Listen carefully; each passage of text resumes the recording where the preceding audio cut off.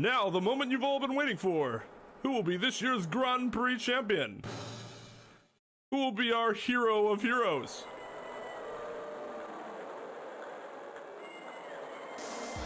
Wait, are we still talking about the Grand Prix thing? Will it be last year's runner-up, Jammin Ninja? Or maybe Captain Saipan, all the way from the lovely tropical island of Senpai?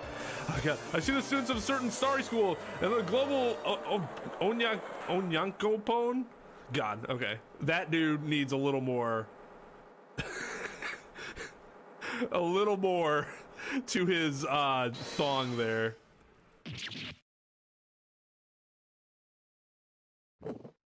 The fuck just happened? Steel Samurai? Whoa, the true hero of the night appears!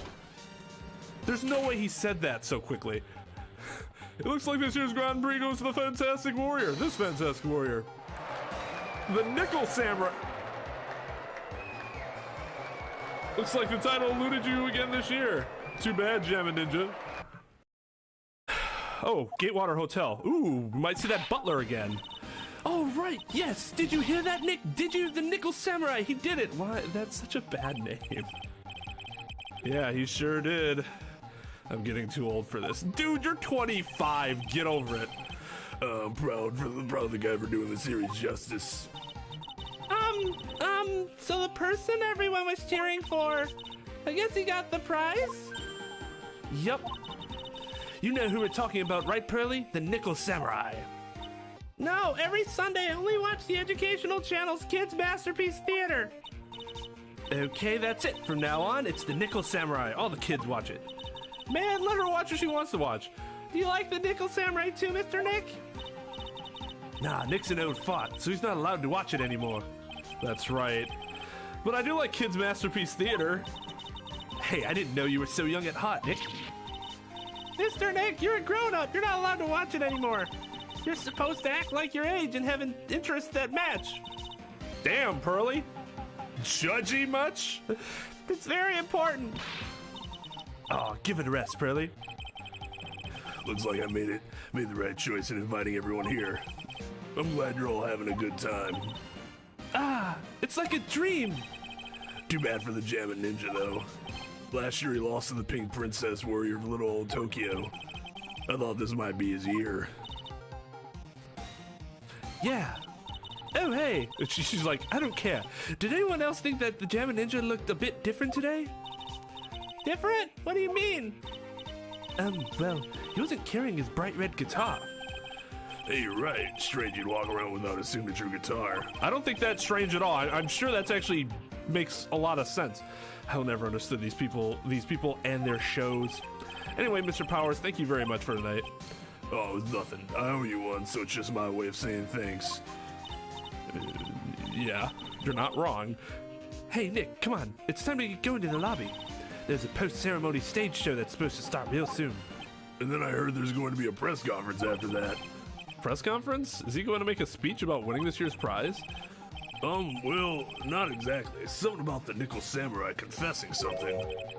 Confessing? Sounds pretty serious. Nick, come on. You don't want us to be the last ones there, do you? Yeah, Mr. Nick, do you? Why me?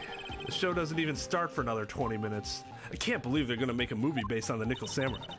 I can't believe it either, but for a different reason. Steel Samurai, an epic story of one hero in a desperate fight against his arch nemesis, the evil magistrate in the city of Neo Old Tokyo. And last year they started a new series, the Nickel Samurai.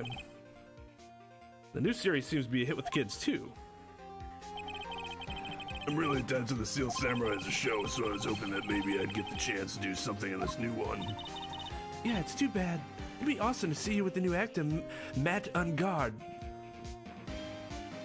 Totally believable name. He's super popular right now. That just must be his stage name, right? His real name is like Matthew Smith or some shit. Mr. Engarde? Looks like Pearls doesn't know who he is. This year it's going to be the Nickel Samurai versus the Jammin Ninja at the box office. Jammin Ninja? Who's that again? So who is this Jammin Ninja again? He's a hero, duh. His symbol is the bright red guitar he's always carrying. A ninja who's always carrying a bright red guitar. How does that even work? It doesn't work because that gives a. If you're a ninja, I don't even need to explain that. Oh my god. First of all, okay. So not only is he incredibly conspicuous for a dude that's supposed to be like stealthy, I'm pretty sure his right eye can't see anything past that huge Christmas star that I guess is supposed to be a shuriken that's like over half his face. Yeah, ninja becomes a star. There's a strong rivalry between the two of them, Global Studios Nickel Samurai and Worldwide Studios Jammin Ninja. They even air at the same time. You know what I heard? I heard those two don't get along at all. Well, they're competitors. I mean, the Nickel Samurai's Engarde and the guy who plays the Ninja Jammin, oh god, sorry, Jammin Ninja. The Nickel Samurai speaks French? Oh, you mean Matt Engarde, the actor. God, Phoenix. I guess the world of heroes is in a sparkling happy place. Yeah, well, it's world of showbiz, not heroes, but... Alright, let's go to the hallway. Wow, what is with this place? This looks like I've stumbled into odds or something. Way in the back, there's a sign for the bathroom. Maybe I should visit it while I can before the show starts. Okay, so that's Matt Engarde's room, and then this must be the Jammin Samurai's room. Odd that he has so much more very ugly things, but still so much more than this guy does. Of course, they put them right next to each other. Oh, wait, no, I want to go to the bathroom. Sounds like the post-ceremony show is about to start. All right, I'm so pumped. I wonder if he's going to show off his special move today. Nickel Samurai smelting. Actually, what I'm interested in most is the press conference. You mean the big confession the Nickel Samurai is going to make after the show? So what is it? Don't you know what it's about, Mr. Powers? Well, I'm not the Steel Samurai anymore, so I don't have any idea. Sorry. So I guess you're all gonna go into the press conference then? Yeah, of course. If that's the case, then here, take these tickets so you can get in. You actually weren't gonna be able to get in at all without me giving this to you, so probably should have asked about that beforehand. Thank you very much. Let's keep going to the lobby. Looks like it's over this way, Mr. Nick. Okay, for great justice. 100% Maya. Only a real gaudy hotel would have such a large, gaudy lobby to match. I think they're going to have the post-ceremony show over there. They're using a compact stage, I see. Okay. Oh, I'm all ready to use my special samurai power. Maya looks like she's ready to start a fight. Your attention, please. Your attention, please. A Nickel Samurai's post-ceremony stage show will not be held tonight due to unforeseen circumstances. What? Why? Ow, you didn't have to pinch me. Pinch yourself if you don't believe it. We're asking for everyone's cooperation at this time, so please stay where you are. It is a special request from the police. Police? Did they just say the police? Do you want me to go check out what's going on? Wait. I'll come with you. Freeze! You two, didn't you hear the announcement just now? That has to be Gumshoe, right? Just finished telling you not to move. That voice. I've heard that voice somewhere before. Oh. Who the fuck is this? Honestly, youth these days can't be bothered to listen to other people when they talk. Who is this? Oh God.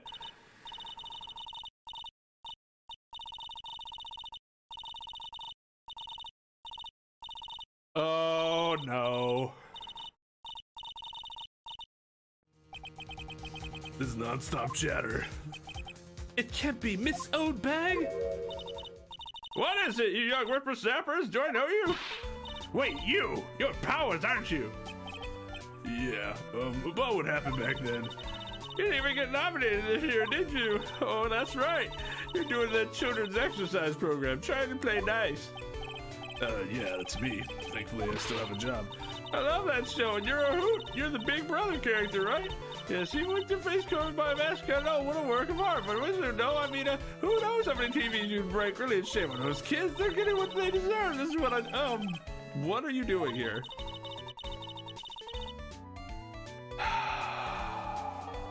Look at my uniform and tell me you can't tell I'm a member of security. Are you, yeah, okay. But that outfit. Annoying nosy brats get the blaster. Miss Soulbag, what are you doing here? What happened to your position at Global Studios? Oh, that old place? Well, since that incident, they've been letting people go. When they cut the security team, I got the pink slip. What incident? What'd you do? I didn't do anything, you youngin'. Oh, you remember that incident a year ago? This lady got on the witness stand and testified. Yeah, that's retaliation. That's... She probably has a cause of action for retaliation. And you, weren't you the one who was bullying me, this fragile girl at heart? I plead the fifth. But you know, I think maybe I rubbed the upper management the wrong way by testifying. Yes, that has to be it. Everything is your fault. Me?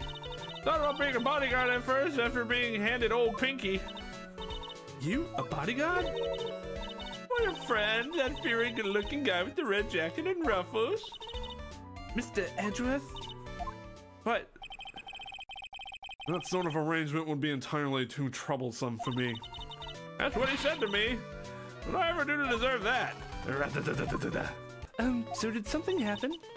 I don't have all the details, but it looks like another one of those incidents happened again. An incident, like a murder kind of incident? Maybe. You see, I'm a bit of a devilish woman, so wherever I go, showers of blood are sure to follow. Bet you didn't know that. Then shouldn't you quit being a security guard, at least for other people's sake? Science, whippersnapper! Hey, Nick! What is it? I don't like that devilish smile playing on your lips. Let's make like we're going to the bathroom and check things out. No way. The police told us not to go anywhere, remember? Huh? How B-O-R-I-N-G? You're such a boring guy. You've got no motivation, no spirit. Huh? What? What's going on? Are you giving Mystic Maya trouble again, Mr. Nick? Not you too, Pearls. Please, don't stick your little nose into this one. So listen to this, Pearly. This one time at lawyer camp, Nick... Okay, I get it. Let's go take a look. Was that... That wasn't an American Pie reference, was it? Yeah, I know you couldn't say no to me, Nick. You're right. You'd walk over miles of hot coals for Mystic Maya, wouldn't you, Mr. Nick? That would be every time we work a case together. Well, what are we waiting for? Let's go. Let's go already. You can come along too, Pearly. Goody, I get to come. That actually sounds like a horrendous idea. There's nothing really out of the ordinary here. Are you looking for the incident that the old lady was talking about? Doesn't look like it happened here. Well, we'd better go look somewhere else. All right, then let's try... Excuse me. Ah! Oh, that is not the same... Wait! Is he actually Frankenstein's monster? What is that stitching across his face? What's that supposed to be? Other than he got his head chopped in half and they had to stitch it back together. Oh my. Well, that's not suspicious at all. I don't even know what... Are you by chance Miss Maya Fey? Yeah, that's me. You have a phone call waiting for you at the front desk. A call? I wonder if it's someone from Kirin Village. What's wrong, Mystic Maya? Oh, nothing. You guys go on ahead and I'll be right there, okay? Okay. Right this way, Miss Fey. Let's go look somewhere else now, Mr. Nick. Yeah, okay. I told you. I give people the info they want, which means that I've got a right to know. Nope, don't care who you are, pal. We're still investigating, so you can't go in. What's your problem? Just you wait. It'll be all over the morning paper. Okay, who is this? Scruffy detective secret scandal revealed. You'll see. I'll get you back. Those two sound pretty serious. Oh, that's fucking... I'm an idiot. I should have realized it was her. Southern accent can only mean... Hey, Wright! Hey, Lotta. Come on, do a gal a favor and tell this cop I'm just doing my job and I've got rights. Ah, you! Detective Gumshoe. Hey, pal, help a guy out. Tell her that only the police are allowed here. This is the scene of a murder, so she should leave this to us pros. A murder? Oh, shoot. Me and my big mouth. See, I knew it. My gut instinct told me so. I always trust my gut. A murder, it said. And that's what it is, a genuine murder. Hey, wait. Yeehaw, murder! Of a big star, no less.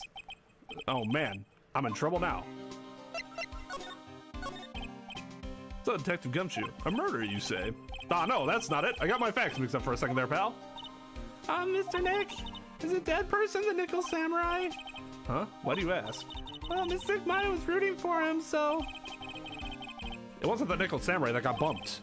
Actually, the Nickel Samurai is the one under suspicion of doing the bumping off. What? The guy that died was this hero named the Jammin Ninja, pal. Jammin Ninja? That woman with the big puffy hair looks like cotton candy. That looks like cotton candy. You mean Lotta? That woman, she was there that time too, right? That time? Mystic Maya did that channeling. Yeah, you should have fucking known what she was talking about, Nick, you insensitive prick. Oh, that time. That time. Well, Lotta's a journalist, so that's why she was there. Journalist. Looks like she was hanging around here before the murder happened. Hanging around? Yeah, hiding in wait in front of the Jammin Ninja's door, pal. But why would she? She wouldn't tell me. Just said something about getting my big scoop. Scoop? What sort of news she could be after? So the victim was the Jammin Ninja? Mr. Jammin Ninja? He was on a really popular rival TV show to the Nickel Samurai. Oh! The victim was the action star, Juan Corrida. He had a huge push and rode the express train to stardom. I mean, even I know who he is. Yeah, even I recognize his face. But I heard that Mad Engarde's been taking the wind out of his sail. I'm telling you, pal, as far as who's popular, those two are hogging all the limelight. I guess there's no space for Mr. Powers at all, huh? Poor guy. Mr. Engarde, that's the Nickel Samurai, right? Yep. I mean, no, you gotta say it with me with more umph. The Nickel Samurai. Anyway, so now that Juan Corrida's gone, that means Mr. Engarde has the whole stage to himself, wouldn't you say? I wouldn't bet on it, pal. We can't have that happen, you know? Can't have that happen? What's that supposed to mean, I wonder? Nickel Samurai really took the Grand Prix tonight. Maya's a big fan of this. Really? Oh, I'm sorry then. Why are you sorry? Mad Engarde was just arrested, pal, on suspicion of murdering Juan Corrida. What? I'm not a real fan of action shows or anything, but I know who Juan Corrida and Mad Engarde are. Can't talk about one without talking about the other, I guess. They even debuted around the same time, so they have this real fury rivalry with each other. Kind of like you and me, pal.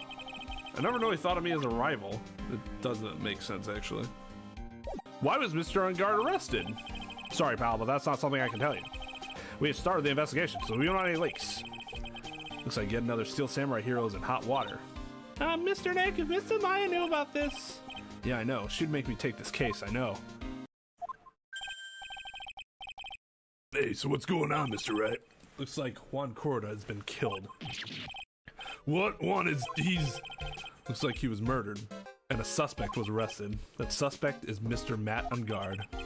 You're joking, right? Do I look like I'm a funny man to you?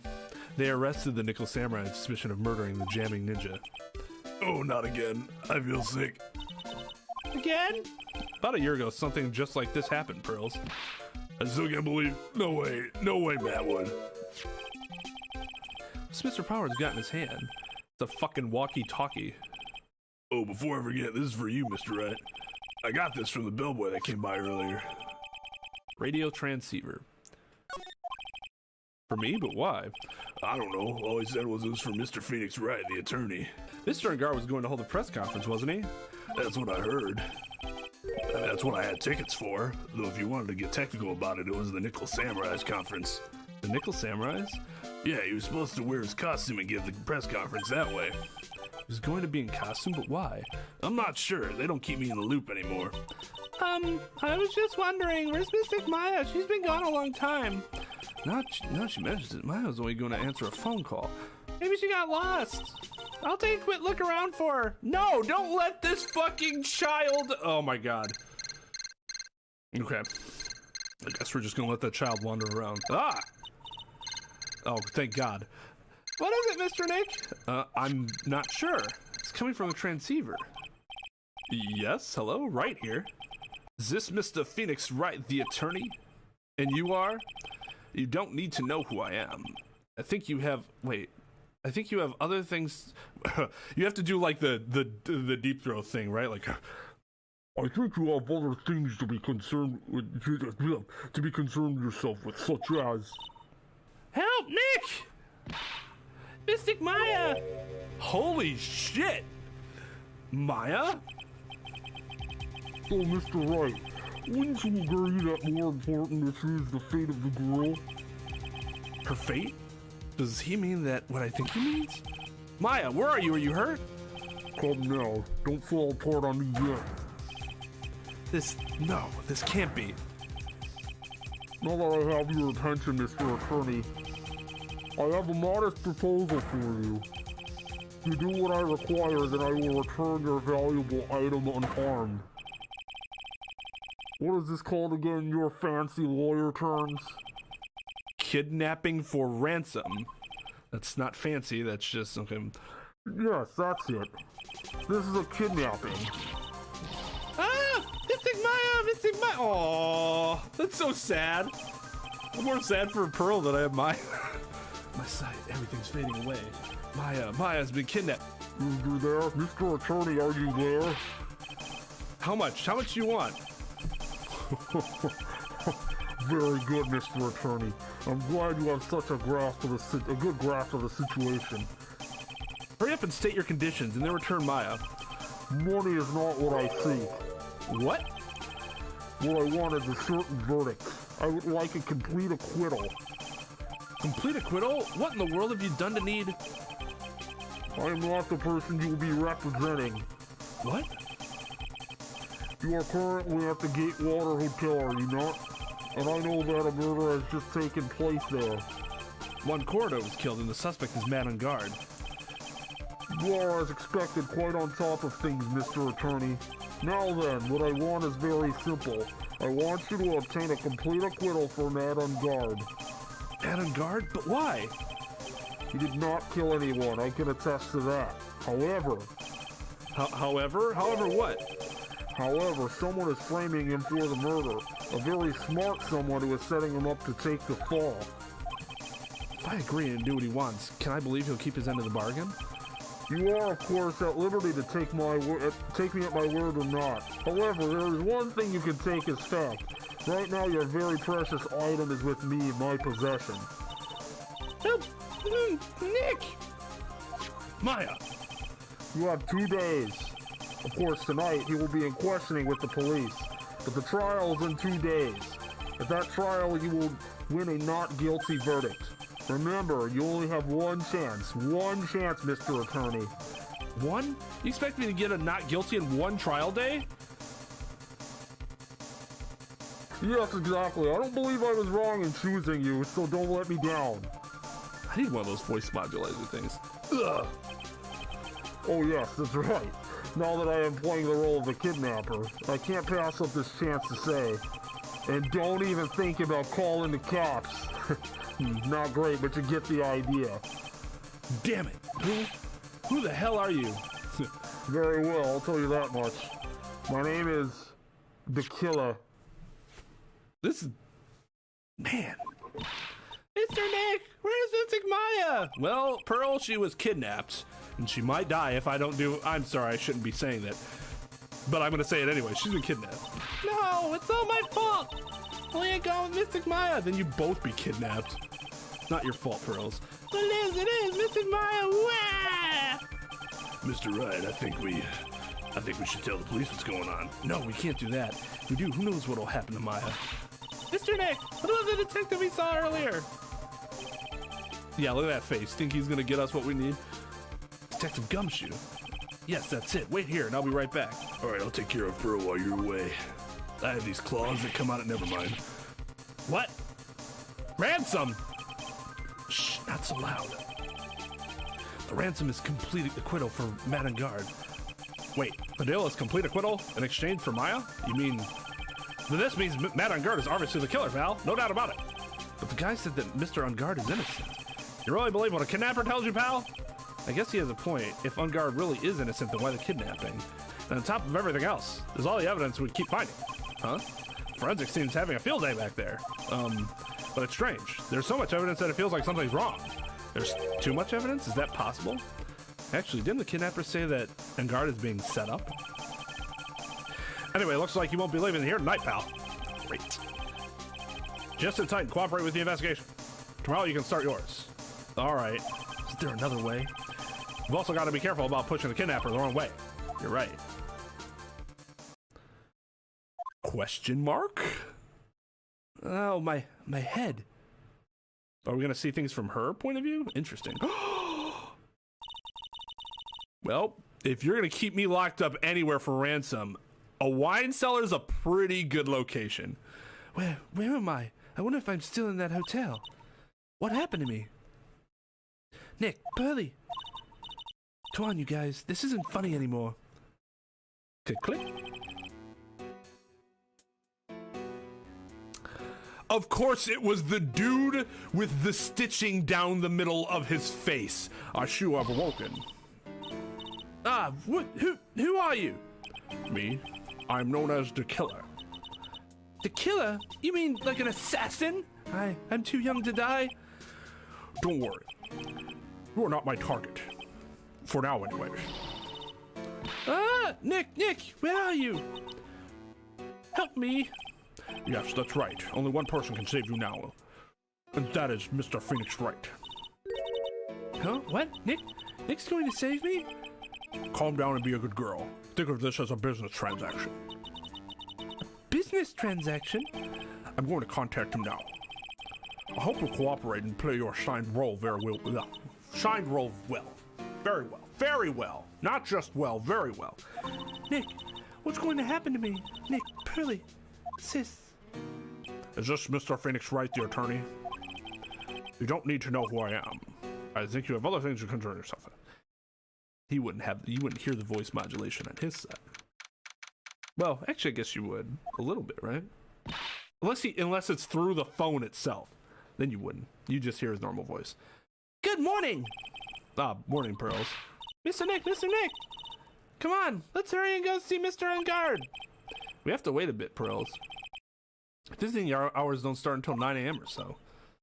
Oh, I see. Miss Maya, if only I'd gone with you. Poor Pearls, she's been like this since last night. We managed to get home somehow, yesterday evening.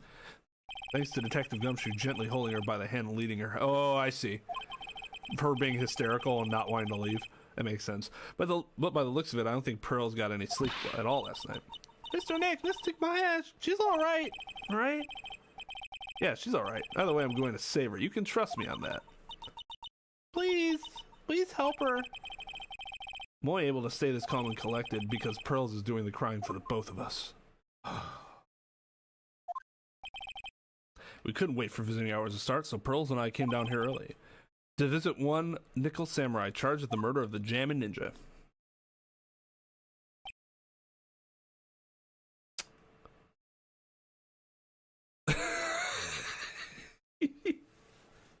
He's a little too happy about what's going on. He's just like, yeah, okay.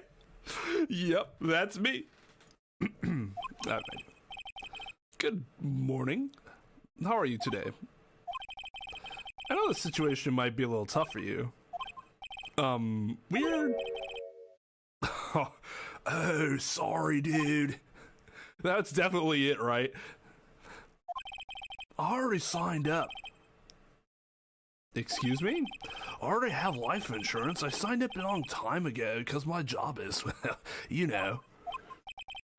Oh, no. We're not insurance salespeople. Really? Dude, I really don't need that right now either. Fire extinguishers. I mean, this building isn't my house, so... No. We're not here to sell you fire extinguishers either. I'm a lawyer. My name is Phoenix Wright. A lawyer? Hold on a sec. I'm gonna ask my manager, okay? Why is he allowed to have that?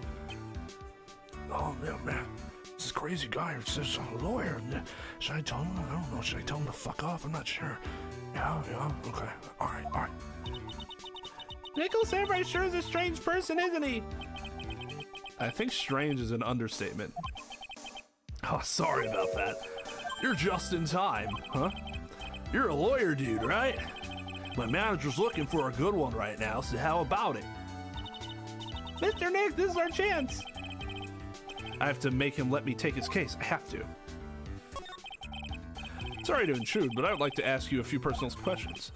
That's okay, but dude, my autobiography's coming out soon, so if I say stuff without the publisher's approval, then I'm gonna be in real hot water. Oh my god. Hold on a second, I'm gonna ask my publisher, okay? So this fucking guy keeps asking me, is it okay if I tell him personal information? I don't know, he might go and blab. He doesn't look like he has a Facebook, to be honest. Or he probably doesn't even know what Instagram is. Mr. Engarde is so lucky. He has so many people he can talk to. In jail. I don't know if he actually has anyone he can really talk to. Oh, sorry about that. Like I thought, the publisher said it'd be real bad if I said anything, dude. Does he have a mind of his own? Mr. Engarde, I'd like to ask you about the murder. Oh, are you covering this for a tabloid as a side job, dude? Well, if you want my statement on this, you should ask through my staff. No. I'm not asking on behalf of a tabloid. Oh, God. Hold on a sec. I'm gonna ask the president of the studio, okay? Hey, President, this guy's asking me to tell him about the murder. He's an attorney, but I mean, like, I don't know. Would that really be helpful?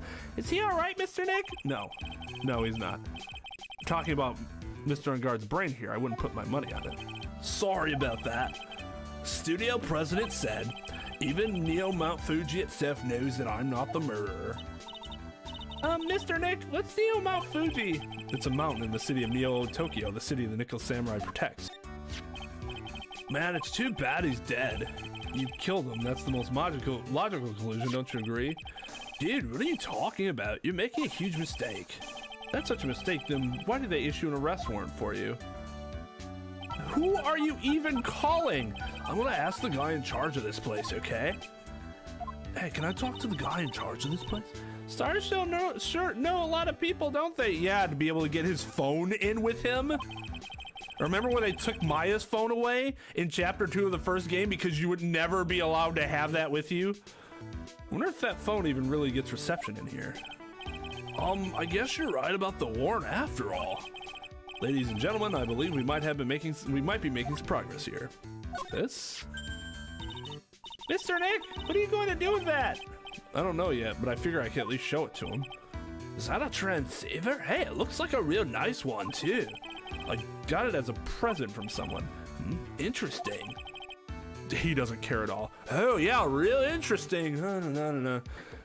I've also been instructed to take your case. Is that what you heard from the transceiver? Yes, that's what the transceiver told me. Yes. Dude, that's terrible. Don't let some disembodied voice boss you around. This coming from a man with a cell phone on his wrist.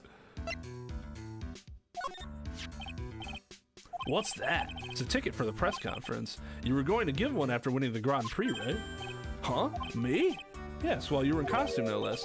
I never heard anything like that, dude. I only heard about the stage show. I always leave that kind of stuff to my manager.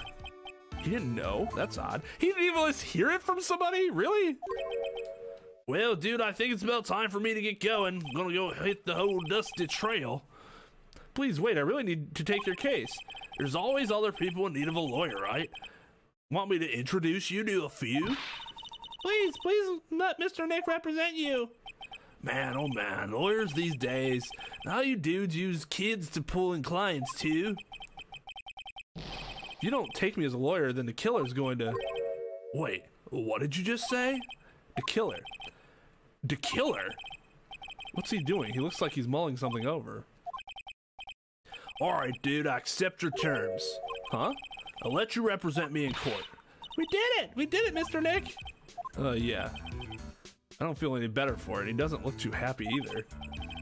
Go ahead and ask me anything. I'll help out as much as I can.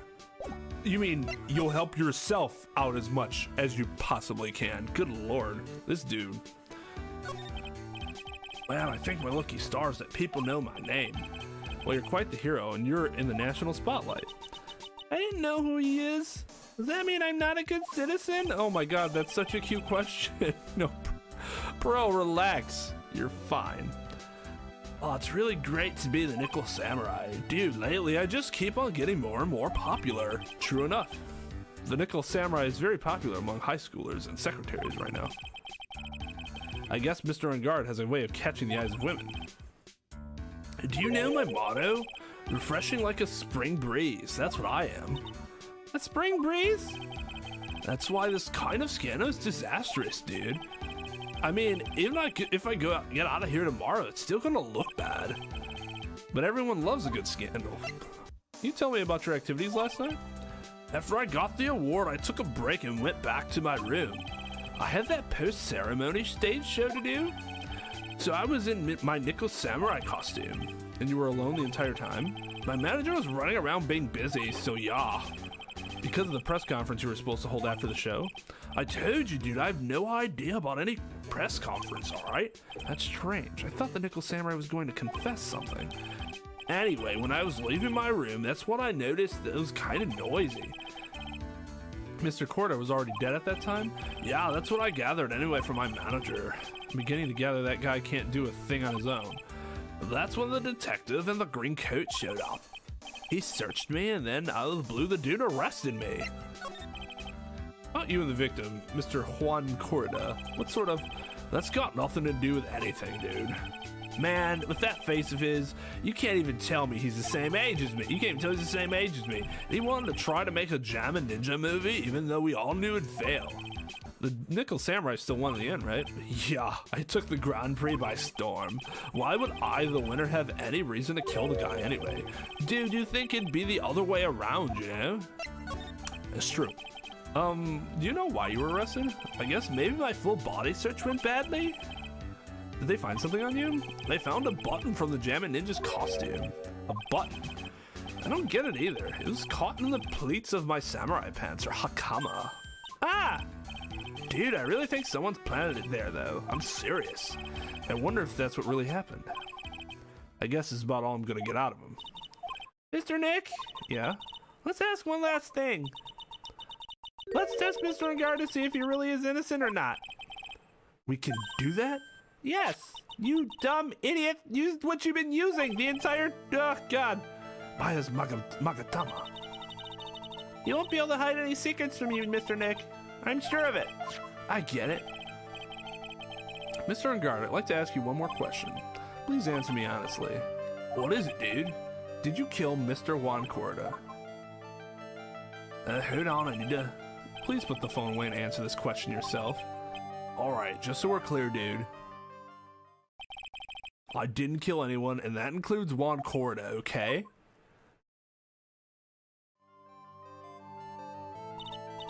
Oh, Mr. Nick? Nothing. Not a chain or a lock in sight. That might he's gonna be like, what the fuck are you talking about? Which means it's alright to trust him. Yeah, it does appear that way. Well, at least I can breathe a sigh of relief knowing my client is innocent. The trial's tomorrow, right? I'm counting on you, dude.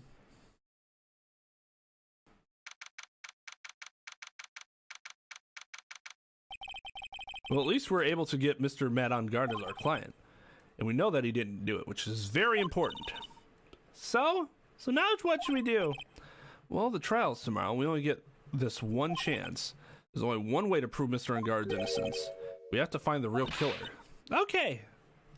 Let's start looking.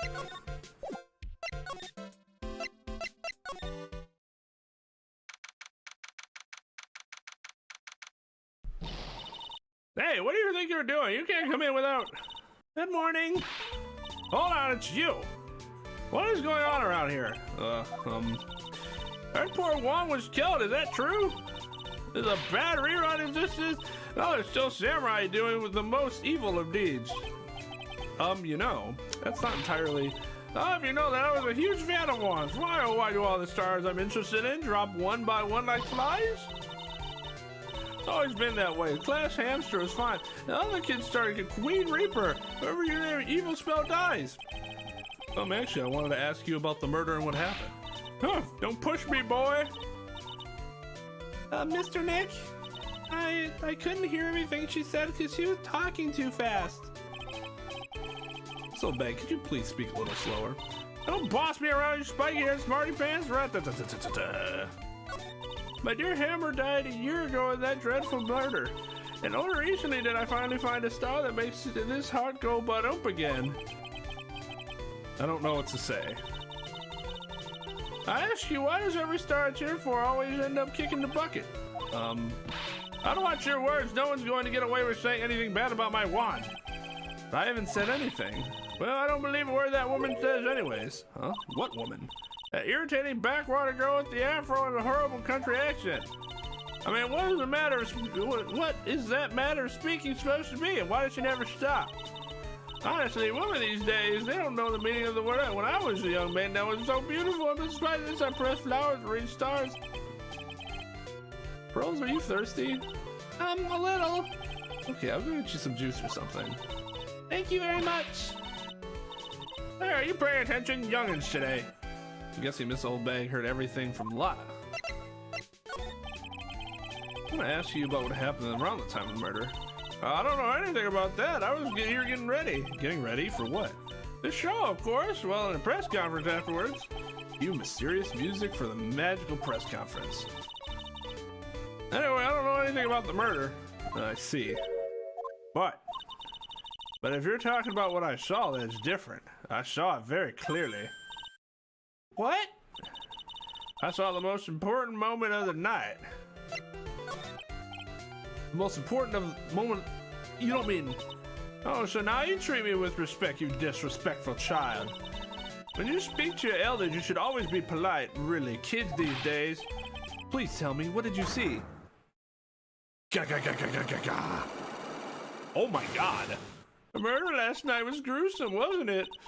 But then, what murder isn't? Please don't stray on to another tangent, please. You want to hear more? Then show your respect and bring this lady a present. Okay.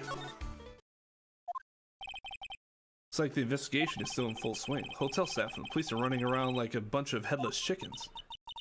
I wonder if we could do any investigating of our own in this kind of atmosphere. Well, gotta roll up the sleeves and try, I guess. Give it the old college try. Hey, you're here! Been waiting for you, Mr. Lawyer. Lotta. Hey, Mr. Cop fella, the thief showed his face. What? Arrest him, put him on trial, find him guilty, give him the death penalty. What's wrong, Lotta? Are you feeling alright? Looked here and there and up and down the mountain, but it ain't here. So why don't you just hurry up and give it back to me, you creep? What are you looking for? My camera. C-A-M-E-R-A. It's my lifeblood. I'm gonna die without my $700 camera. Your camera? Look, don't lots of people say the criminal always goes back to the scene of the crime? And looky, here you are. Yep, here I am, faced with a lot of trouble. Huh? You lost your camera. It ain't no ordinary camera. You buy it in a store and it's $1,600 brand new. Huh? But didn't you just say you bought it for $700? I had a nice long talk with the guy at the store, about 5 hours, I reckon. I made this itty-bitty scratch on it, and the manager got all huffed in the face. He gave me his talking to and was real mad and mean about it, too.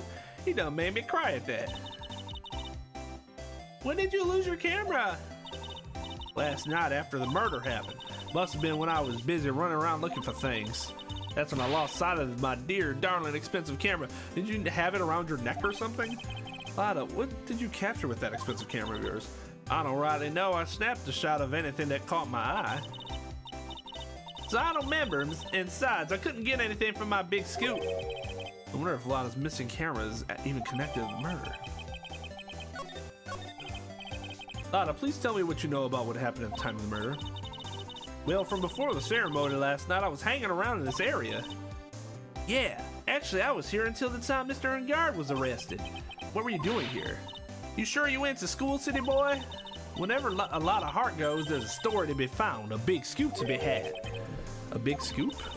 I told you before, I'm gonna be the best tabloid photographer the world's ever seen.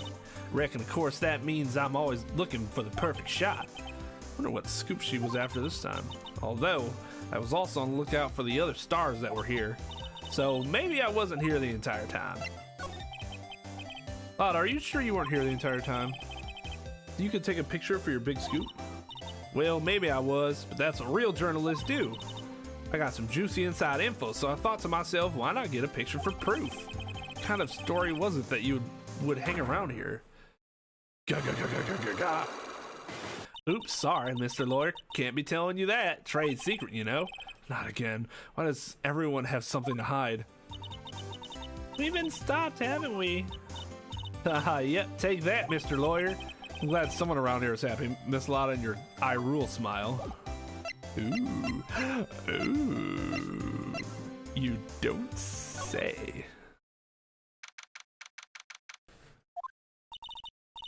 Mr. Nick, where are we? We're in Juan Corrida's room, Pearls. Mr. Corrida! The victim. Which makes this the crime scene, too. Oh, it's you!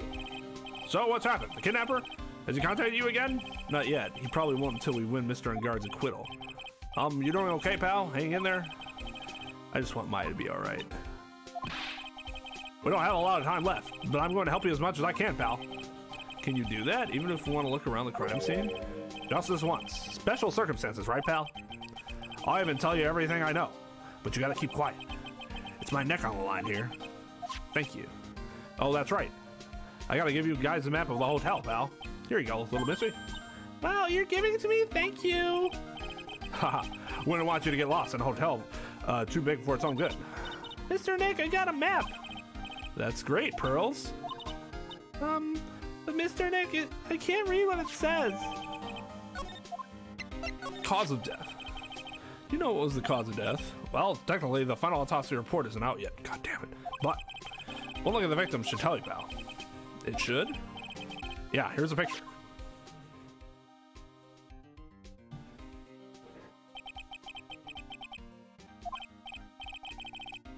Yeah, pal, that's the murder weapon.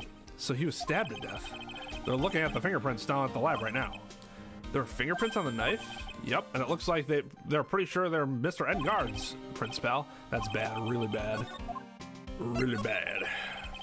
Why was Mr. Engarde arrested? Because we had evidence on him. Evidence? Looks like the victim, Juan Corrida, really put up a big fight. Yeah, one look at the crime scene and you can tell. There's signs of a struggle everywhere. Well, yeah, during the fight, his button came off.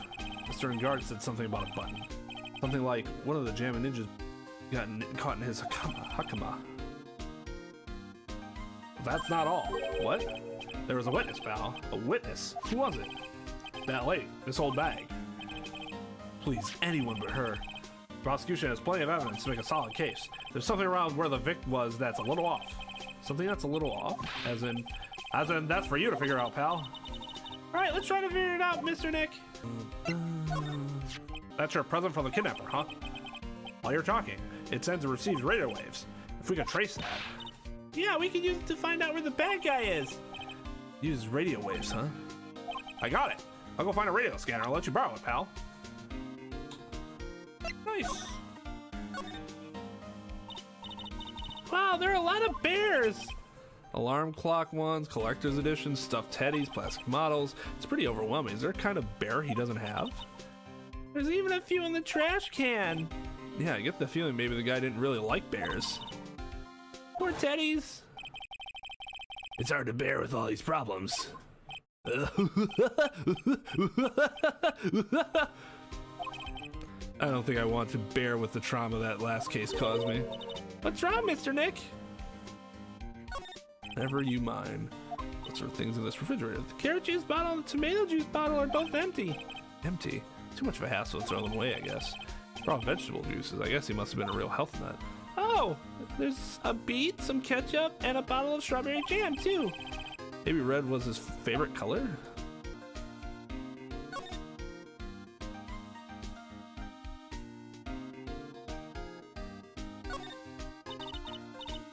That's a bed, right? Yep, it's big, but it's a bed. Ah, Mr. Nick's so soft. Big beds must be a rarity for her. Looks like Mr. Corrida had dinner last night. This bottle, it's tomato juice. We had a lot of food at the award show last night, but I wonder if the stars had gone on stage after only eating a meager meal like this.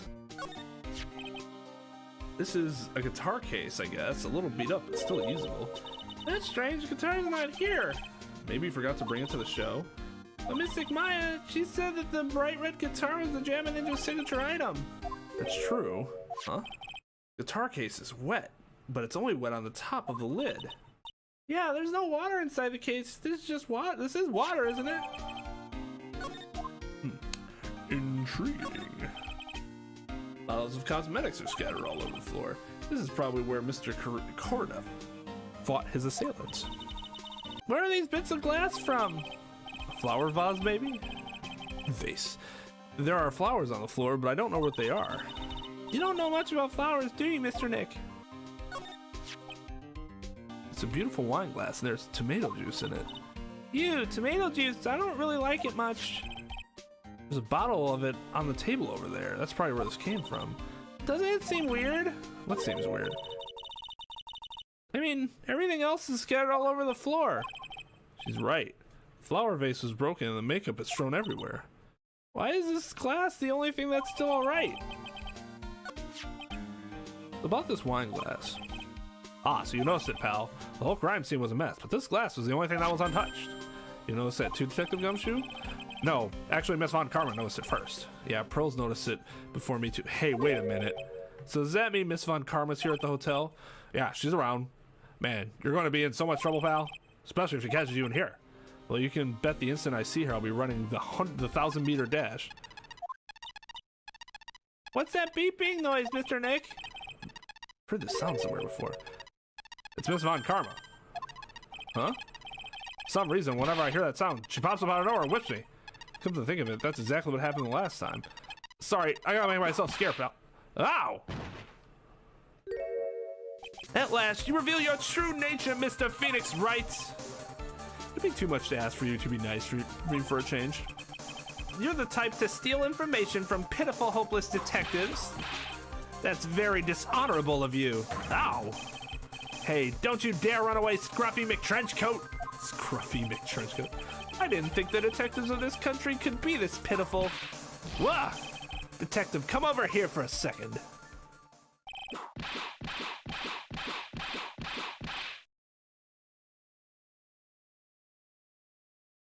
Yow!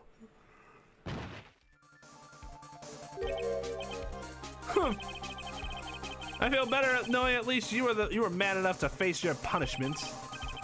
He was so scared he just froze up on the spot. Mr. Phoenix Wright, you have soiled my perfect prosecution record. I'll never forget that.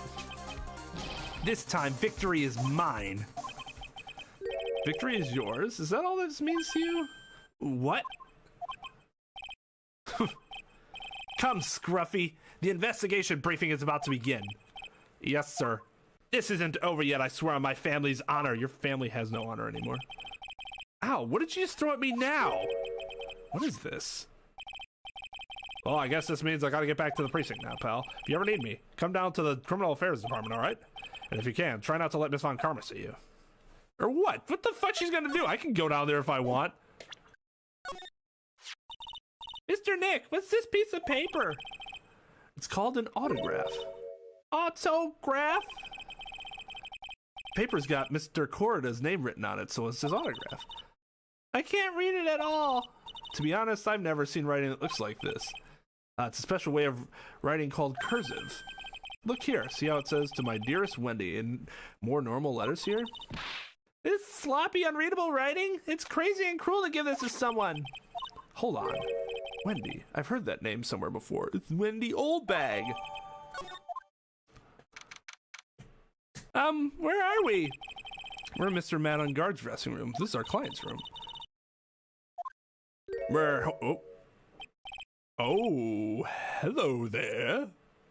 May I help you with something? You're Mr. Engarde's lawyer, correct? I gathered as much. I also looked for lawyers on my end, but to no avail. How do you know I'm his lawyer? You were just saying that he's your client.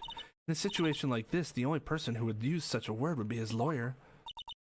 Wow! It's a simple deduction, really. The trial's tomorrow. Mr. Engarde's situation is looking rather grim. God damn! She's the fucking murderer, isn't she? Ugh. I know it! I know it. So you came here one stop in your mad dash to find clues to build this case, correct? Well, you're not totally right, but you're not totally off either. That's really useless information, Phoenix. It's really not the time to be showing off, Mr. Nick. I am Adrian Andrews. I hate to waste time, so let's get down to business. All right. She may be of small stature, but appearance can be deceiving. Man, she is smoking. I assume the first thing you need to know is what everyone was doing that night, correct? Yes, that is correct. Then I will tell you. Before the awards ceremony, I had dinner with Mr. Engarde. What does she have in her... Flip it again. What is that, seashell? In this very room, I might add. Dinner? What'd you eat? I told you, I hate to waste time with trifling details. If you take a look at the table yourself, you wouldn't need to ask me. I bet she's a lot of fun at parties. When the awards show was starting, I headed for Viola Hall. And after the show ended, you came back to this room? No, I had some small errands to run. I helped with the preparations in the lobby. Oh, preparations for the post-ceremony show, I guess. When it was time for the post-ceremony show, I came back to the call from Mr. Engarde. After that, I went to visit Mr. Corrida. And that's when you found his body, isn't it? You really held strong through everything. Yeah, she does seem to be mentally tough as nails. So about you and... Stop right there. You aren't seriously about to ask how Mr. Engarde and I are related, are you? Sorry, I have no idea how he could chose you as his lawyer. Nice grammar there, lady. Why did she have to go and say something like that? Mr. Nick, calm down and hang in there.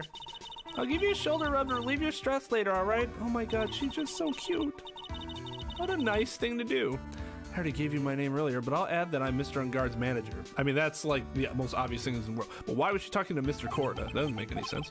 Manager. Speaking of managers, did the victim, Mr. Corrida, have one? No, he did not. He didn't?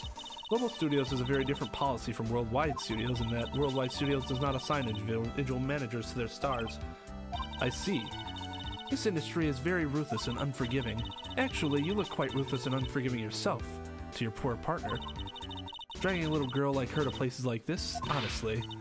You're wrong. I'm doing this to help Mystic Maya. I mean, it is kind of ridiculous. Pearls, calm down and hang there. I'll buy you a juice later, alright? Nah. Actually, do this first. I asked to become Mr. Engarde's manager. He's a pleasure to manage with his nice disposition.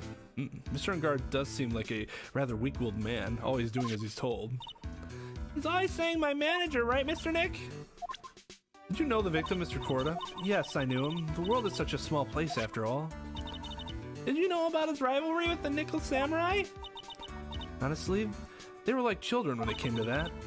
Time and time again, those two competed with each other over the most trivial things.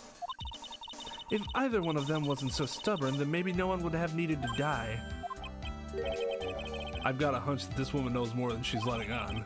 She must know why Juan Corrida was killed.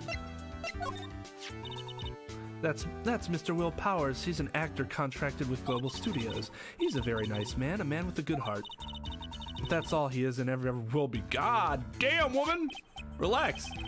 What a horrible thing to say. Society doesn't care about genuinely nice people, Mr. Wright. Huh? For a second, her face twisted in pain. I wonder if something happened to Miss Andrews. She does seem jaded. Like, because of something that happened. Let's hear about this. You were the one taking care of the arrangements for this press conference, right? Yes, that's right. But Mr. Engarde said he didn't know about it. Is that what he said? Huh? Actually, I didn't know all the details either. It was a request from the publicity department. All I did was help out and do what I was asked. Oh, I see. I wonder about that. I wouldn't take her to be the type of person to do something without knowing the details. So do we have anything additional? Yep. Do you have any ideas? As to? Yeah, what? Finish your damn sentence, Phoenix. As to why Mr. Corrida was murdered. Why would you ask me about such a thing? I'm just doing my job, so do you have any ideas? 4 fucking locks, god damn it. Miss Andrews? Sorry, but there's nothing more I have to add to this conversation. Is it a cyclops, Mr. Wright? Yeah, there's getting to be more and more of these lately. There's a giant bone sitting on the plate. I don't really like meat. There's something weird about this plate. Just wish I could put my finger on what it is. Well, I can't fucking see it. There's a bone, a plastic fork, which, I mean, that's kind of an issue if you're eating steak. There's some red stuff, which might have been the tomato juice or jam or whatever the fuck was in Juan's room. Looks like the dishes left over from dinner. Dinner for two at that. I'm sure they're Mr. Engarde and Mr. Andrews' plates. Looks like they had T-bone steaks. What's with the Global Studios and T-bone steaks? Bad T-bone steaks. Yeah, so there's a knife here, but there doesn't look to be the meat bone here. The meat bone only looks like it's here. I don't know what that's supposed to be. But then you have a butter knife, which again ain't cutting shit. A plastic butter knife is here instead of being here. Very interesting. They said that a knife was in his chest, but it doesn't look like that knife. It looks completely different from that knife. All right, I wonder... Shit. Didn't actually... Okay, well... Oh, Mr. Wright, how are you? Oh, Mr. Powers, have you been here the entire time? Yeah, people connected to the murder aren't allowed to go home, let alone leave. Why are you connected, though? Just because you know them? Can you tell me a little more about the Nickel Samurai TV show? Okay. The Nickel Samurai is an action hero program aimed towards kids. It's a sequel to the Steel Samurai. I see. This time there are 3 samurai brothers, Aluminum Samurai, Tin Samurai, and of course the Nickel Samurai. It's a Love Y in Neo Tokyo. I see. Wait, a love what? A Love Y. This girl, Sayo, works at a tea shop and all 3 guys fall for her at the same time. Well, I guess the Y-shaped is like the 3 brothers colliding over this one girl. Yeah, it's reverse harem. It's actually really cool. Anyway, Sayo is actually the daughter of the evil Strawberry Clan's leader. Sounds like an unusual situation. Like Romeo and Juliet times 3. Yeah. Strange thing is, this sort of forbidden love story is really big with the office ladies. Yes, Pearl? What happens next? I want to know. Miss Sile, does Miss Sile want love? She does, doesn't she? Every Sunday at 8 a.m. I'm going to stop watching Kids Masterpiece Theater starting this week. Can't believe she's really considering it. So what's the Jammin Ninja TV show like? It started from a remake of an old movie, to tell you the truth. The Jammin Ninja, like the samurai show, is geared towards kids. It's the story of a ninja who can't scale a wall but became a big pop star anyway. What? He was a really lousy ninja, probably because he wore all that red and carried around a red guitar. Absolutely couldn't do any ninja things right at all. But boy, could he sing. With his trusty bright red guitar in hand, he took the ancient world by storm. A ninja with a bright red guitar. And then the final fight in front of his beloved Princess Misola, Jammin versus the Muromachi 5. Suddenly, our brave hero catches a not-so-jamming cold the night before Battle 3. Oh, that's too bad for him. Yeah, this kind of pop music-based love story is something high school girls really like. Yes, Pearl? What happens next? I want to know. The Jammin Ninja, will he be able to sing? What about Princess Misola? Every Sunday at 8 a.m. Well, not anymore, I guess. Which show should I watch? I can't believe she's really considering it, especially because the one show isn't gonna happen anymore because the dude is fucking dead. Hey, that's Miss Andrews. She's Matt's manager. Actually, I was interested in her for a little bit, just a little. So Mr. Powers likes this type of woman. What do you know about Miss Andrews? Well, see, here's the thing. I don't really know her, you know? There's sort of a small rumor going around about her right now. A rumor? If you're interested, I'd be glad to share what I know. He's so happy, he looks like a lion that's found his next meal. Do you mind telling me about this gossip? So you are interested in it. I figured you would be. Yeah. I have such a weakness for celebrity gossip, too. Oh, really? You too, huh? Yeah, so take a look at this. Looks like a tabloid Mrs. Oldbag would read. Alright, let's see here. Jammin Midnight Rendezvous? To the mysterious yet beautiful manager to the stars, Miss A.A. You see now, don't you? What? You can stop pretending to be in the dark, Mr. Wright. Mr. Corrida didn't have a manager of his own, which means if we're talking about a certain manager with the initials AA. Adrian Andrews? Yes, exactly. This is big news. But it seems like kind of odd. That woman, Miss Andrews, together with the biggest rival of her client? It's that wonderful thing that can only happen between two people. Mr. Powers looks so happy. Pearls is just following along, not having any idea as to why she's smiling. Well, like the saying goes, one man's garbage is another man's treasure. Okay, let's go check out Miss Oldbag. All right, let's see if we can get one of these Cyclocks. All right, I'll be honest with you for now. Then please tell us what you saw. But oh, what a waste. And here I have a perfectly good chance to have a little fun at you young'uns' expense. I am a little devil after all. That doesn't imply you aren't a good person. All right, I'll give you what you want. Boom. Yeah, that's Juan's autograph. Yes, it is. And it even says to my dearest Wendy on it. That's me, right? Right? My name is Wendy Oldbag, so that Wendy has to be me, right? well, it may say Wendy, but it sounds like I don't think Juan had this Wendy in mind when he signed it. Oh, please give it to me. Let me have it, please. Oh, I can't let you have it just like that. Yes, I know. And how about an exchange? God damn, really? It took off 3 locks? Wow, she must have really wanted this autograph. My offer isn't good enough for you? Fine, Mr. Wright, you win. Wendy Oldbag, ready to open up her heart. All for my dearest Juan. But they only needed 1 lock for that. They just wanted to give you, like, the illusion that it was going to be super difficult. I feel bad for you now. Huh? I tell you, I saw him that night. I saw him coming out of Juan's room. You're kidding. Oh, no. It was about 10 minutes before Juan's body was discovered. It was just a coincidence. I was on my way to the toilet minding my own business. And? Did you tell that to the police? Well, of course. I thought I could get a gift certificate or 2 out of it, maybe more. Gift certificate? I've been recruiting again for that part of the trial. You know, the trial tomorrow? This time, you're gonna get it. I'm gonna work hard to get your client pronounced guilty. But Mr. Engarde hasn't done anything bad. I don't care about details like that. I know he did my dear poor Juan in. I just do. Well, then you do care about the details if you actually believe that, you dumb... Oh, God. Hey, yellow-bellied chicken. A yellow-bellied chicken? I wonder what that would look like. I trust my senses. You shouldn't. I know when someone did something bad and I say he did it. What did Mr. Engarde ever do to her to deserve this? What did Mr. Engarde do to you to make you so... You don't know? That guy framed my Juan. He created that scandal that plagued poor Juan. Mr. Nick! What is it? What's a scandal? Oh, I'll tell you about that after we get home, okay? Poor Juan led astray by the vials of that vile temptress.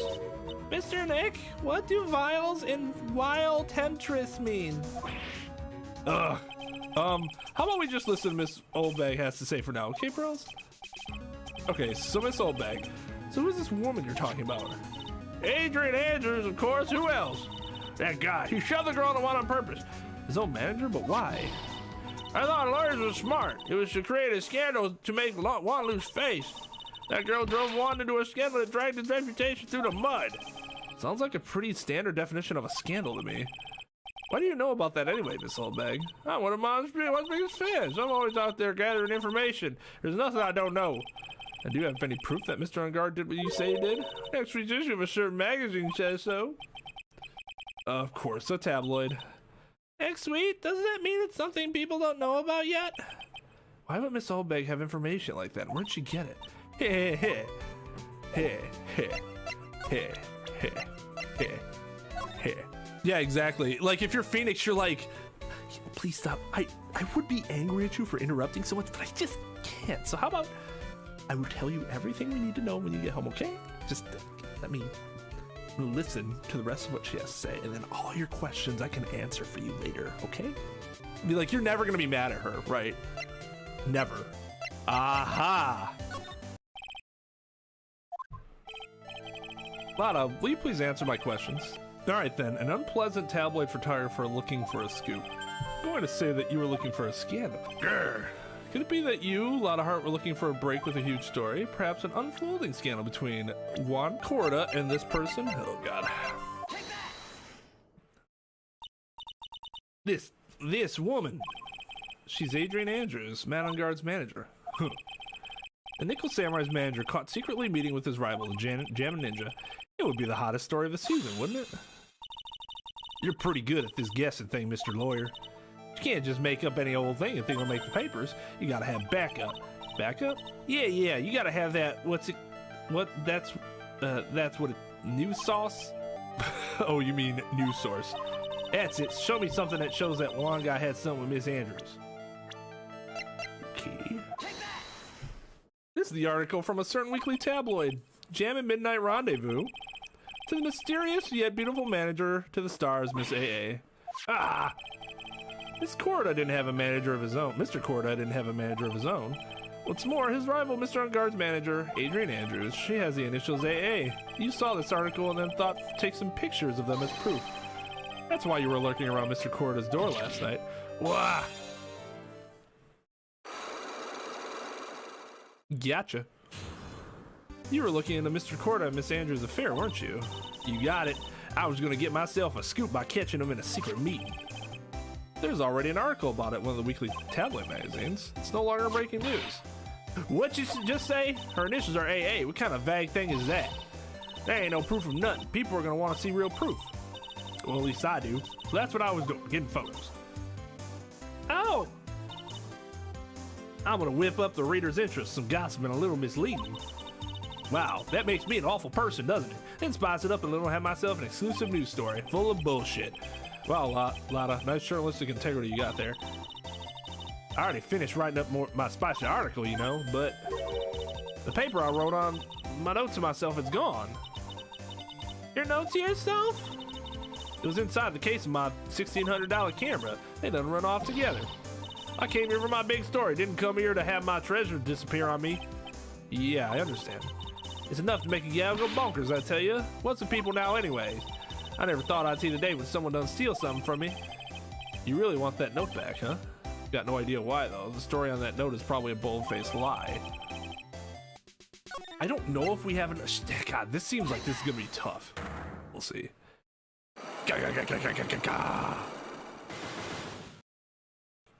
Miss Andrews, tell me all your secrets, please. Why was Juan Corda murdered? You asked me. I think you know the reason he was killed. Why are you hiding things? Oh, that look. She is so... I can't even... the word I know... it's not cute. It's not even like... she's hot. She's hot. Why are you hiding things? Don't you realize you're putting Mr. Engarde's life in danger by your actions? Why do you ask questions for which I have no answers? The truth is, I was not that close to Mr. Corda. You're not that close? That's right, I've never been good at being intimate with another person. Unfortunately, that's not surprising. You're not good at being intimate with another person? Somehow I highly doubt that. You and Mr. Corda had an intimate relationship, did you not? A silly third-rate tabloid article. If you ever had half your wits about you, you wouldn't believe such rubbish. Well, it seems quite a few people had already bought into the story. As to be expected in a world filled with crooks and liars. Oh my god, she's a woman after my own heart. Note to self, stay on her good side. In any case, I despise interpersonal relationships like that. I see, however, what if there was a need for you to get close to someone? Me? Need to get close to Mr. Corda? As if there was ever such a need. Didn't you get close to Mr. Corda for this person's sake? No, it's fucking bully.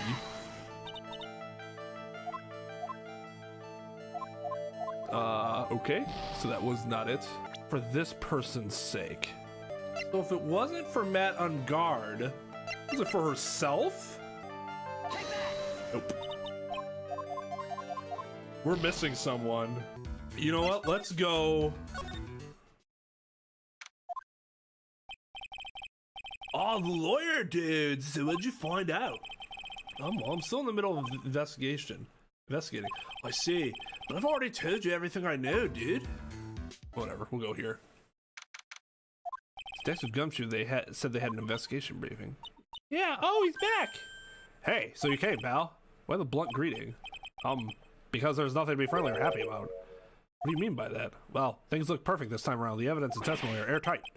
But, we can't just roll over and die. We have to stay positive.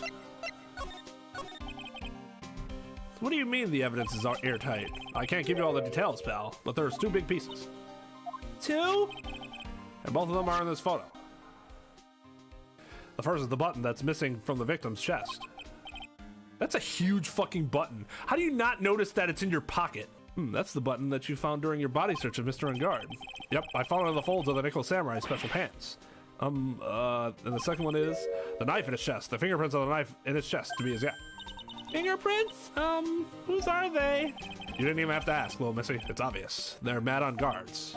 It's because he's eating with them. Tomorrow's trial talked about being stuck between a rock and a hard place.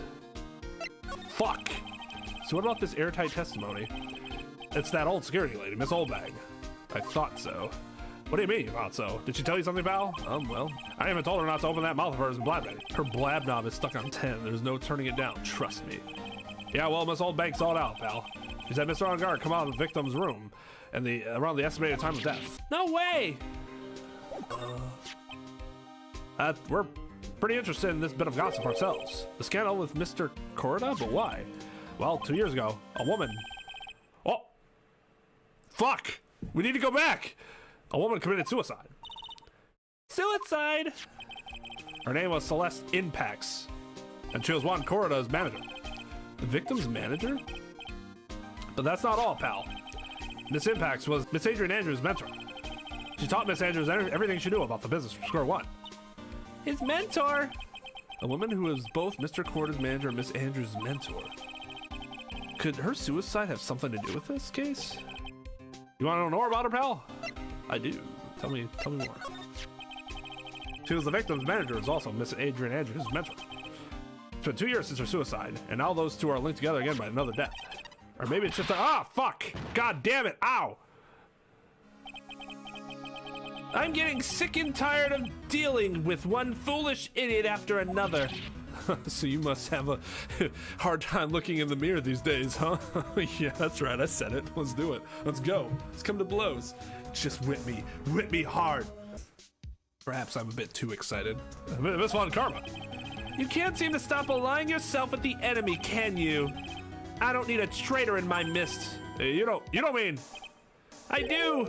Scruffy, you have 30 minutes to get out of here. You are no longer needed. Goodbye. That's... Wait! Please wait, sir. If I don't get this month's pay, I'll Quiet. If it weren't for the traitors like you... I would have won. Is that what you want to say? Who? That voice. Edge...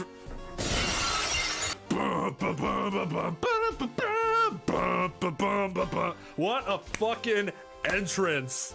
Hell yeah! Edgeworth! It's been a long time, right? This person, this is Mr. Edgeworth? What am I going to do with you? God, scowling always. Still blaming others when things go wrong? You haven't changed a bit, Francisca. You! How dare you show your face to me without a shred of shame upon it? You've soiled the Von Karma name, dragged it through the mud. You even ran away with your tail between your legs like the ill-bred dog you are. Are you talking about the Von Karma family creed to be perfect in every way? That's their actual creed? That's actually fucking lame. Well, let's hear it, Francisca. How are things going? I hear you are having a rough time maintaining perfection in this country. Ooh, that face. You're like, ha, I heard you suck, bro. Get good. You seem to be getting crushed under the weight of it all. That's why I came back. Keep your assumptions to yourself. I haven't given in yet. I won't lose. This case is mine. I'll never hand it over to you. Never. Mr. Phoenix Wright, I will see you tomorrow in court. It will be a clinical lesson on the meaning of total victory. Oh, you mean like the other 2 times when I had total victory over you? You mean that you're gonna make me feel that this time? Is that what you're saying? Give me a taste of the thing that you had happen to you twice already? Okay, we'll see. Still the same wild mare she always was. I thought you, the prosecutor Miles Edgeworth, had gone and died. Mr. Nick! I never wanted to see you again. I think that's enough of a warm welcome for someone you haven't seen in a year. Look at that. Look at that sly grin. Maybe a hello would suffice instead. Are you going to tomorrow's trial? To run tomorrow's trial? You heard her, right? That wild mare hasn't given in yet, it seems. So no, I don't think I'll be making an appearance. Your hatred for me is quite unhealthy, not to mention one-sided. But I will say one thing. You can't win on your own at the trial tomorrow. What is that supposed to mean? I have something definitive that you lack. And working together is the definition of teamwork. It's the power to find the truth. The truth? In order to understand this case, you have to understand a certain truth. Well, if you ever feel the need for my assistance, it is available to you. Holy shit! Dude, no, you know what? Edgeworth did die and was replaced by a new, changed, superior Edgeworth. Phoenix just took it much too literally. I'm not in charge of this case, so I can be a bit more generous with information. Just what is going on inside his head? A lot of things may have happened, however, Manfred von Karma was still my mentor, and a perfect win record is a proof of a von Karma. 1 year ago, you could not establish guilt in a few cases. Are those losses the reason you suddenly disappeared from the prosecutor's office? Did you leave because you had lost your perfect win record? To think your motivation for prosecuting trials was so selfish. It'd be better for everyone if you never came back from the dead, Edgeworth. Good fucking... Okay, why do I suddenly have the overwhelming urge to slap Phoenix with the back of my ring hand? I see. Well, let me ask you something. Why did you stand in the courtroom? What is your reason? Well, with Francisca, she almost always says, I will defeat you this time the instant she sees me. But the courtroom is not a personal battlefield for prosecutors and lawyers. I stand in the courtroom to defend my client, to save their lives. To save your client, you say? Those who only think of their own ego-driven goals, those kinds of prosecutors are reprehensible to me. Even if you're a prodigy, or someone like you, Edgeworth. It looks like there is still a lot you have to learn. A lot I have yet to learn, me? Yeah, now who's arrogant, Phoenix? Well, that's enough for now. The time when you will see is coming soon enough. This woman is another key to solving this case. You really think so? She was Adrian Andrews' mentor a long time ago, but she was suddenly called away by a different show and became Juan Corrida's manager. And then, a few months later, Celeste Impacts died. But her death was ruled a suicide, right? Yes, but there is still one riddle we've yet to solve. A riddle? Her suicide note. It went missing, no one could find it. A suicide note that just vanished, huh? Adrian Andrews, she holds a large secret within herself. A secret? You can't help but feel that this whole case revolves around her. Damn it, man, you so pretty too, girl. Why you gotta do stuff like this? Why you gotta murder somebody? Oh, there we go. Miss Impact's death was most certainly a suicide. Of that, there is no mistake. However, we could not find her suicide note. That's when the police began to suspect that someone had hidden it. Wait. You know, sometimes people just don't write notes, right? I'm not saying that happens all the time. But unless you knew that there was a note and then you lost it, I'm not sure you can just assume there was a note and someone must have hidden it. Am I off base there? The suicide note? How do you know Miss Impacts had ever even written such a note? Me and Phoenix mind melding here. There was no solid evidence, however. We did find traces of ink on her right index finger. Ooh, okay, fair. Which makes the likelihood of a suicide note very high. But who would hide such a thing? The police think it was Mr. Juan Corrida himself. The victim? Oh, that was the picture that we made. Wow, that's fucking gruesome. He was the one who found her body, which makes him the only person who had a chance to hide her suicide note. Mr. Corrida hit his own manager's suicide note, but why? As long as her note is missing, any speculation beyond this is meaningless. For now, I think you should look this over. This is the suicide report. Part 1, anyway. Part 1? You know anything about her? What's wrong? How much do you know? What do you mean, how much? Mr. Lawyer, I may be your client, but I hope you'll keep yourself out of my personal life. No, I would never. Again, how does he have this fucking phone? Now, if you'll excuse me, I have a lunch appointment I have to keep. You're in detention. Who in the world are you going to eat with? The security guards? Mr. Nick! This Celeste Impact lady. Somehow I get the feeling she's a very important person in all this. Oh, don't tell me she's left. Oh, looks like Miss Andrews isn't here. Fucking goddamn son of a bitch. That's not good. I still have a few questions I want to ask her. And she has that psych lock on her heart, right? Well, we don't have much of a choice. I guess we'll have to come back later. So yeah, sorry, I'm not happy. I am not pleased that happened. A superstar and ultra hot mega secret love scandal. Reliable sources say that Juan Corda has been getting in close with the mysterious yet beautiful manager to the stars, Miss AA. That's the entirety of the article. What a shitty article.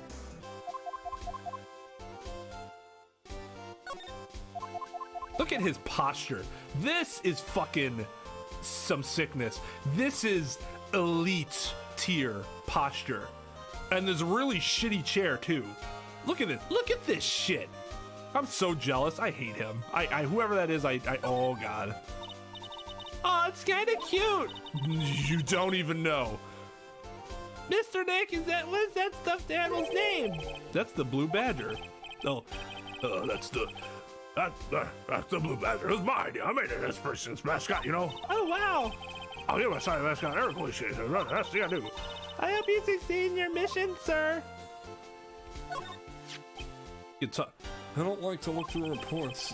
I like suicide reports even less. You're a fucking prosecutor. You gotta deal with it, motherfucker. It's part of your job. Well, we're a prosecutor. I love how he did come walking in here like, just give me the job, as though he's been gone for a year and he's just like, I have my job back right away, right? I mean, who else you have? This 18-year-old, like, just sorry piece of attorney? Worst of all, the reports have multiple parts like that one. That has two parts too many, if you ask me. 2 parts?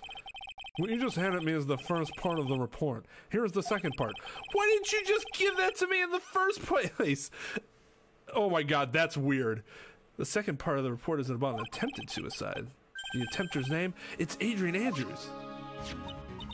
Miss Andrews? What did she do? She doesn't seem like the kind of person to try to kill herself, though. You think she's a strong career woman? That's just what she wants you to think. Adrian Andrews, she has a certain secret she's always trying to hide. She hates everything and everybody. Like, that's not really a secret. We kind of gathered that. A secret? Her dependent nature. That's what she's really like on the inside. Miss Andrews, dependent? Talk about the exact opposite of what that woman is. Oh, you're right. Oh, that's weird. Normally they just add it to the bottom. But I guess they cap it at 4? Just have it so that there's 5 there. It's not really that big a deal. What's this about Miss Andrews having a dependent nature? Adrian Andrews' attempt at suicide was a few days after the death of Celeste Impact. And why did Adrian Andrews think about committing suicide? Because she had apparently lost her will to live. Lost her will? But why would she... God, they love showing this photo. Her pillar of strength, her mentor, Celeste Impacts, was gone forever, that's why. Why would that... Is this what they call following someone to the grave? After her attempted suicide, Adrian Andrews started attending counseling sessions. She is someone who needs a person in whom she can trust absolutely. And once she finds that person, she'll do anything she can to keep them near. Without such an anchor in her life, her crippling anxiety stifles her ability to live. And that's the nature of her dependency on others? When Celeste Impact suddenly committed suicide, the world before her turned pitch dark. That's according to Adrian Andrews herself. Then, that means her super confident attitude. It's all a facade. She's only copying her mentor's behavior to hold herself together. How terrible. Okay, here we go. Oh, look, Miss Andrews is here. I guess you just need to get specific information to get her to return. But it looks like she's talking with someone. That's Francisca von Karma. Miss von Karma? What are you doing here? What the fuck do you think? I'm an attorney investigating the case. Well, I'm his lawyer, so... You've got some nerve following me around. Well, I mean, I hate to see you go, but I love to watch you leave. Following you? That's you, Miss Von Karma. You're the one doing the following. Pearls. You're always following after that Mr. Detective with the little beard. Me? Following after Scruffy? Don't make me laugh. Let me show you something interesting. Little girl. What is that? Electromagnetic receiver. I planted a tracking device on that detective. And with this, I know that fool's every move. Oh, that's the beeping. So that noise we heard was this receiver. I feel really sorry for the poor Detective Gumshoe now. That's gotta be some sort of workforce violation. Now then, let's stop wasting time. Adrian Andrews, especially if that followed him like home. Oh my god. Yes? Think hard about what we just discussed. Ow, understood? All right. What are those two talking about? Miss Andrews, she seems a little dazed, doesn't she? This person's sake? Celeste Impacts, your mentor. How do you know about Celeste? Miss Impacts, she committed suicide, didn't she? But it looks like no one knows why. Right before her death, she was Juan Corrido's manager, so I believe you got close to Mr. Corrido so you can find out more about her suicide.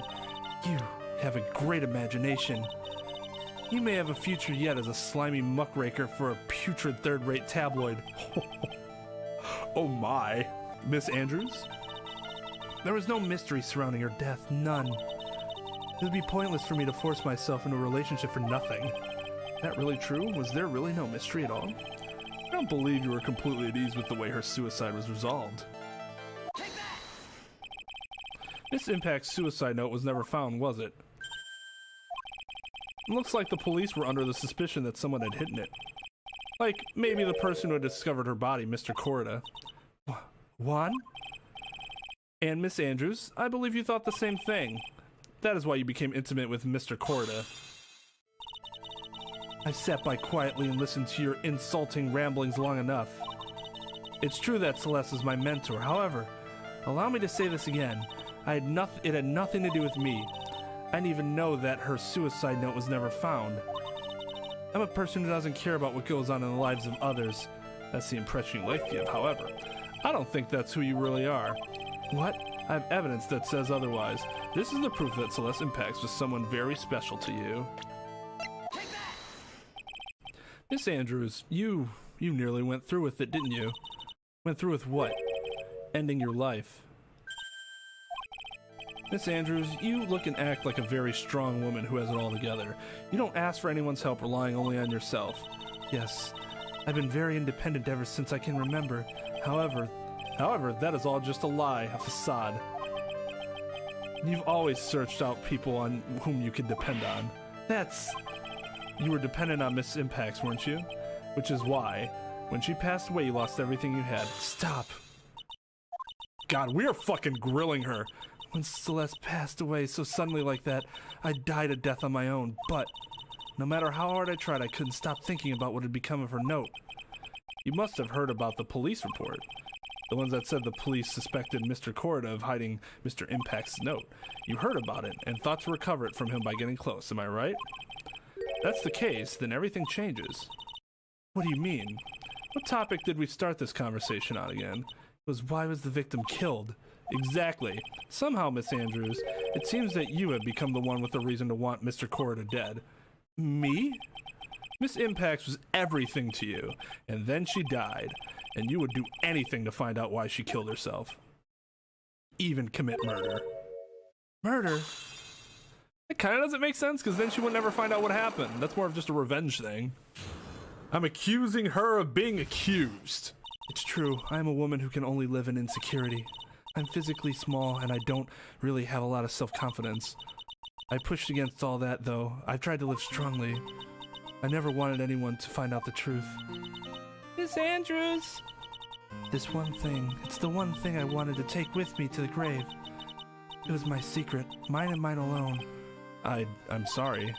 You probably think I'm a worthless human being right now, don't you? Please, Miss Andrews, all I want to know is the truth. After Celeste passed away, I heard that someone had hidden her suicide note and that someone was Juan Corrida. Celeste, without her, I became scared. Everyone seemed like they were out to get me. So you got close to Mr. Corrida to recover a suicide note, correct? Looks like that tabloid reported the truth after all. Ironic, isn't it? Well, like they say, where there's smoke, there's fire. And if they purposefully add fuel to the fire, they keep the celebrity world burning. But as for the suicide note, I didn't and wouldn't kill anyone for it. It just doesn't suit me, that's all. Well, that's enough for now. I still have work to do, so I understand. Oh, I have one small favor to ask. My attempted suicide. I'd like for you to keep it a secret. Miss Andrews. If people found out about my weakness, I would sooner choose to die than live. All right, I understand. Jesus Christ, we'll keep it a secret. Miss Andrews, I guess she's the overthinking type. Oh my God, she probably never says anything without carefully thinking it through first. Thank you for your discretion. She's seriously like, mood. Mr. Nick, can I ask you something? What is it? Miss Andrews has been playing with that card in her hand since a little while back. Ah, you noticed too. That card, yeah, I guess she has. Miss Andrews, what is that card you're holding? Huh? Oh, this? I don't quite know. It just suddenly appeared in my handbag. What is it? It looks like a seashell? That's what it looks like, doesn't it? I honestly don't remember owning this card. I wonder where I picked it up from. Her not remembering something clearly sounds like it would be a rare occurrence. Well, I must be off. I leave Mr. Engarde in your capable hands. Don't put that in the quotations. I more than proved myself. Shit. Well, I think we've gathered all that we can. What about Mystic Maya? Is she alright? Oh, Pearl, she looks so worn out by all this. She hasn't slept at all and has been walking all over the place with me today. What's wrong, Mr. Nick? Let's go back to the office for a little while. You're really tired, right? Oh, no! I'm okay, really. I'm fine, I really am. Oh my God. No, you need to go back to the office now. You need to go sleep. I appreciate it, though. You don't look fine to me. So what now? Well, we did find one thing out for sure. Miss Andrews has a motive. You mean Miss Impact's the suicide note? That's right. She was also the one to discover the victim's body. Clever. Ah, Mr. Nick, the transceiver! Hello? Wright & Co. law offices? Mr. Attorney, you're not answering a phone. Thank you. Like, yeah. Maya, where's Maya? As I promised, I have not gone within a few feet of her this whole time. Ew. Which is why I suppose she is absolutely famished. What? So I suggest you win a quick acquittal, my friend. At any cost, wouldn't you agree? Wait, Maya, let me hear. Very well. That's my... Maya, is that you? Sis. Maya, damn it, you cut me off. Listen, Maya said ask my sis, didn't she? Sis? What does she mean by that? Come on, Phoenix. You're a hopeless one. Sorry. Ah! Here we go again. Mia! I have a message from Maya, so come, ask me anything you want about her. What, you can just do that? OP. Broken ability. How's Maya? She's safe for now. That kidnapper is one to keep his word, it seems. I'm glad to hear she's safe, but Mia, how'd you know? As soon as she was locked up, Maya called for me. I read the note she left, then I gathered as much information about her surroundings as I could. I didn't know you could use a spirit channeling like that. Pretty smart of her. Oh, P! The kidnapper. What's he like? I don't know. Apparently, Maya went to answer a phone call at the hotel and was drugged there. And she didn't see the face of her attacker. Maya's locked up in a very dark place right now. There's wine everywhere. I'll tell you everything I heard when I was with her. When you were with her. I'm starving. I could really go for some apple pie. I mean, at a time like this, sweets are the only way to go.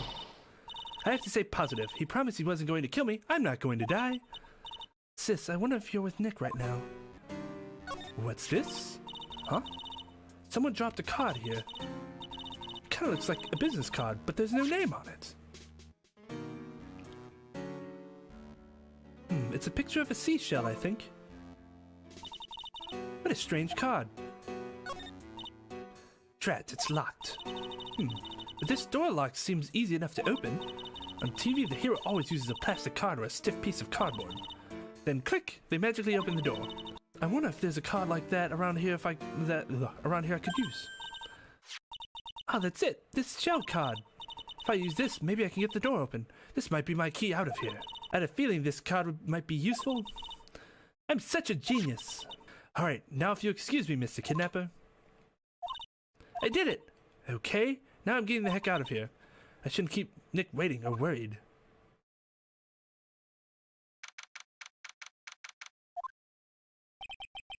Adrian did it? That's what it looks like. Dude, no way. That woman couldn't do anything like that. In court today, there will be a mountain of evidence that will implicate you. Mountain of evidence? I'm certain there is someone out there trying very hard to pin this whole thing on you. Please, Mr. Lawyer, dude, like I said yesterday, I'm refreshing like a spring breeze, alright? I can't let any sort of scandal ruin that. I understand. Well, it's almost time. Mia, we must get a complete acquittal today. I know, but I can't focus on my situation right now. Or Pearl's either. No matter what, I have to focus on winning this case by the end of the day. Indeed. Well, let's get going. It's him. This is Wright. Good morning. How are you? This is it, Mr. Attorney, the day of the trial. Maya, she's unharmed, right? Well, when I checked on her early this morning, she seemed a bit, how should we say, tired. Don't worry, people don't die that easily. Besides, what you really should be concentrating on is winning today's trial. Good. For my sake as well as yours, you must win today's trial. Which is why I sent you a little present this morning. Present? What in the world would you want to give me? We'll figure it out once the trial starts, and even if you don't like my gift, I expect you to graciously accept it and win the day's contest, if you please. Wait. Wow, that's ominous. Kidnapper sent me a present? Mr. Lawyer, dude? Who is that? No one. It has nothing to do with you, so forget you heard anything. Dude, did your nose just get longer? Yes. Okay, why is nobody there? Court is now in session for the trial of Matt Engarde. Are the prosecution and defense ready? Defense is ready, Your Honor. Guess not. I say, Mr. Wright, what happened to Miss Von Karma? How the fuck should I know? I'm not her keeper. I don't know, Your Honor, and quite frankly, it's not my fucking responsibility to tell you. Yeah, exactly. Why are you getting mad at me? Your Honor. Please be quiet, bailiff. Court is in session. If you must tell me something, please keep it brief. Now then, what is it? Prosecutor Von Karma has. This morning, Miss Von Karma was shot by an unknown gun.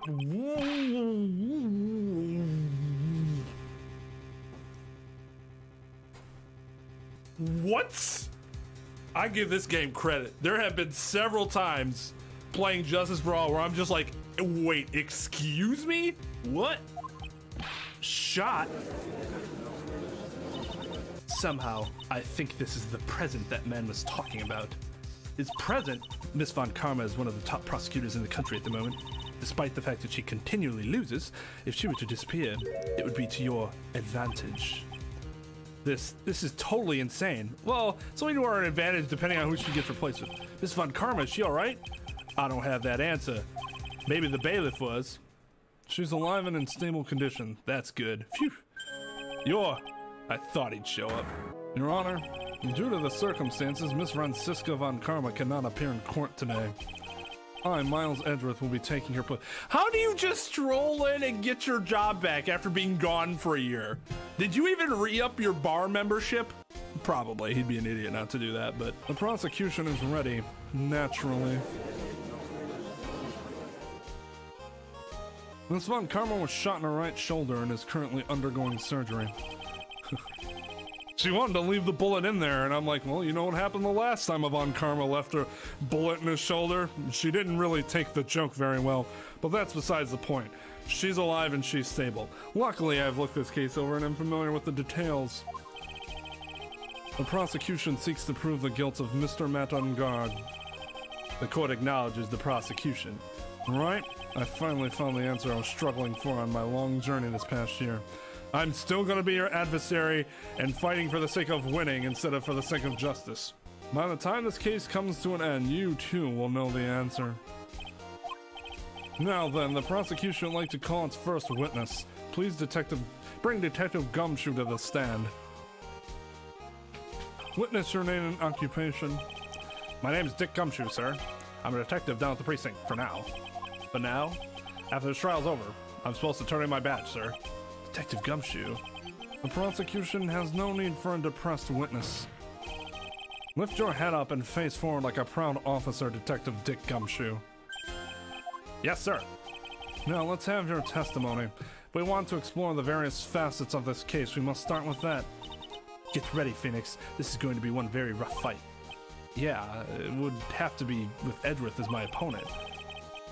The answer he was struggling for. Interesting. Show me this answer you finally found, Edgeworth. This murder happened after the Hero of Heroes Award ceremony, sir. The victim, Juan Corrida, was found dead in his hotel room. After looking into the cause of death, we believe he was definitely murdered, sir. At first, we thought there was something suspicious about the empty guitar case. However, we later found out that the guitar case had nothing to do with the murder. After the award ceremony ended, the victim was alone in his room? Yes, sir. Both the victim and defendant went alone to their room, sir. I see. Mr. Wright, you may begin your cross-examination. Alright, let's do this, guys.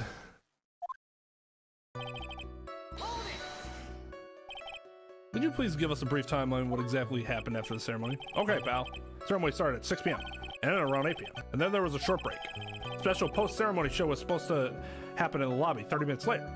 And that's when the victim's body was found, correct? Which is to say the murder occurred during that 30-minute break period. Please continue with your testimony, detective. The person who discovered the victim's body was Adrian Andrews, correct? Yeah. Who is this Adrian Andrews you're talking about? She's the defendant Matt Engarde's manager. She's a pretty lady, sir. Ah, so she's a pretty lady. I wonder if she will grace us with her presence. When the post-ceremony show was about to start, she went to get Mr. Engarde. As visiting his room, she next went to the victim's room to get him for the show, sir. I see, and that's when she found the victim's body. Hold it. The cause of death, wasn't that because Mr. Corrida was stabbed in the chest? Only a curious amateur would believe something so brainless as that, pal. Take a good hard look at the crime photo. Now, a real pro's attention would be drawn here to this bandana. Banana. His bandana, sir. That's the thing wrapped tightly around his neck. Ah, yes, I see. His banana-scented bandana. Then what about the knife? It seems to have been stuck in the victim's chest on purpose after his death. We have a crafty murderer on our hands here. How is that okay, whatever. And why did you think that? Because it was empty, pal.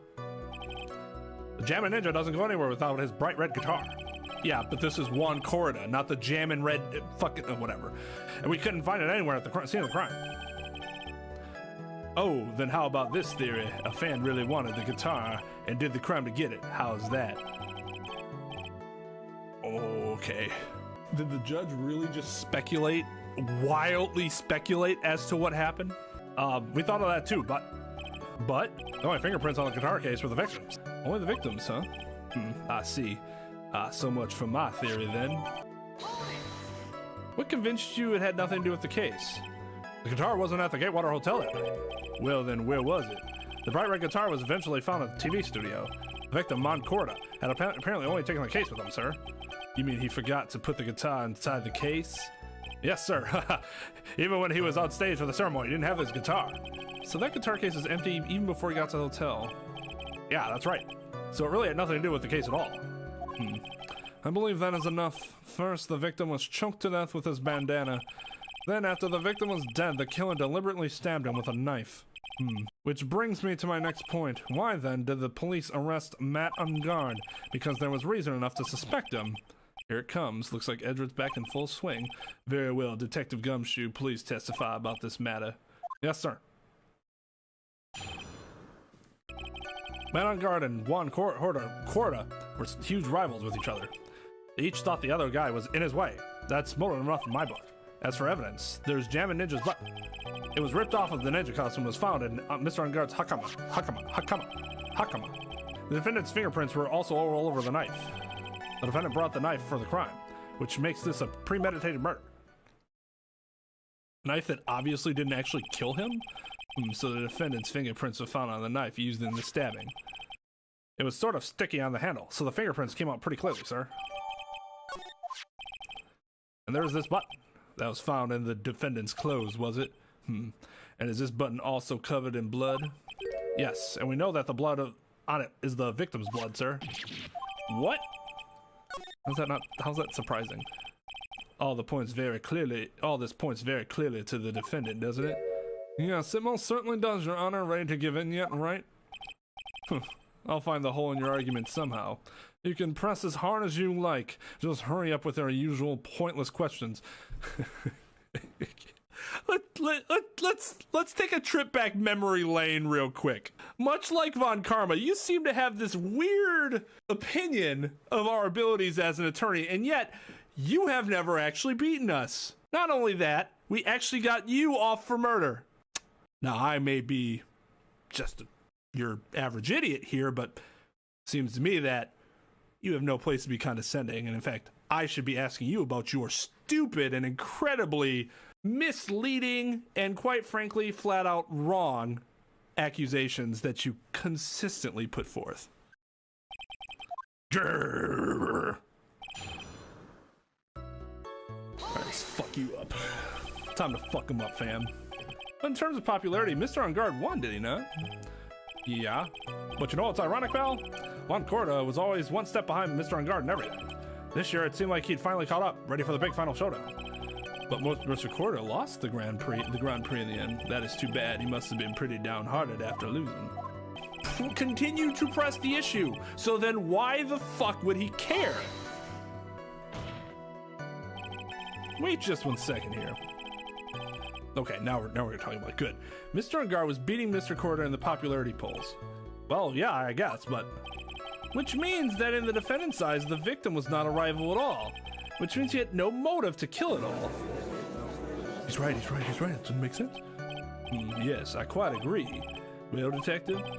It's not, well, I guess if you put it in that way, then yeah, the defendant would have had no motive. Detective, I'm beginning to see why you were fired. Huh? No, not you too, Mr. Edgeworth, sir. That's a dick move, especially considering how Gumshoe's been all over Edgeworth's nuts and in his corner this entire time. And Edgeworth's like, huh, you right piece of shit. I look forward to your pension negotiations. What do you mean negotiations? You've been fired. You owe him a pension. No! Unless for some reason it's not flat out stated in their employment? That would be really weird. Now, detective, let's continue the testimony. They're just ignoring it. They are literally just ignoring it. Edgeworth just goes, huh. I can see why you were fired. What? You haven't refuted my argument at all. You just deflected. No, not my poor pension too. Detective, if you value your money, I suggest you proceed. No, none of that makes any fucking sense. If that's how it is in Japan, that really sucks. Yes, sir. We can talk about my pension later, sir. What about what I was saying? Hello? And no, like, that's a legitimate fucking question. You can't just ignore because they started talking about the dude's pension. Phoenix, at that point, should have objected to what Edgeworth said because it was entirely irrelevant to what was happening. This was dumb. The biggest problem is that Phoenix won't say anything about it, and that's what's annoying. There's no repartee back and forth, right? It's Edgeworth just saying, witty troll, and Phoenix going, grr. That's the annoying part. If Phoenix actually had a spine, it wouldn't bother me as much, but he doesn't. So I have to stand up for him. I am his spine. Do you have any proof that button belonged to the victim? Huh? What do you mean, pal? Oh, let me put it this way. I'm asking you if you have any evidence to back up your claim that this button was ripped off of the Jammin Ninja's costume. Huh? But can't you tell just by looking at it? And the victim's blood is on it. Anyone could have smeared that blood on there afterwards. Mr. Edgeworth, help me, sir. All right, I knew it had to be this piece of evidence. Now to reel this one in. Thread. Huh? The button was attached to the costume by thread, obviously, and that thread snapped when the button was torn off. If you match up the thread on the costume with the thread of the button, it's a perfect match. I'm gonna be completely honest, I didn't even know you could do that. I have never heard of that happening before in a case. Yeah, that's it. They're a perfect match, pal. Ugh. That's Edgeworth for you. Never misses a beat. What was this button found? Pretty soon after the body was found, rounded up everyone who knew Mr. Corda. And then we did a search of them all. That's when we found the button. So it was almost immediately after the murder. The police didn't have the free time to lollygag and play tricks unlike some people. Hey, what is he trying to say about me here? Oh, I don't know, Phoenix. How are the fingerprints arranged on a knife? Huh? What do you mean, pal? By examining the fingerprints, you can determine how the defendant held the knife. For example, did he hold it normally or overhand? Oh, is that what you meant? Well, we didn't actually think of that. I can't believe the bumbling of this department. Hopeless. Were you paying attention to the testimony, right? The defendant's fingerprints were all over the knife. There is no way to determine how the knife was held at the moment of the murder. So is the defendant the owner of this knife then?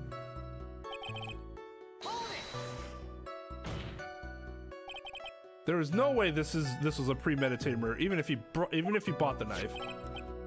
Sorry, pal, this isn't just some pocket knife. It doesn't fold, so it's not great for walking around with either. Well, this is no good. If the prosecution can prove it was premeditated murder, we're done for. Yes? There's something very interesting about what the detective said just now. Think carefully before it's too late. Button covered in blood and a knife full of papers.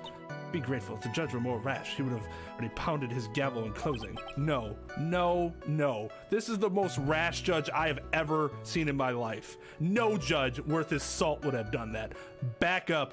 Pump the brakes, Mia. We're still in a world of trouble. Well, before any battle, you must find your enemy's weakness. So let's find the weakness in this testimony, no matter how small it might be. Okay, Phoenix?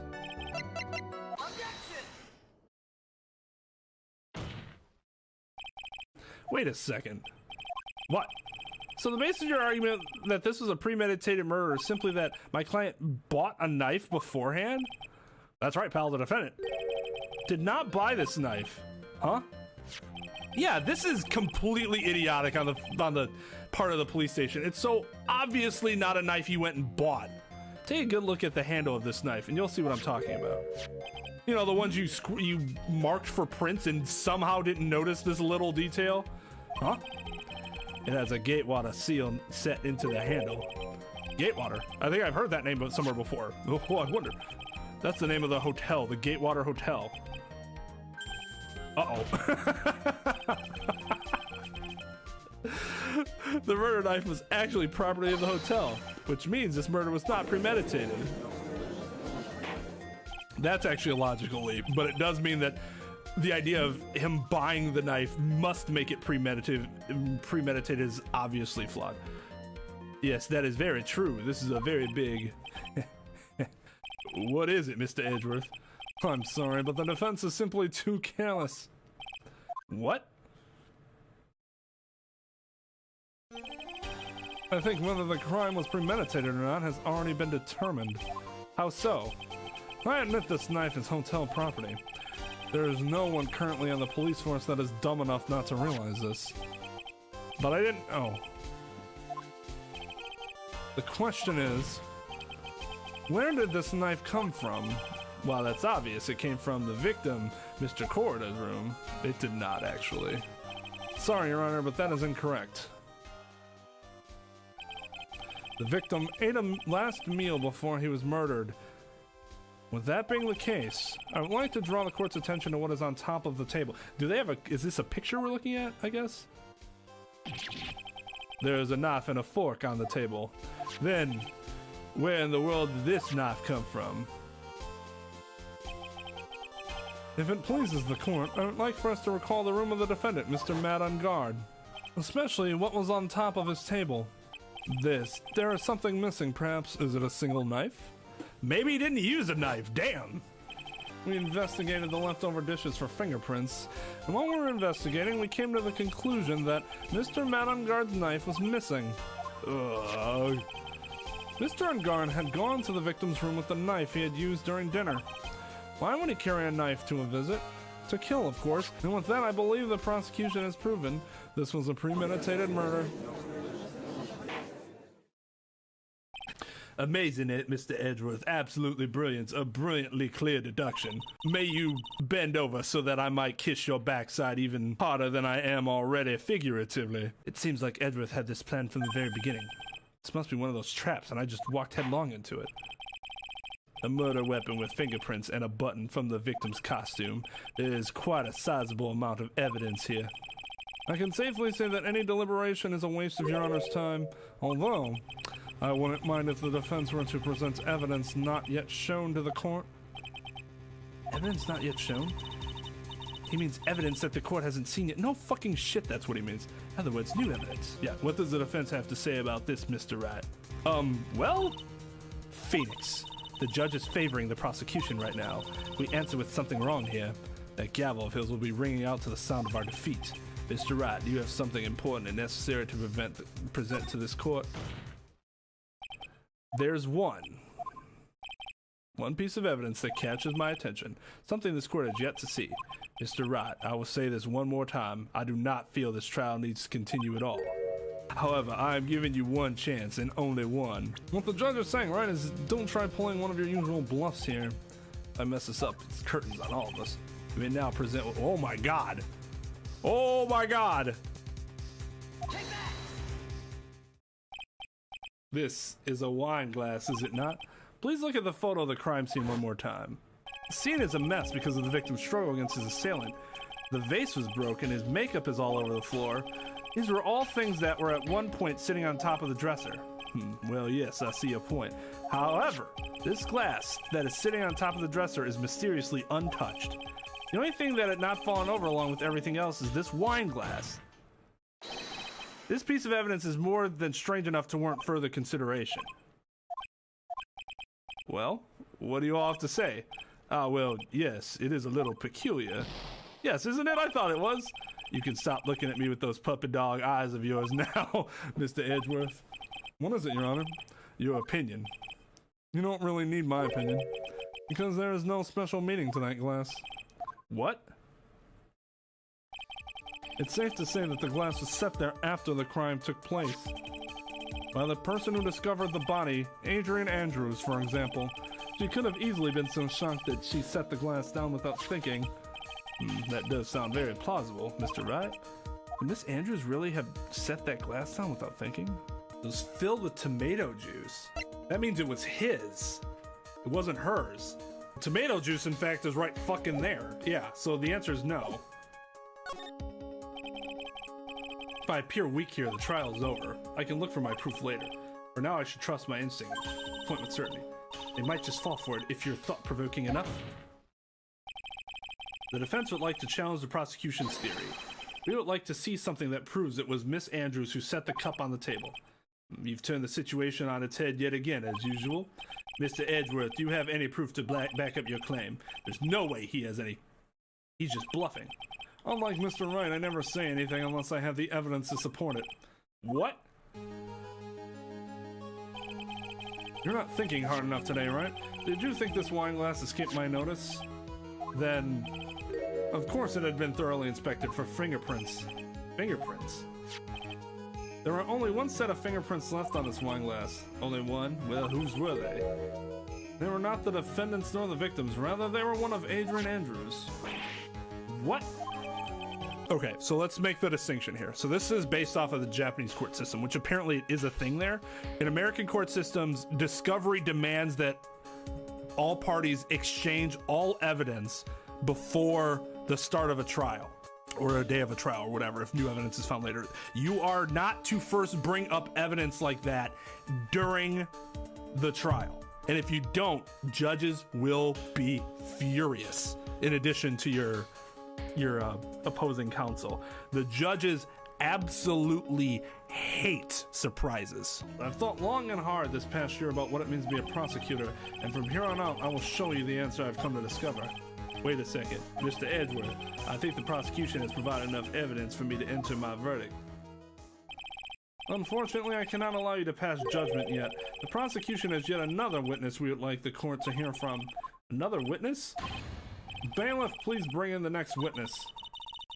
What in the world is Edgeworth thinking?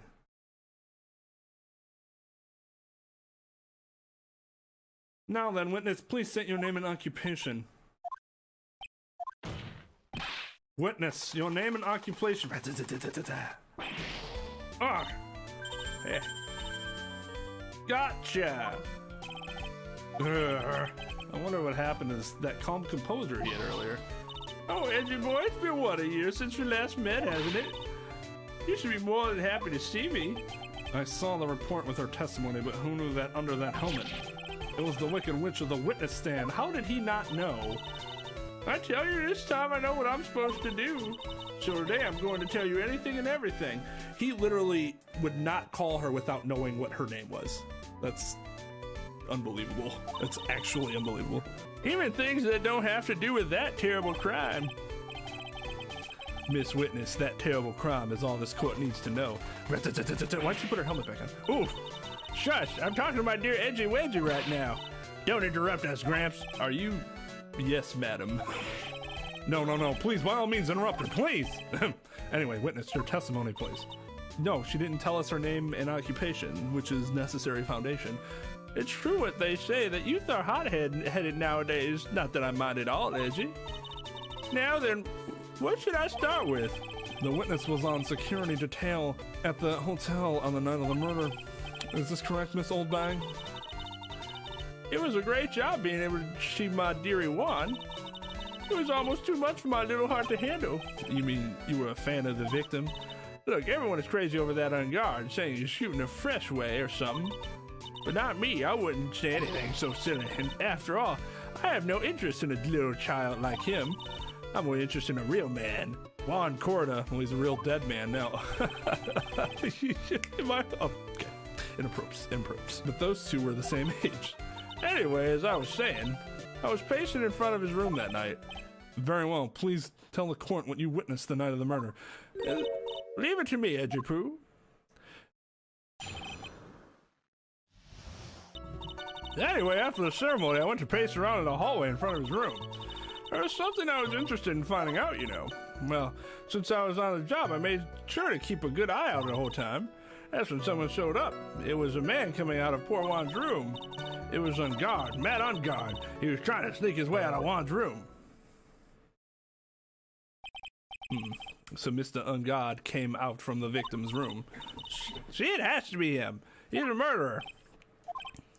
I see. Well, Mr. Wright, you may begin your cross-examination.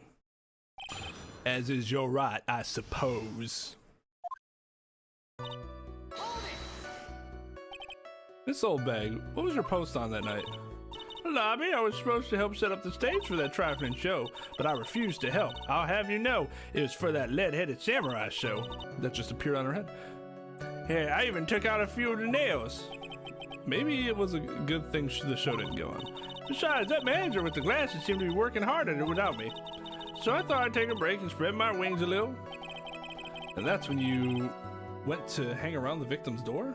Objection leading question. Something you were interested in, and just what was that? It's not some little thing I just go around telling everyone, you know. It's top secret between me and Juan. Ah, and Edgy Poo, of course.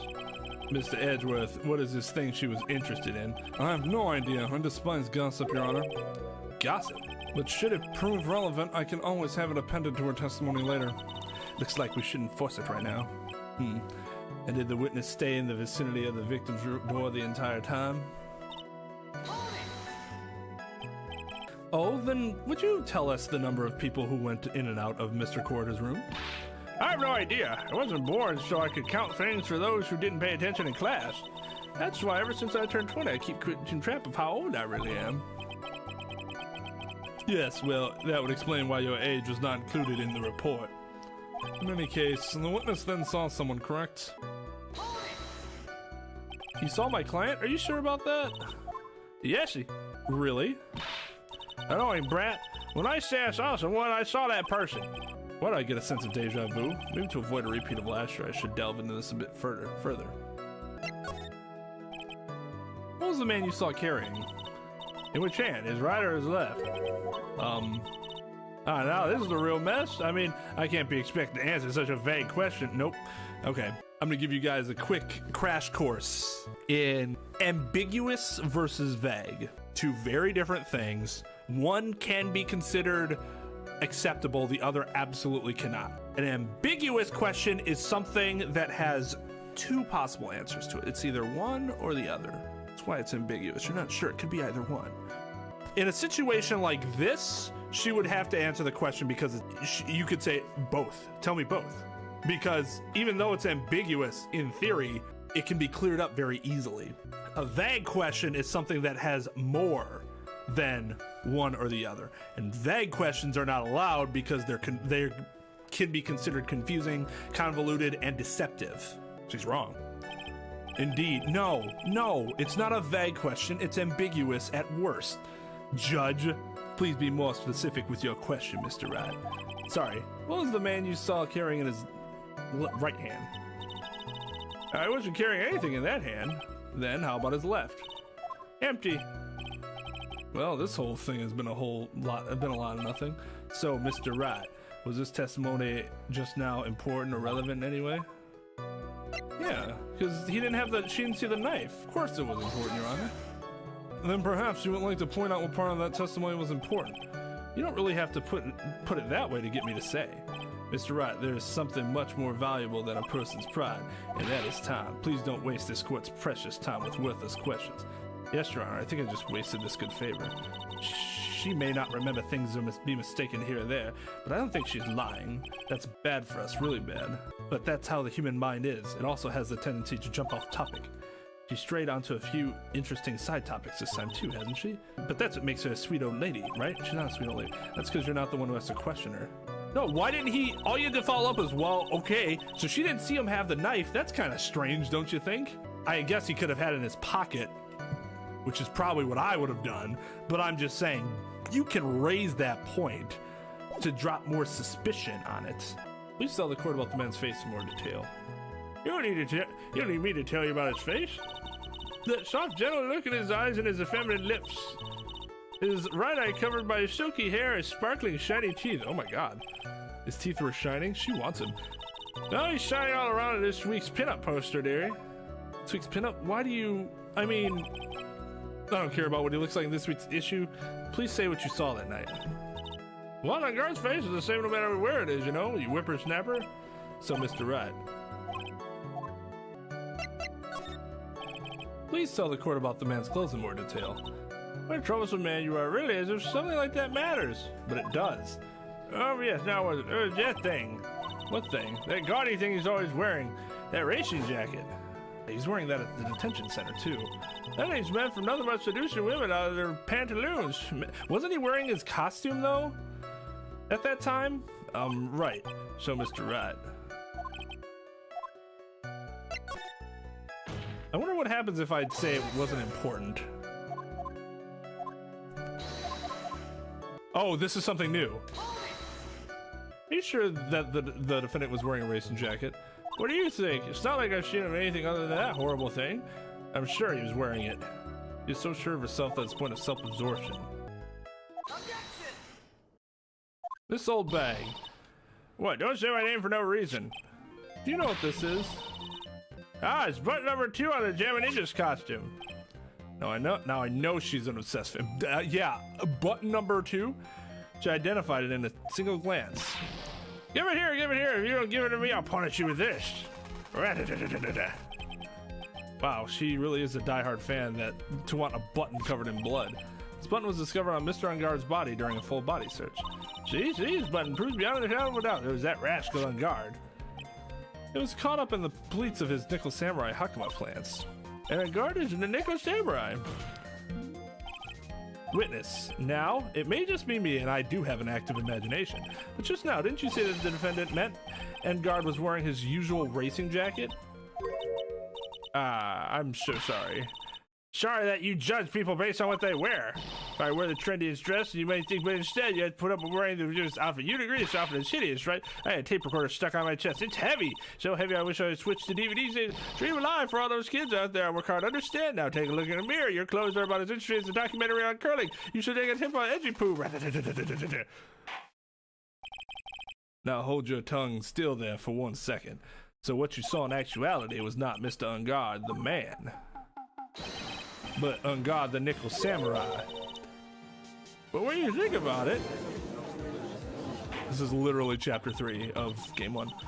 They're really one and the same anyway. This old bag, this is a very important point we're talking about. Edgy poo, do you think so too? Well, it might be something worth considering. Just say it's important and agree with me for a change. Witness, think carefully and try to remember as much as you can before you testify. All right, if you insist. I should be the one sighing, not you. Engarde, yes, now I remember. The nickel samurai, that's right. It's a nickel samurai I saw. Yes, it would have been convenient for him to wear his costume during the murder. He had to go to that post-ceremony stage show right after the crime, you know. So he must have worn the nickel samurai costume when he was stabbing poor Juan. Yeah, stabbing poor Juan, getting blood all over himself, and then going downstairs and doing his show with all that blood over his costume. Yeah, it makes a ton of fucking sense, you dumb person. I knew it. I knew you'd say he was inside that costume. What? Did you think there could have been someone else inside that costume? Don't be a bad little boy thinking such rude things. But the possibility does exist. Oh, youngins today, I told you. There's no way it was anyone else. How do you know that? Because I said so, and what I say is the truth. At least she's just as delightful a witness as she was a year ago. Mr. Wright, you may cross-examine the witness.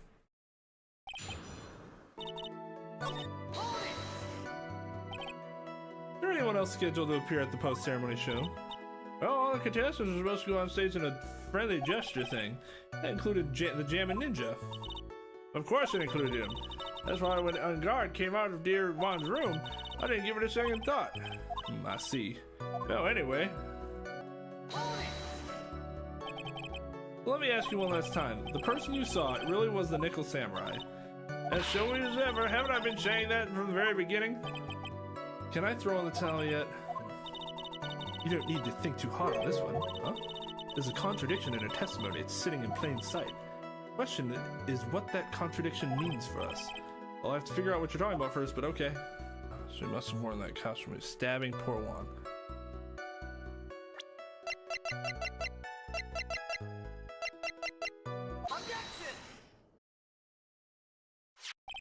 Please take a look at this. Yeah, so it's a knife. Big deal. You're trying to scare me with that. I'll have you know it won't work. No, that's not my intention at all. That's the knife that was used in the murder, correct? Your Honor, do you know why this piece of evidence is important to this case? You don't even have to ask, because the defendant's fingerprints are on it. Is that what you're driving at? That's exactly what I'm driving at. What are we driving at, and whose car are we driving? Oh my god. If Mr. Engarde was really in the nickel samurai costume at the time of the murder, it's impossible for his fingerprints to have been left on this knife. Actually, he would have wiped all previous fingerprints on this knife right off. Oh, that's right. The nickel samurai wears gloves, doesn't he? He probably took his gloves off before he began the stabbing. And why would he do something like that? To leave his prints on the murder weapon? There's no way he would do something like that. However, there is one possibility. Then let's hear your possibility. It's very simple. The defendant went to the victim's room in costume as the nickel samurai. At that time, the defendant held no intent to murder.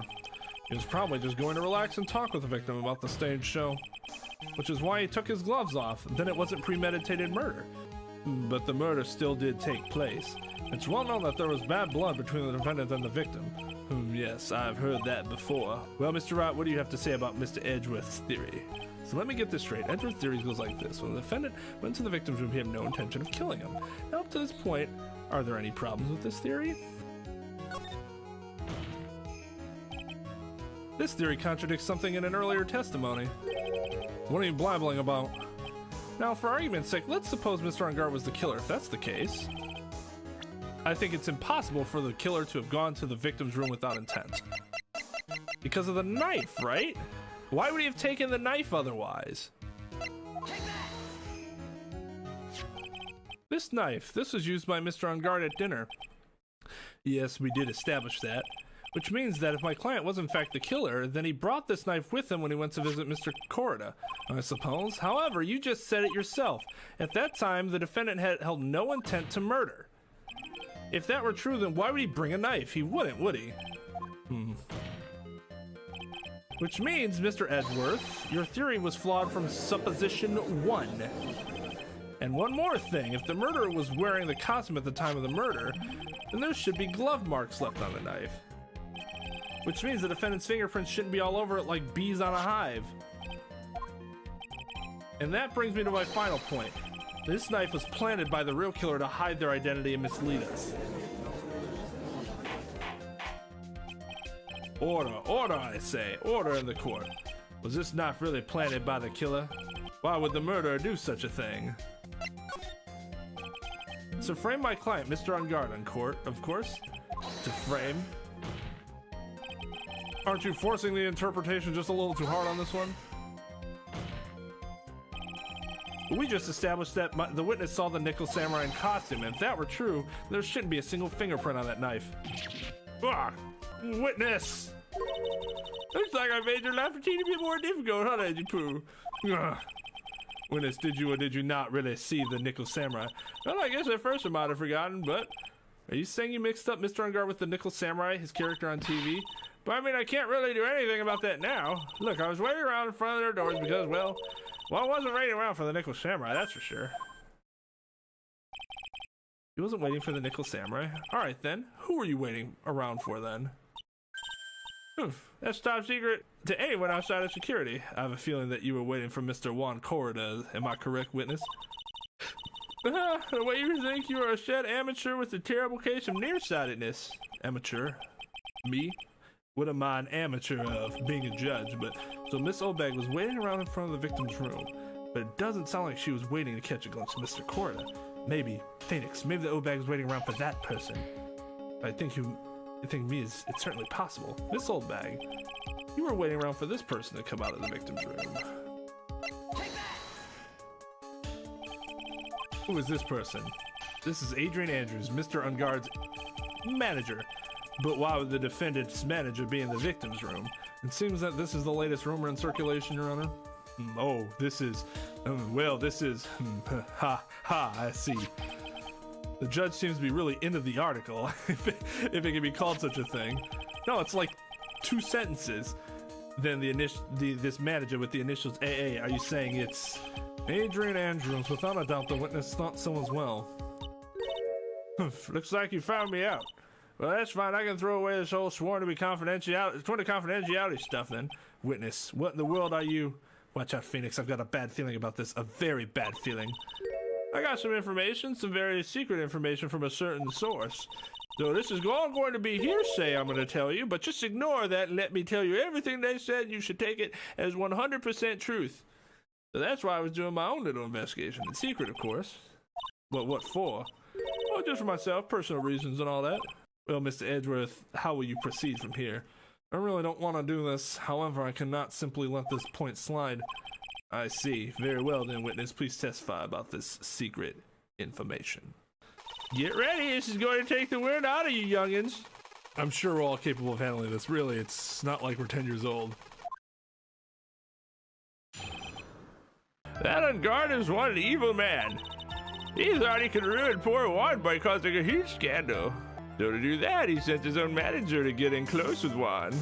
I cannot condone such dirty tricks, so I took action. And now I have this on my head. Oh, and this is top secret. You got that? Nobody else but you and me know yet, okay? And everybody in the courtroom. Because there are a lot of people in the courtroom. The defendant sent his manager. What a distasteful topic for this court. What? Nobody's above gossip. Isn't there a saying, the truth is never pleasant? Never heard that one before. Mr. Edgeworth, what about this Adrian Andrews person? We have looked into this matter and found that the truth the article proposes is in fact baseless gossip. But should this be true, then this proves that the defendant did bear ill will towards the victim. This means I have to smash this rumor once and for all. Now then, Mr. Wright, you may cross-examine the witness. Be careful. The old bag seems rather excited right now. That's right, Engarde is nothing but your average foul-blooded youth. Okay, Boomer. As the old saying goes, haha, old, you've got to burn old bags with fire. Is that an old saying? Time to fire up the afterburners and hit the highway to the danger zone? What the hell, Phoenix? What the hell? Can't just, yeah, I was literally just gonna say, you can't just call somebody evil. That's just slander, it is. It's 100% slander. Trying to befoul his name without proof for such a heinous accusation. But it's true, that woman was getting intimate with poor Juan. Look, it says so right here, doesn't it? Miss Manager to the Stars, Miss AA. But the name of the magazine this came from is Gossipland. What? Are you saying that gossip is just a pack of lies? What do you know? I suppose next you'll swear to me that the news is 100% truth. Honestly, Sonny, you can't discriminate between the news and gossip. Yes, discrimination is bad, Mr. Wright. Are you kidding me? Anyway, Engarde will never get will never get me to say touche. A scandal? What do you mean by that? You're a dim-witted one, aren't you? I can't believe you don't know what a scandal is. Honestly, what are they teaching kids in middle school these days? Oh, I'm sorry. I remember the course where I learned about scandals. God. No, I wasn't asking what the word scandal means. Even I know that much. Well, that Engarde thought he could own a monopoly on popularity. You don't have any proof that Mr. Engarde did any such thing. You must be suffering from shock, the shock of hearing the truth. And now, since you're in so much shock, you can't do anything right. You're right, but I can't do anything. But boy, do I wish I could do something about you. All right, then, Sonny, show me what you got. Can you show me proof that Engarde didn't bear any ill will towards Juan? He won, because he was number one. I could show this.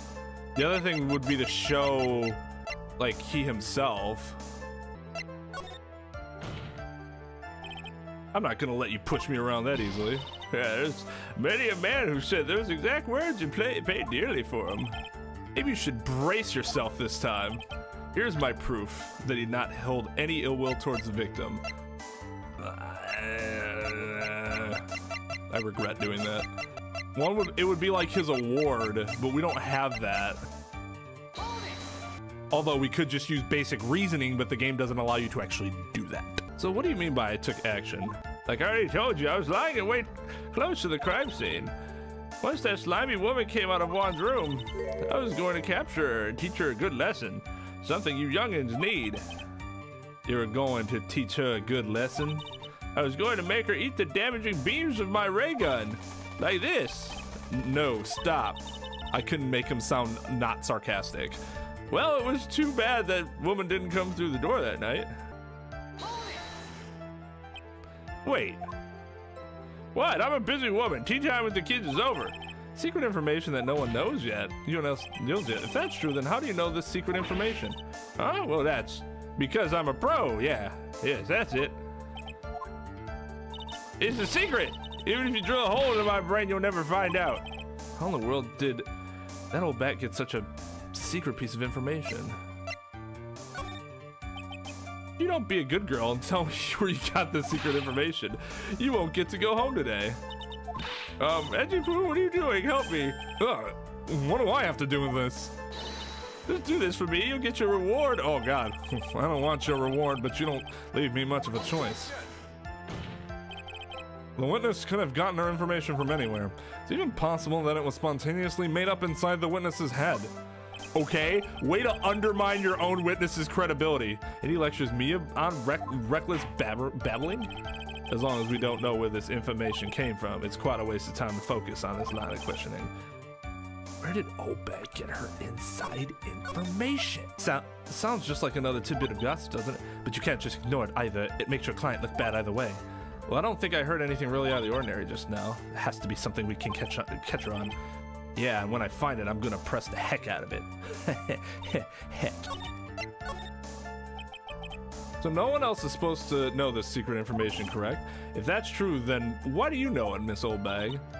Why are you looking at me like that? Stop that. Witness. Hey, I hate to say it, but this is how you came to acquire secret info, isn't it? The investigative photographer Oh, I wonder if just presenting her would have worked too, because that's what I was thinking of doing, because she obviously knew the same information, because she was waiting outside too. Oh yes, I remember that mischievous girl. She reported that she had lost a certain note she had written to herself. She reported such a thing. On that piece of paper, she had written down some of her outrageous impressions about the relationship between the victim and Miss Andrews. What? Outrageous ideas, you say? No. I said impressions. Impressions. You misheard me. Then, is everything written on this piece of paper is completely meaningless? Ah, that's it. That's the note. Ah! Why would you bring that with you? Ah! No, you see, this is something completely different. This is my top-secret list of groceries to buy. Then you are the one who took Miss Hart's note. I'm a huge fan of wands, that's why. That infamous puffy-haired whippersnapper, she's working with that evil Engarde. She said so herself, Engarde. I'm his sidekick. She was so happy, smiling like a silly duck. I was only checking what she had written. Edgy Poo, you believe me, don't you? Ugh. I was only trying to help out like the angel I am.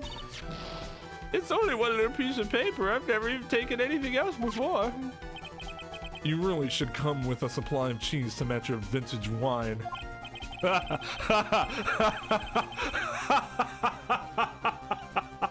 Got him. Well, it was only a piece of paper. I suppose we can overlook this just this once. It looks like she's really sorry. Should I forgive her? What? Fuck that shit! Imagine if courtrooms like this, my job would be a lot more interesting. All right, let up on her now, she'll get away. I have to find some way to inflict a deafening blow to the prosecution. Witness, you said that the only thing you stole was that note. Is this correct? Stole? Why don't you listen more carefully, you annoying brat? I saved this piece of paper from the terrible lonely trash can, that's all. Wowzers. You're lying, wow! You're lying, damn it, and I can prove it. Are you putting my credibility under scrutiny again? This old bag. I don't believe that the note is the only thing you stole that night. She lost her camera too, didn't she? She like straight up lost the camera. Miss Obag, that note was with a camera inside its case, wasn't it? A camera? Yesterday, Lotta Hart was raising a huge stink over her camera. She kept saying something like, my sweetie $1,600 camera disappeared on me. Why? Why? Witness! What is it, Gramps? If you have the note, then it's only logical that you have the camera too. Yeah. Looks like you found me out again, Sonny. And Phoenix is using some hearsay there. Lotta Hart told me that. Okay, Phoenix. Let's reel it back a little bit. Let's reel it back a little bit. Is this the camera you're looking for? Wow, how brazen. That's... What? Even though I look like this, I'm still a person, you know. I still eat meals like you. I fall in love and borrow things from people. I think your definition of borrow is a little off. I saw that woman's business card. That's what I noticed. It said, slime bag celebrity photographer extraordinaire. Well, when I saw that, I had to know what sort of picture she had taken. I'm a professional security guard. It's my business to know these things. Bailiff, check this camera's photos. Hurry. We must examine them at once. Well, Mr. Edgeworth, what do we have? There's only one photo that seems to be relevant to this case. Please present it to the court. I should be able to see too and decide for myself. Oh, this is the Nickel Samurai. See, I told you that's the guy I saw. This proves that the witness is not lying earlier about this matter. What does this all mean, Mr. Edgeworth? This photo by itself does not prove that the person is in it is the defendant. However, in his own confession, Mr. Engarde clearly stated that at the time of the murder, he was still in his Nickel Samurai costume. If that is the case, then this Nickel Samurai is... Oh yeah, nobody else could have gotten one of those costumes for such a popular kids show character, I'm sure. The defendant. How did it come to this? The fuck kind of philosophical question are you bringing up now all of a sudden? Life question. I think this brings us to the end. We have examined every piece of evidence thoroughly. Final comments, Mr. Wright? The court will consider them before we close. Do you agree that this photo is decisive evidence against your client? This photo really is decisive, then we're done for. But if I raise an objection here and blow it, then I put Maya's life in jeopardy. Can't make a mistake here. There is only one road out of this mess. Either way, her life's in jeopardy, because if you don't bring up an objection, then you still lose, and then she dies, in theory. This photo that Lotta took. There's something strange with it. There's something strange with this photo. Yes, something strange. I knew this was coming, right? Yeah, you know, because every time I do this, you lose the case. Your thoughts, Mr. Edgeworth? I think we can all agree there is nothing strange with this photo. There's no way for the defense to debunk this photo, even with a bunker buster. Debunk with a bunker buster? Is that what you're planning to do, Mr. Wright? What the fuck are you talking about? I'd really like to have these side by side. I mean, the pants are really low, too. Well, okay. So the pants are low, and these don't look like they're low. However, with him like being spread out, it would make them look less low. He's not really standing straight up like that, so I'm not sure if the pants are, like if the person in the photo is shorter or not, but could be. Because yeah, these are like clearly dragging, right? But again, if I'm Edgeworth, I'm like, well, I would need him to put these pants on because that photo is not one of him standing straight up. Anyway, please look at the photo one more time. If you really believe you can honestly find something wrong with this photo, then you should only need one chance, correct? Well, to find something wrong with this photo, I can't let this chance go by. Where in the heck did she take this photo from anyway? Behind one of the bears. It's all out of focus. Why can't she take a good shot, especially when it counts? Now then, let's hear your objection. What about this photo is strange? I would like to direct the court's attention to this area right here. What are you pointing to? His ankles? If you could see this person's ankles, that would be one thing. However, you can't. And what does that mean? The costume person in this photo could not have been Mr. Engarde. What is the meaning of this? I wonder if you would care to elaborate with actual facts, that is. Let's take a look at the Nickel Samurai's poster. Please pay particular attention to the area around the bottom of the hakama. Is his socks. You can see his socks. But he's in a wide stance. Who knows if it... Oh, God. All right, we're not going to address that, are we? Exactly. However, in this photo, the Nickel Samurai is clearly holding his kama up just to walk. Is he? I mean, I don't see that it's holding it up, but the other hand could have, I suppose. We can't really see. There's only one explanation for this. The person inside this costume is clearly much shorter than the defendant. All right, I think I've turned things around for myself this time. That's curious. Huh? What is? Edgeworth is unusually calm today. That's true. He's just letting the trial run itself, as if he's only along for the ride. Along for the ride? What do you mean by that? I can only guess that perhaps he doesn't feel under attack at all. Doesn't feel under attack? Then I haven't damaged his case at all? Mr. Edgeworth, where does this leave us?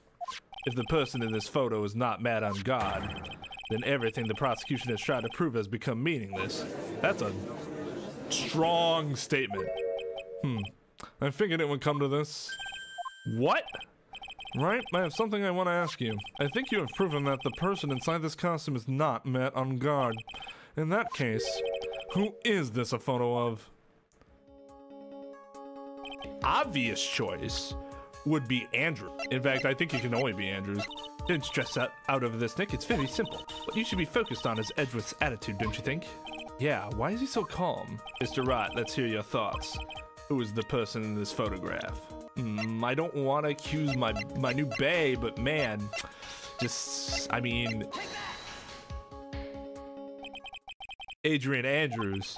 If you want to know who the Nickel Samurai is, it's none other than this woman. And why would you say it must be Miss Andrews? What in the world points you to her? For starters, she's short. And she can freely move in and out of Mr. Engarde's room. Finally, she had dinner with Mr. Engarde last night. And how does that all add up? It means that it makes it very easy for her to get a certain item. A certain knife with Mr. Engarde's fingerprints all over it. The knife that was used as a murder weapon. Why don't you just say what it is you want, right? I have to do this now. This is my last chance to turn things around. The defense moves to indict Miss Adrian Andrews in the murder of Juan Corrida. It was Miss Andrews who tried to frame the defendant for the crime. Order, order, order! It looks like this trial has hit a most unexpected development. Mr. Edgeworth. Yes, Your Honor? This court is issuing a subpoena for Miss Adrian Andrews. A verdict cannot be passed without first hearing her testimony. All right, this is it. This is kind of bad for us. Huh? What do you mean? If Adrian Andrews is summoned to the court as a witness, it means that the trial will go on for another day. One more day. No! Well, no shit. If I don't get a verdict today, then Maya. Now then, we shall set Miss Andrews' testimony for tomorrow. What am I supposed to do? The judge is about to adjourn the court. Raise an objection! Now then. Objection what? Please, Your Honor, continue the trial. You must pass the verdict today. I can't do that. We cannot hear Miss Andrews. God damn it. Why can't I finish a sentence? I abhor wasting such valuable time. Edgeworth? I think he knows. Your Honor, I request that you please continue with today's trial. But we cannot continue due to this unexpected development. This unexpected development? I think you underestimate me, Your Honor. And what do you mean by that? That Mr. Phoenix Wright would slave his way to subpoenaing Miss Adrian Andrews is all. Happening according to plan, even if Wright was a bit slow to catch on. What? Yeah, it's almost like he knows. What is the meaning of your statement, Mr. Edgeworth? Miss Adrian Andrews is currently waiting in the prosecution's lobby. It is really cool that they get separate lobbies. That would be really nice to have in all courtrooms. She is the next witness. Everything was planned out in advance by that man? Somehow I knew there was no way Edgeworth would overlook Miss Andrews. Looks like this battle is far from over. Exactly. Very well, we will call the next witness. However, before we proceed, we shall take a 10-minute recess.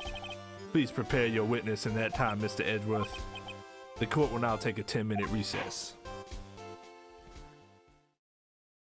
Dude, I can't believe that Adrian, no way, not cool and collected Adrian Andrews. She is your manager. It would have been very easy for her to pull this off. The only person who had easy access to your knife you used at dinner was, well, her.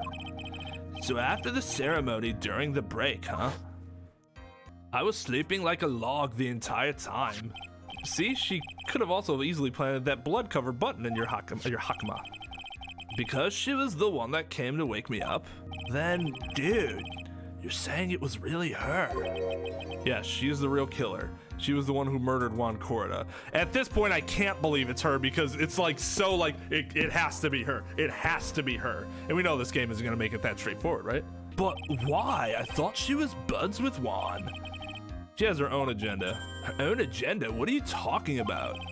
I'm sure you'll see by the time this trial's over. It'll be all right. I'll get you acquitted by the end of today.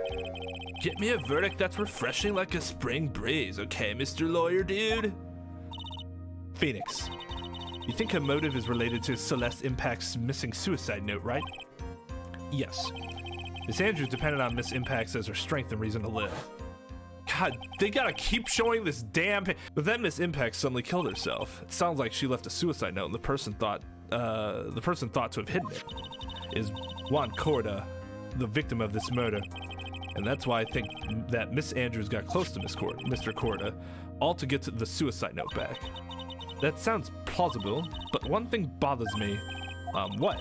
Who is it that first told us about their relationship? That has stated Miss Andrews' dependency issues with regards to Miss Impacts. It was Edgeworth. It looks like he's still the one in command of the ship. Don't let your guard down yet. So yeah, I hope that helped explaining it a little bit.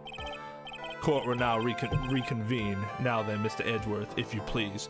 The prosecution calls the witness subpoenaed by this court. Miss Adrian Andrews, the person who discovered the crime in Mr. Juan Corda's room. What is your occupation? I'm the manager of the defendant in this case, Mr. Matt Engarde. I see. Now then, before we begin, Your Honor, I have one request. Yeah, sure. What is it? I'm sure everyone in this room is wondering the same thing, and would love to find out more about my relationship with the victim. After all, it was the topic of a certain weekly magazine recently. No, I have no idea what you mean. I've never even heard of Gossip Land. The judge was ever a prosecution witness. He'd do all of my work for me. Anyway, I was wondering if you could please tell us about your relation to the victim.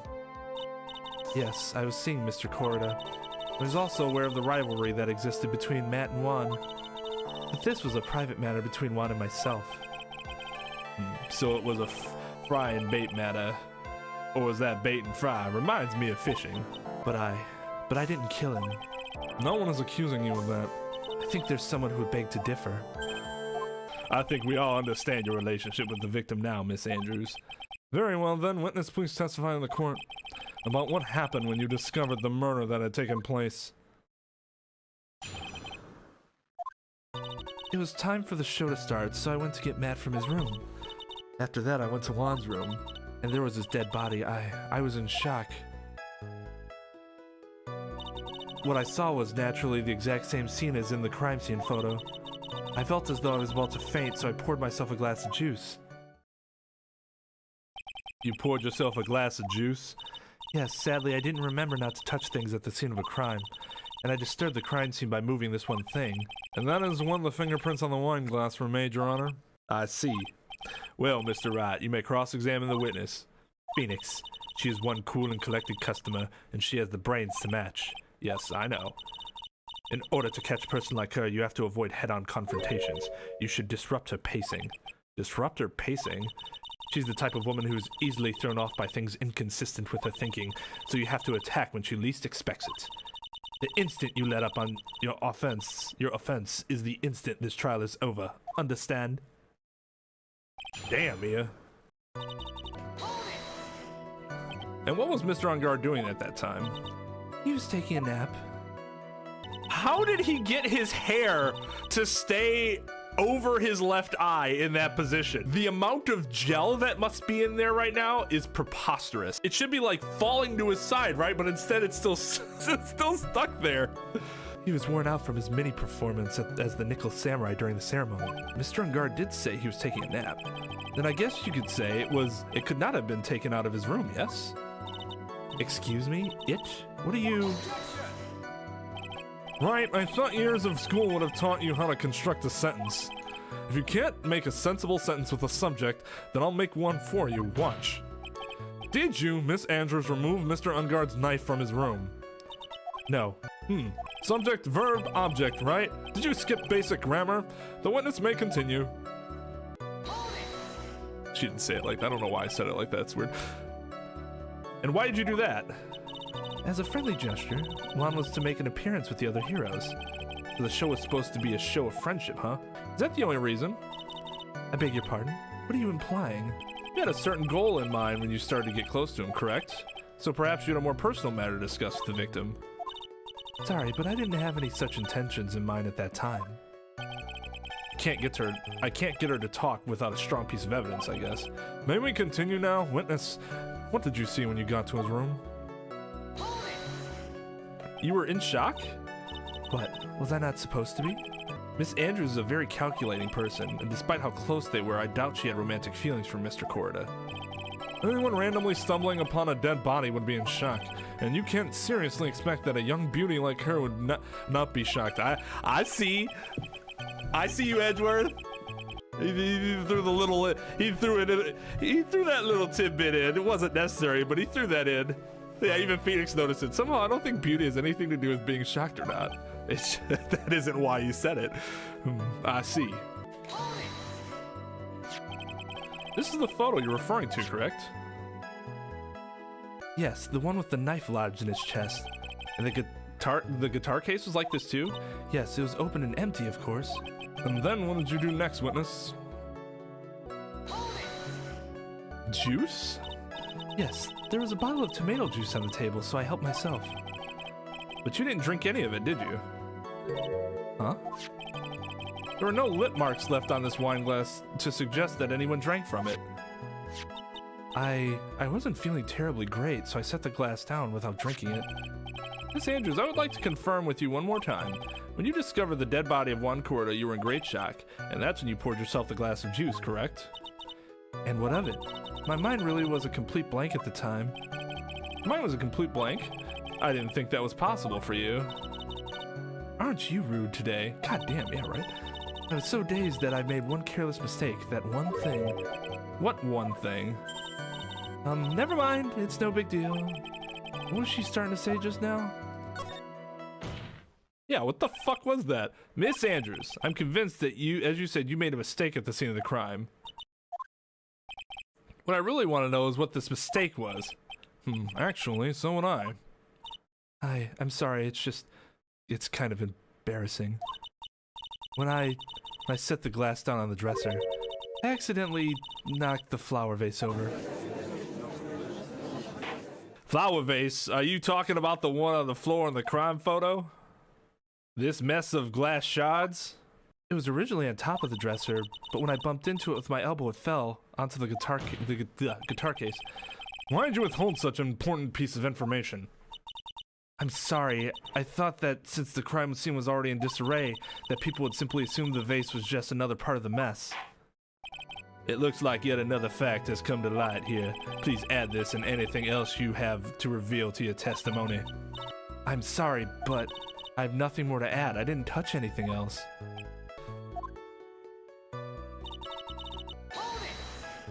What kind of flower vase was it? It was a glass vase, and it was fairly big and heavy. I thought I would try to take Juan's pulse, so I set the glass I was holding down on the dresser, and that's when my elbow accidentally hit the vase. That's odd. I thought she was always in total control of herself. That's what you would like people to think. Always be mindful of the gap between your perception and reality. Wise words. Doesn't sound like there's any glaring contradictions in her testimony just now. I warned you earlier that she would not crack so easily. Also, it's episode 4 of the game. Of course they're not gonna crack easily. The only way you can make her is to keep on the offensive and not let up. The only way you're going to catch her is with some very strong, decisive evidence. I have to find something. I just have to, for Maya's sake. There's some water, but only on the top of the lid. Ooh, that's weird.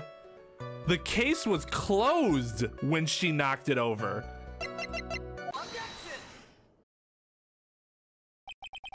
You testified that you knocked the flower vase over. Is this correct? Yes. Are you sure it fell onto the guitar case? Is there some problem with what I said?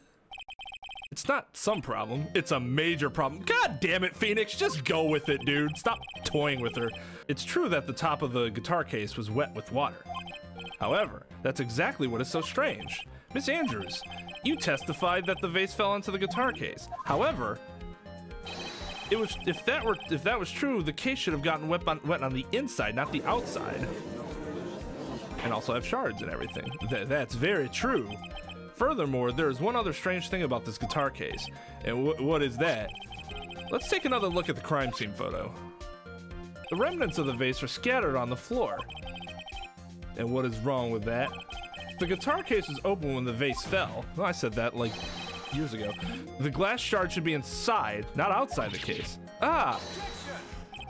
What is your point, Wright? That the case was closed at the time the vase was knocked over?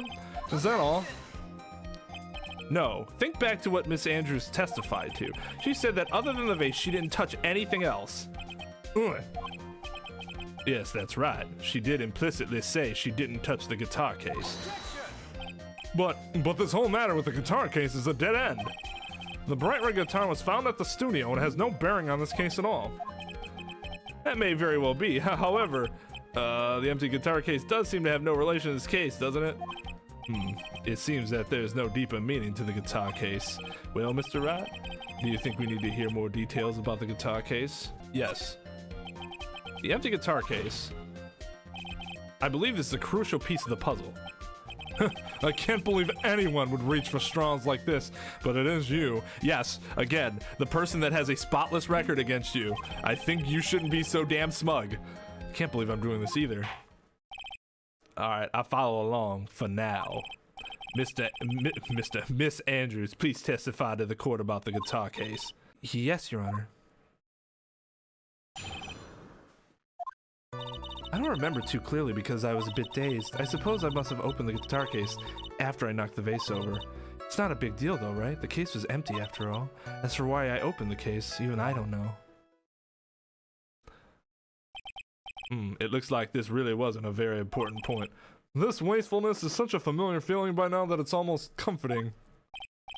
Anyway, I seriously, do people just like, Edgeworth is the epitome of, you have beaten me this time, right? But that's exactly what I wanted you to do. Because he's still like undeservedly arrogant later. Like, he's never beaten us, and yet he's sitting there like, you're doing the same things as ever, right? Yes, the things that kick your ass. Okay, good. Then I know I'm doing something right. Anyways, I'll just go ahead and start the cross-examination. Using any way to change the topic. A convenient escape for a weak man.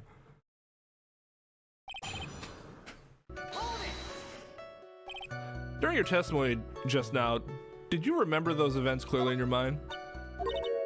Well, you see, are you sure you are the one who opened the guitar case?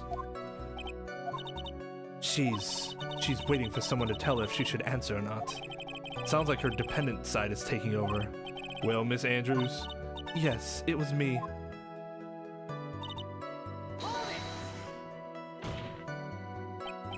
So you opened the guitar case then?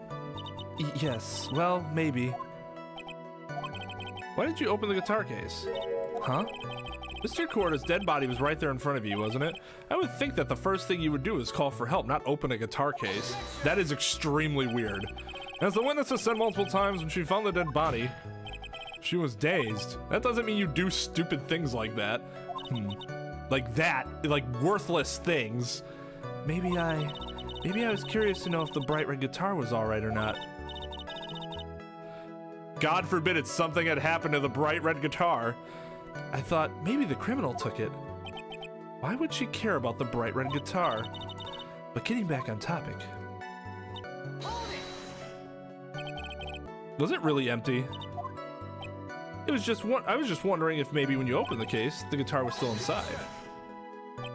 How long have you been a lawyer, Mr. Wright? Have a little professionalism. The bright red guitar was found at the studio. These trials would be over in half the time if you would just pay attention. Yes, pay more attention, Mr. Wright. Shut up. Just shut up, Judge. Sorry.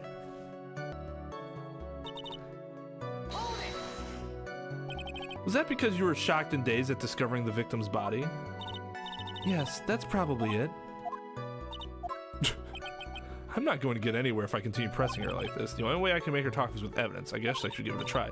Come on, Phoenix, we can't afford to let up on her now. I wasn't planning on letting up, but she's at her weakest now, so this is our chance.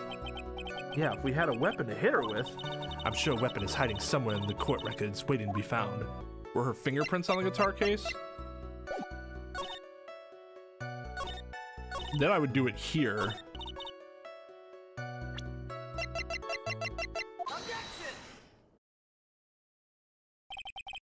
There's no way you were the one who opened the guitar case. Why would you say that? It's elementary, my dear. Sometimes I really hate Phoenix. Just get to the point. You're not Benedict fucking Cumberbatch. Or even Robert Downey Jr. Because the only fingerprints on this guitar were those of the victim. Ah! What is it, Miss Andrews? You shouldn't assume I must have left prints just because I touched the case. What do you mean? What if I were to tell you I was wearing gloves at the time? Gloves? But why would you be wearing gloves at the time? It was the night of the awards ceremony, so of course I dressed up for the occasion. Yes, now I remember. I'm almost sure I was wearing a pair of thin gloves. I see. Sure you were. Okay, witness. Well, Mr. Wright, it seems the witness is wearing gloves at the scene of the crime. Nothing strange about that. That's strange. You were wearing gloves? Isn't that a little strange? Why is that strange? You have something that would prove I was not wearing gloves at that time. The fucking... I have your proof right here. This wine glass. The wine glass?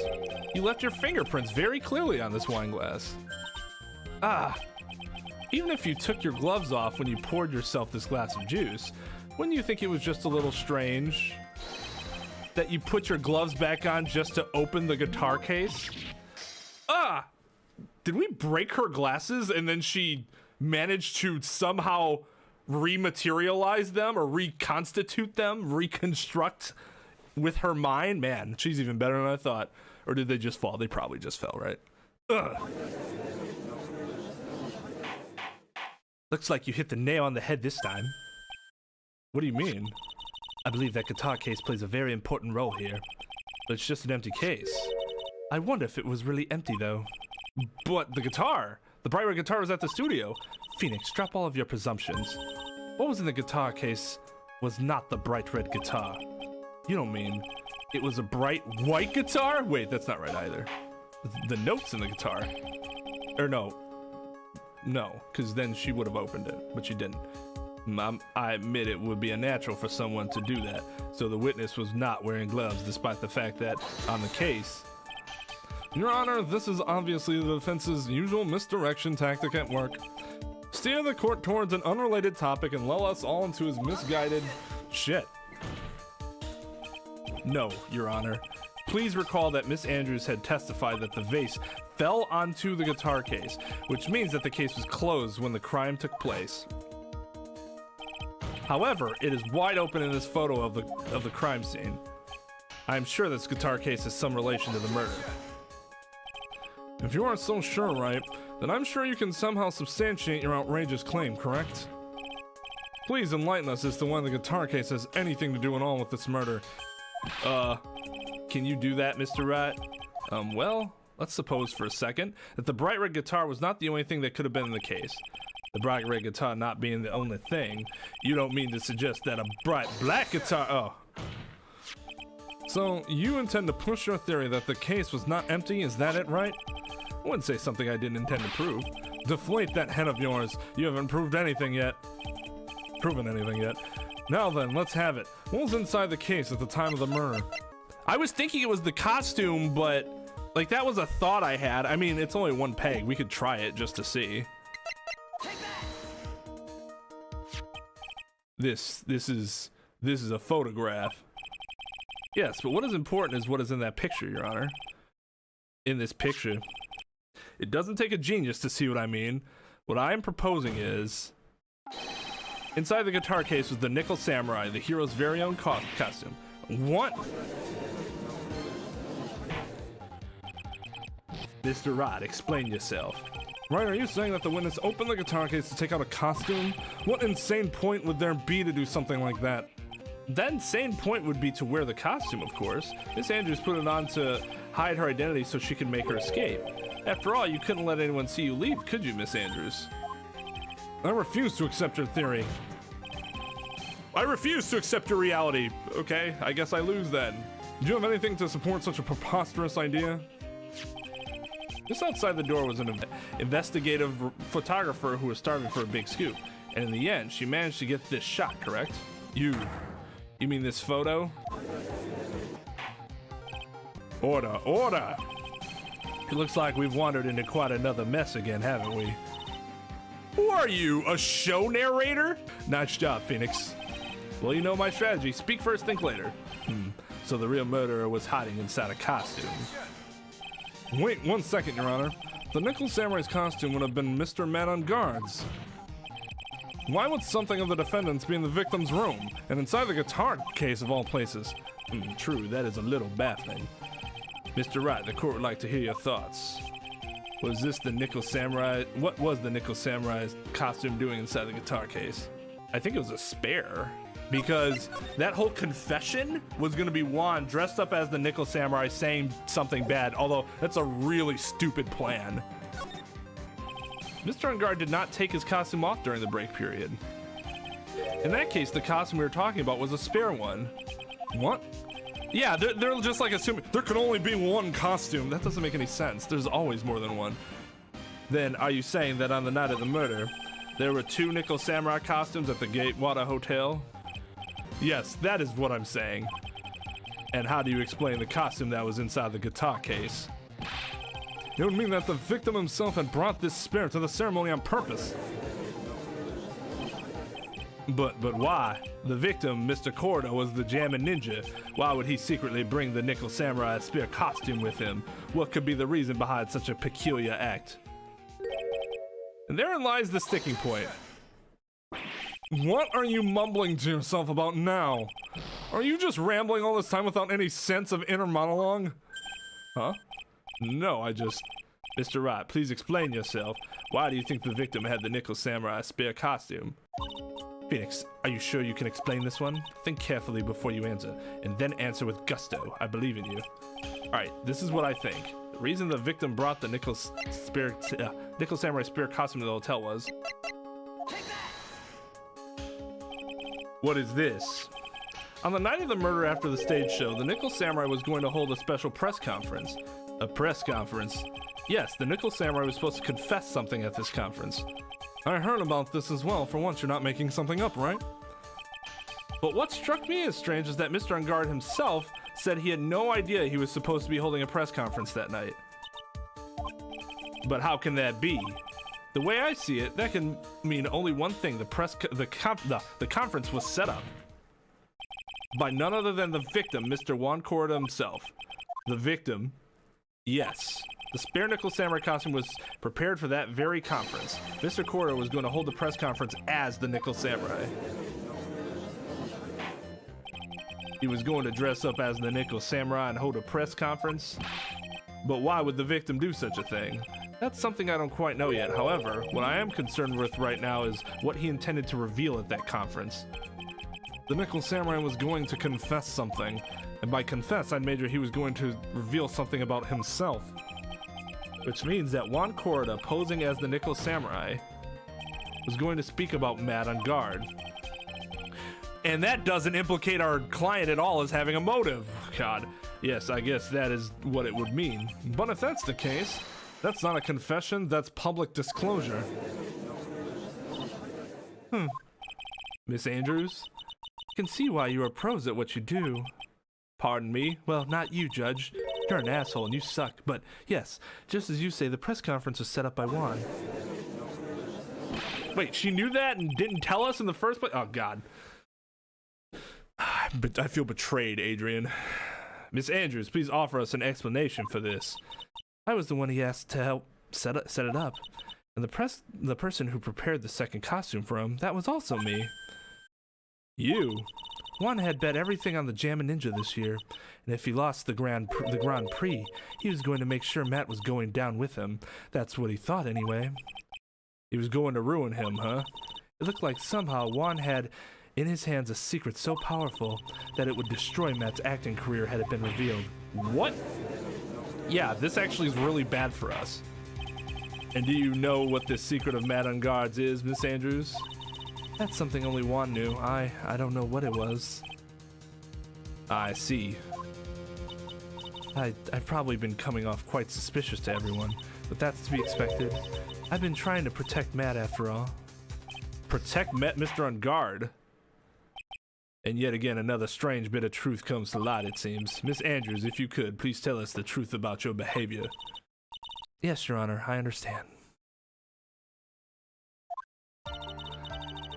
From the moment I saw the crime scene, I had a feeling that Matt was the murderer. Matt had to kill Juan no matter what, and he didn't have an alibi for what he was doing at the time of the murder. My thoughts were confirmed by the evidence, of course, the button and the knife, but I'm Matt's manager, so I felt that I had to protect him. This does account for everything. Well, I am the logical type. We're finally seeing her true self. She is more nervous than a scared rabbit. If the defense can find no fault with this testimony, I'm ready to make a ruling. That's what you said the last, 3 times we've had somebody testify. Please keep that in mind as you cross-examine, Mr. Wright. Looks like somehow everything has swung to the opposite end of the scale again. It just means I have to put my weight into this and turn her logic upside down. On its head, if it were, as it were. Would you say that was your intuition speaking to you? Don't confuse my methods of reasoning with your own. Ugh. You want to prove that someone did something, you need 3 things. 3 things? A motive, an opportunity to commit the crime, and finally, decisive evidence. If you think these 3 things through, the answer becomes quite clear. You should have already known that, Phoenix. They didn't teach that to us in school, at least not from what I remember. Oh, you are shitting me. May I continue now? Yes, you can continue forever. Would you say this need came from the press conference? Yes, you know why Juan chose that event in that hotel for the press conference? Because that's when he could cause the most damage to the public's beloved man Engarde. And you knew of this plan, didn't you, Mrs. Andrews? Yes, because I was the one who set up the conference and prepared the costume. But I'm sure Mr. Engarde himself didn't know anything about the press conference. Oh really? Can you show me any proof that he didn't know about the press conference? Can you show that he did? It's literally your word versus his. Anyway, the important thing here is that this information was not your testimony. Yes, I agree. Miss Andrews, please correct your testimony if you please. Grasping at straws now, are we, Mr. Wright? Has Mr. Engarde done something to hurt or betray you personally? Why do you ask? You were the one who helped Mr. Corda with his press conference, and that event was supposed to bring down Mr. Engarde, yet you still helped out. The person on trial right now is man Engarde. And what the witness was thinking helping the victim with his plan is none of our concern. That's actually not true, because if she does have something against him, then that could be a reason her testimony is as it is. In any case, this means that the defendant had a motive to kill. Why do I keep doing this to myself? Well, I don't know. I have something in mind and then you do something completely different. All the time. But didn't you already testify earlier that man Engarde was taking a nap in his room? Are you telling me now that 2 was a lie so you could cover for Mr. Engarde? I'm not telling you anything of the sort. When I went to get him for the show, he honestly was sleeping. However, as to whether he was sleeping the entire time, that I cannot say. I was too busy setting up the stage at the time. I keep trying, but I can find no flaws with what Miss Andrews has said. I can't say the same for some people here in this courtroom, however. The judge is glaring straight at Mia. He's glaring at you, smart guy. God, get out of my head! You can hardly call the knife decisive evidence. The fingerprints on the knife could very well be a clever camouflage. Then what about the button? The button? It's clear from the crime scene that the victim and his murderer fought. And during the fight, the killer ripped the button from the Jammin ninja's costume. You were talking about this button, correct? That button was found in the pleats of Matt's Hakama. Isn't that correct? I would think that makes it very decisive evidence. Why would he put that in his costume and walk around with it? Ugh. Looks like you were outfoxed again, Mr. Wright. Shut the fuck up. It's not your job to comment on what. Oh, wow. She sure did shit on you, Mr. Wright. Man, you sure are a piece of shit. Anyway, that knife doesn't prove a thing. Please fix your testimony. I can't stand the sight of a man who can't gracefully accept his defeat. Thank goodness Mia can still look at me. With an icy stare, yes. Dude, get out of my head! Miss Andrews, for Mr. Wright's sake, please add this information to your testimony. And how do you know that? When the ends of the threads on the button and the costume were matched up, they were found to fit together perfectly, or so I heard. Heard that before too. But why would Miss Andrews know about this case down to such a fine detail? Don't look at me like that just because I'm prepared and you are not. Ugh, and I thought I had her this time for sure. If there's anything to trip her up on, it has to be here. But what and where? They said that he was killed. They said he was killed because he was strangled with a scarf. If he died because he was strangled with a scarf, then it wasn't ripped out during a fight. It wasn't ripped off during the fight because there's blood all over it. So he would have had to have ripped it off after he stabbed him with the knife. But what do I show to prove that? The autopsy report? The button itself? The photo? All 3 of these things kind of work together to show that that's kind of weird. Okay, so is the autopsy report. This is the victim's autopsy report. It clearly states that the cause of death was strangulation by a scarf. Strangulation? The knife stab to the victim was done after the victim had already died. And what does that mean? Let's examine the evidence. This button has the victim's blood on it, which would mean that it was ripped off the costume. When? After the knife was stabbed into the victim. Exactly, which means it is impossible that this button was torn off during the victim's final struggle, because the victim was strangled to death in that fight. That's right, Miss Andrews. There is no way this button was ripped off during the struggle. This button was consciously pulled off of the victim's already dead body. And why the fuck would the killer do that? and then, or why would the killer do it and then put it in their own pocket? What is the meaning of this, right? So what if the button was torn off the body after the victim had already died? What does that change? Let me ask you one simple question, Mr. Edgeworth. Why was the button torn off? What purpose did that serve? What purpose? We now know that this button was not torn off during the fight, so the murderer took the time and effort to purposely rip this from the victim's body. That would mean that the murderer had something in mind, wouldn't it?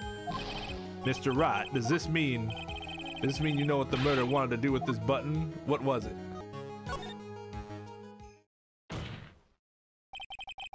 There's only one logical reason for doing something like that. It was to pin the crime on Mr. Engarde. There's no way anyone would put a bloodied button in their own pants. That's right, Mr. Engarde was set up. By the real killer, of course. And the real murderer is? Well, Mr. Wright, who in the world is the real killer then? Finally. I can't believe I managed to bring this trial all the way up to this point. Phoenix, you can't let your guard down yet, not until the very end.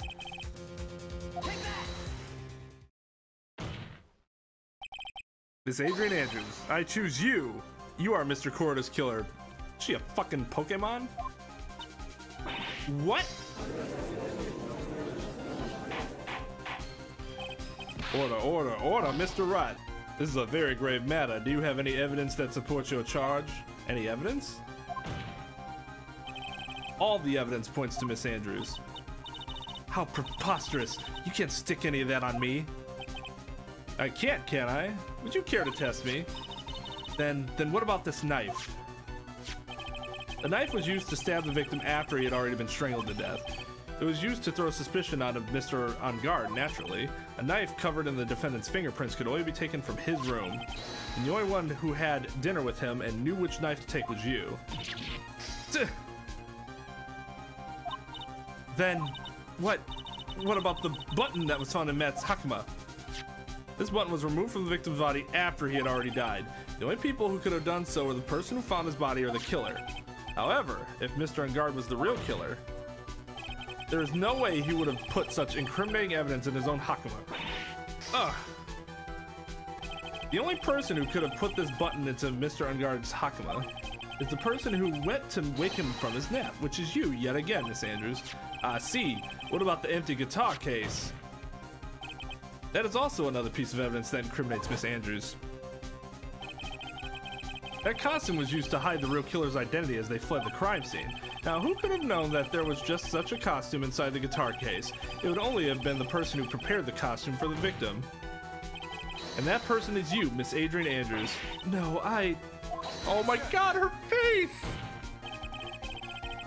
We concede this case. We concede. We're not gonna go any further. We're not gonna go any further. No. That's it. I've broken. I can't. But Miss Andrews' fingerprints were nowhere to be found on the guitar case. And it was you who proved that she was not wearing gloves at that time. That's right. That's because she did not intend on leaving any prints. If anyone had found out that she had touched the case, they would have asked her why. So to avoid leaving any prints, she used a towel or something else to open it. But the glass of tomato juice is a different story. Miss Andrews purposefully left her fingerprints on the glass to show that, yes, indeed, she was the classic dazed discoverer of a dead body. And to top it all off, there is this photo. A photo of the killer as they exited the scene of the crime. No reasonable person on Earth can believe this nickel samurai is Mr. Engarde. He would be much too short for his own costume if it was him. Stop it, Phoenix! Speaking of how tall people are, Miss Andrews, you're also kind of short in stature, are you not? Please, stop. Oh my god, I want to murder Phoenix right now. Well, how about it, Miss Andrews? I've got her I have you now. Miss Andrews. I refuse to testify. What was that? There's a law that says I can't be forced to testify about something if it can incriminate me. Well, yes, with a way to avoid self-incrimination by allowing a witness to not testify if the testimony can cause damage to themselves. What? How'd you not know this, Phoenix? Pleading the fifth is not something most people would think to do on the spot. Actually, thinking back to yesterday in Mr. Engarde's room, Adrian Andrews, yes? Think hard about what we just discussed. Understood? All right. That's it. That's when Francisca planted this idea into her head. She must have told Miss Andrews to not testify if things look bad. You did a good job proving everything up to this point, Phoenix, but there's still one thing you haven't done. Something I haven't done?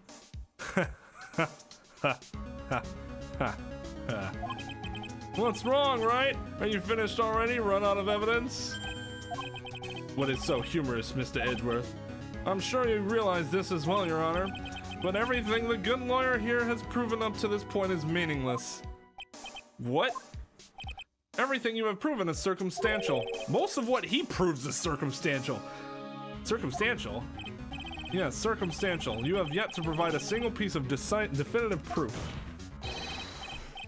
Proof that Miss Andrews did in fact harbor a wish to murder Mr. Corda. No, actually, Miss Andrews, did you want to kill Mr. Corda? I believe this may lead to incriminate myself, so I will abstain from answering. But Miss Andrews, if you do that, it would be the same as admitting your guilt, don't you think? Well, I mean, in theory, it can't actually be used against you, but in practice, does it? Maybe so, or maybe not. There's nothing to prove it either way. Besides, you don't even know what crime I would be guilty of due to my silence. No, she's taking that defiant attitude again. Mia, what should we do?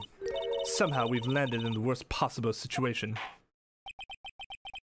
I think we have reached a certain conclusion at this point in time. Miss Adrian Andrews has refused to testify, and the defense's theory that she is the actual murderer has not been fully substantiated with solid, definitive proof.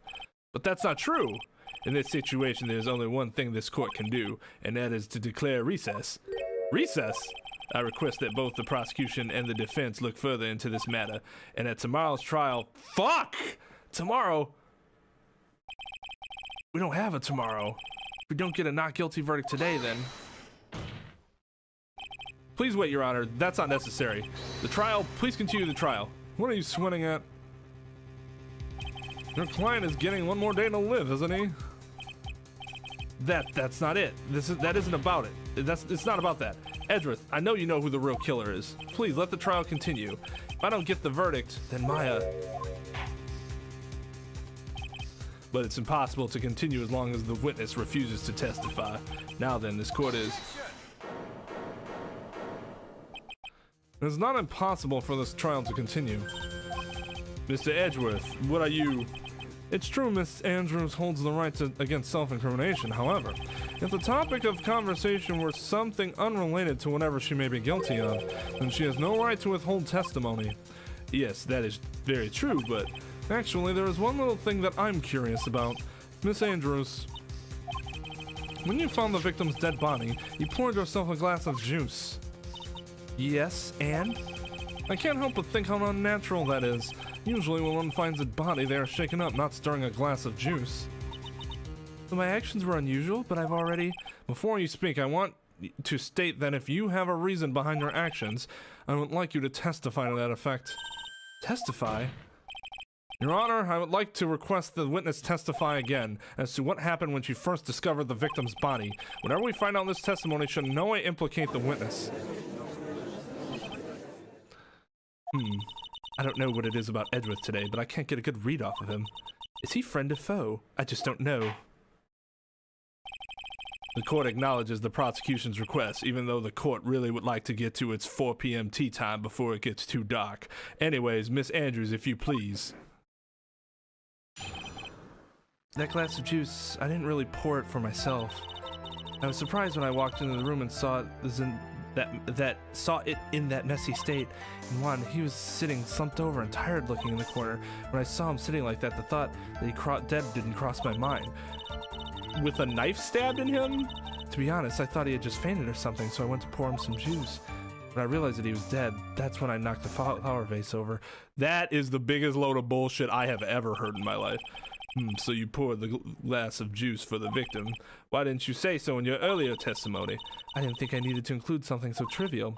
Phoenix, please be careful here. If you can't find anything wrong with this testimony, then there's nothing left. I know. Edgeworth, what the heck is going on in that big brain of yours? Now then, Mr. Wright, you may begin your cross-examination.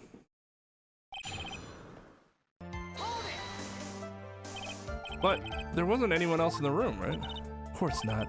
Then who did you pour it for? Mr. Wright, there is a rhyme and reason for everything. Can you wait just a little longer for it to be revealed to you? This is... In other words, Wright, be quiet and listen. Precisely, I couldn't have said it better myself. Ugh. This is one thing that bothers me about this game, structurally. You have all these times where they press and they're like, hey, I'm getting to that. And then the next sentence that they say, like, reveals that information, but that information's already revealed. It's really weird that it was said and it's like, oh no, I'm getting to that. I'm getting to that. That's strange. I understand why they do it this way, because you can't actually cross-examine on direct. Like when she's first going through her testimony, you can't do that. You can only do it when it's your turn to cross-examine.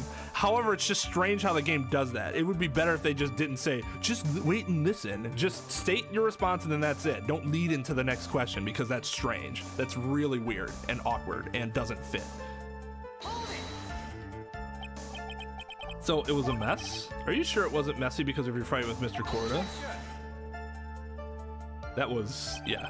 I understand your frustrations at not being able to prove your theory. However, before you go accusing people of crimes, you'll find yourself some evidence. And then, what did you see next, witness?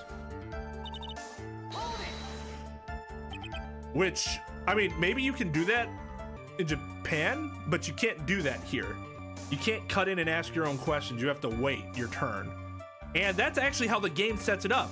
There's the testimony, and then there's cross-examination.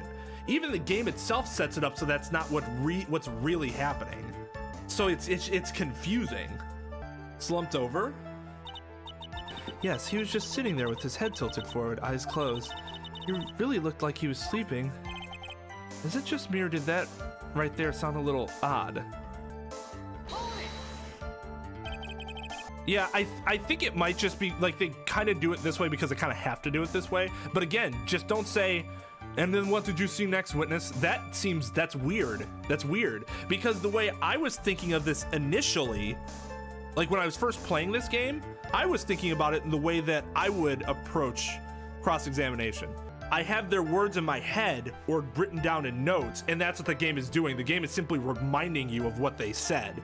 Not that they are actually saying it again, or for the first time. Then what did cross your mind? I thought maybe he had smashed everything up in anger because he lost the Grand Prix, and then felt tired after his rampage, so he decided to take a nap. Anyways, that's what I thought. I see, so you didn't think he was dead at all. That doesn't sound ridiculous in the slightest, despite the fact that he had a knife pierced through his chest. Thought he fainted. Thought he was asleep at first, but then the room was in such a messy state. Thought maybe he had gotten into a fight with someone. And that's when you went to pour the glass of juice? Yes, he always had a hard time waking up, so one always has a glass of tomato juice to drink.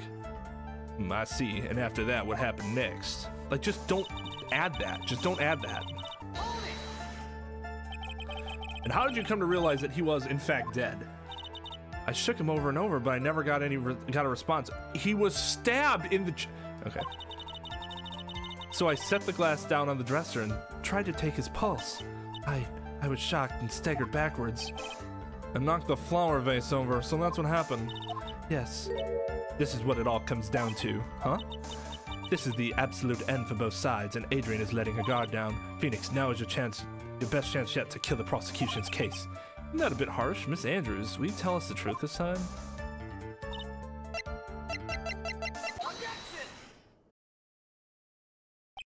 So you honestly didn't think he was dead when you found him? No, not at all. Even though this is what you saw when you discovered the body. Ah! What is the meaning of this? Isn't it obvious, Your Honor? There's a knife sticking straight out of Mr. Corda's chest. Anyone who saw this scene would have immediately thought that here was a dead man, or at the very least somebody who was in, like, major pain because it didn't look like the knife was super like pierced, but enough where you could be like, oh my god, what the fuck, you've been stabbed with a knife, instead of just, oh, you look tired, let me pour you some tomato juice. That's, well, you see, I doubt a single person in the world will mistake this for someone who fainted and then so nonchalantly go pour something to drink. Your point is, Miss Andrews, your testimony just now, it was all one giant lie. And your lie has proven one thing very clearly, that you are the real killer. No!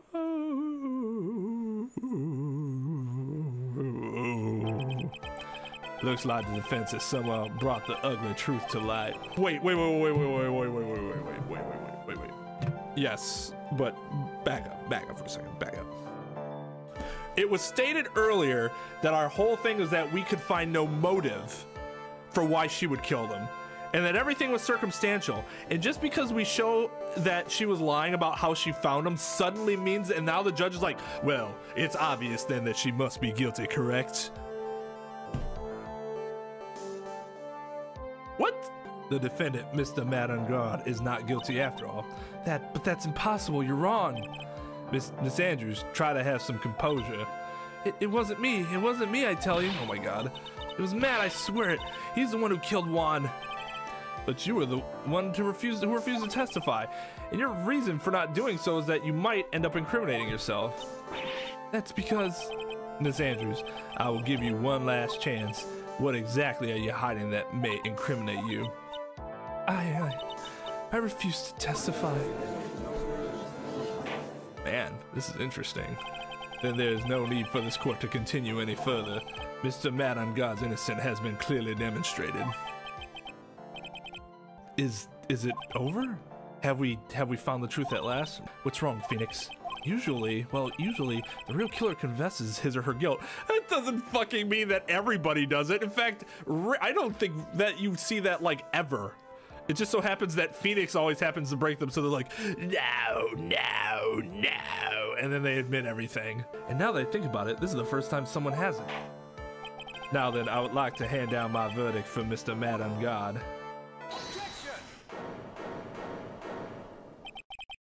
Your Honor, the prosecution feels that it would be premature to pass down a verdict at this time. What? The reason is quite simple.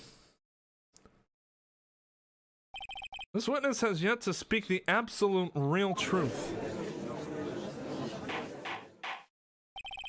The absolute real truth. What are you? Witness, don't you understand yet? Huh? I don't know who planted this silly idea in your head. Oh, actually, I might. But as long as you protect yourself through silence, Engarde will go free, and in his place, you will become the guilty party. That's a lie. I don't believe you. How does she not understand that at this point? What? I was told if I spoke that it will be all over, and Matt would never be declared guilty. What in the world is she talking about? Has she lost it? I can't speak about it. I'm too scared. Oh my god. Dude! Can we stop?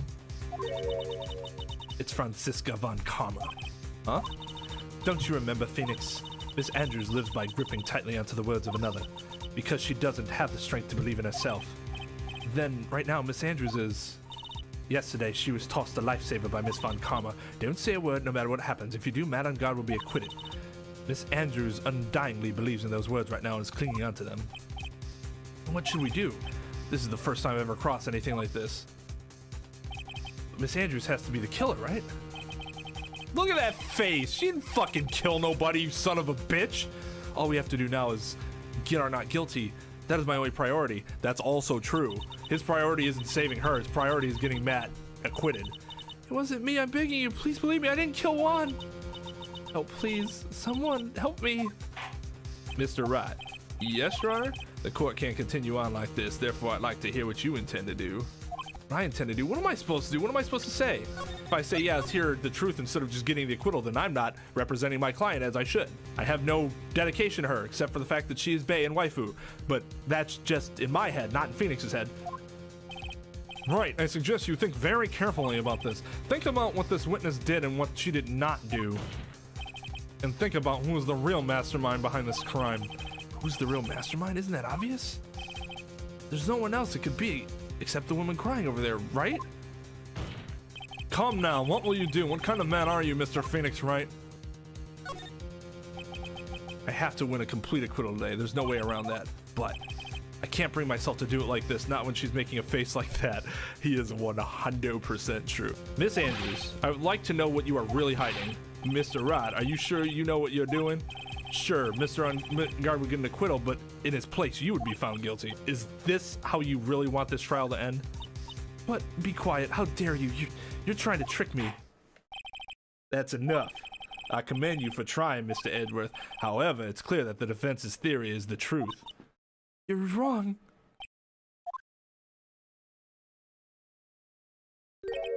What a shame. I'd hoped things wouldn't come to this, however. What is it, Mr. Edgeworth? Miss Andrews, since you absolutely refuse to testify, it falls on my shoulders to disclose to this to the court. Stop. This witness, how should I put this? She has an illness. What? And because of this illness, she has tried to commit suicide in the past. Stop. Please stop. No matter how much you want to hide it, it's no use. I have the evidence right here. That's the second part of the suicide report, the attempted suicide report. What will you do now, witness? You know what I'm about to do, don't you? I will now reveal to the court the true nature of the pitiful woman known as Adrian Andrews. The secret of her dependent nature. Having other people know about it scares her more than anything else in the world. Please stop! I beg you! If people find out, I'll... Well, I mean, you're going to fucking jail anyway, so who cares? If you're going to say you would choose death, that is of no concern to me. God damn! Edgeworth, how can you be so cold? However, before you die, I will pull the truth from your still breathing lips. Oh my God. No matter what I have to do. So, will you tell the court yourself or shall I? Either is fine with me. I'll talk, but please help me. Oh my... Downing the rest of this. I can't be completely sober while I'm dealing with this. Nothing matters anymore. Mood.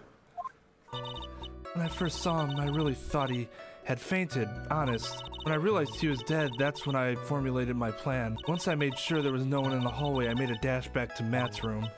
And then, I stabbed Juan's dead body with the knife and ripped off the button. Just when I finished and was returning to Matt's room, I had a bit of an inconvenience, and that's why I ended up using the nickel samurai costume. Stab the body with the knife? Why would you do that? Isn't it obvious? To pin the blame on a certain person, a certain cowardly man. What do you mean by all this? It might take this court a little while to understand, but this is the truth. The real killer is Matt, that scumbag of a man. I'll never forgive him. He's trying to escape his guilt again, just like last time. Last time? So, Miss Andrews stabbed the victim 1/4 in the chest with a knife. However, she didn't do it with murder in mind. She did it with the intent of framing Matt Engarde for the murder. And this is her crime. I mean, if he was... I mean, sure, that's framing, but if he did actually do it, will you say that somebody was framed? Generally, you say somebody's framed if they didn't really do it. What? How is this possible? I mean, wasn't Miss Andrews supposed to be the real murderer? Mr. Wright, please get over your shock and commence the cross-examination.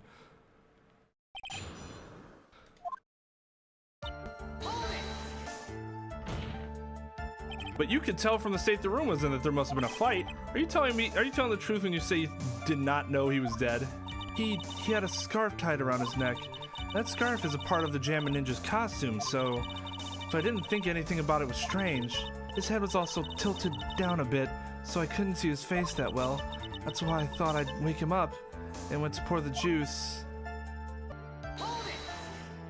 What is this plan you had? I knew right away the murderer was Matt. I knew because Juan, he was going to expose Matt's weakest weak point to the world. So Matt did this to stop Juan and silence him for good. That's what I thought. I should forge some evidence and pin this crime on Matt. So the forged pieces of evidence were the knife and the button. First thing that came to mind was to plant the knife. That was so you can get the knife, correct? The knife Matt used at dinner had his fingerprints all over it. I thought if I used that, then the police would certainly turn their eyes towards him. Matt was napping with his costume on at the time. I slipped in, took the knife, and returned to the scene of the crime. So you were the one to stab the victim with that knife. It gives me goosebumps to think about it now. What a horrible thing I did. Oh, it gave you goosebumps to do it. Oh my god. But at the time, I couldn't control my own body. It moved on its own. Then, when I stabbed Juan's dead body, I suddenly realized something. If I used the button somehow, I can make Matt look even more suspect. Well, you thought to rip one of the buttons off and then plant it in Mr. Engarde's hakama. Yes, that's what I planned to do. But things never really go that smoothly, do they? An inconvenience? There was a woman with a camera at the ready loitering in the hallway. I'm willing to bet my spikes it was Lotta. There was also a woman with a ray gun at the ready pacing back and forth. That's Miss Old Bag for you. I had already been caught and made into a big scoop for a certain weekly tabloid once, so I couldn't very well go out looking like myself and get caught again. You were the one who prepared that costume, weren't you? Yes, I took it from Global Studios. I also put it into Juan's guitar case the day before the award ceremony. You did this in preparation for the press conference, correct? Yes, Juan wanted to wear that costume and hold a press conference in it. He was going to disclose Matt's big secret there. And what is this secret? That, I don't know.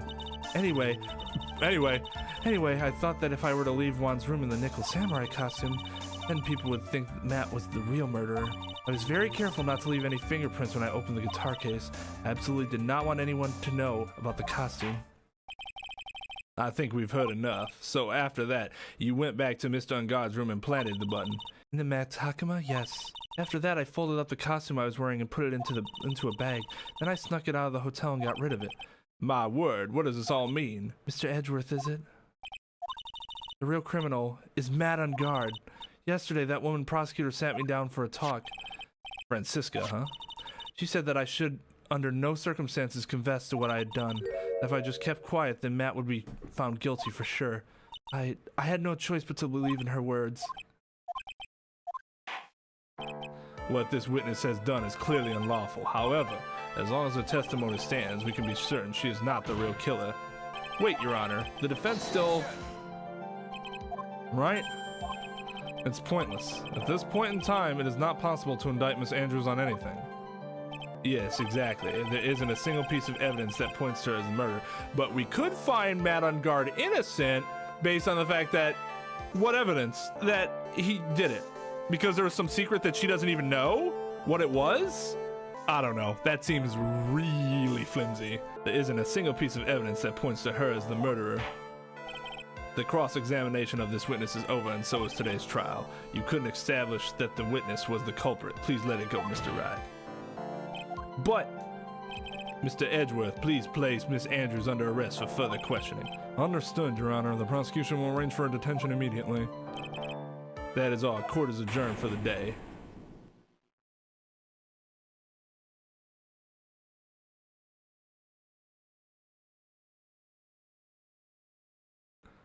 Oh my god. Today's trial, it's over, and I didn't win an acquittal. Witness, would you mind if I asked you something? Edgeworth? What is it? Before you leave court today, I wonder if I might look at one thing. The card in your hand, it's had my interest for quite some time now. What exactly is it? Oh, this? Mr. Wright also asked about this.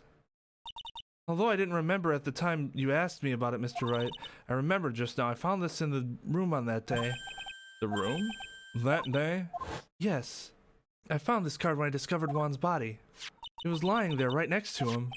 You found that card next to the victim's body. I suppose I must have unconsciously slipped it into my pocket.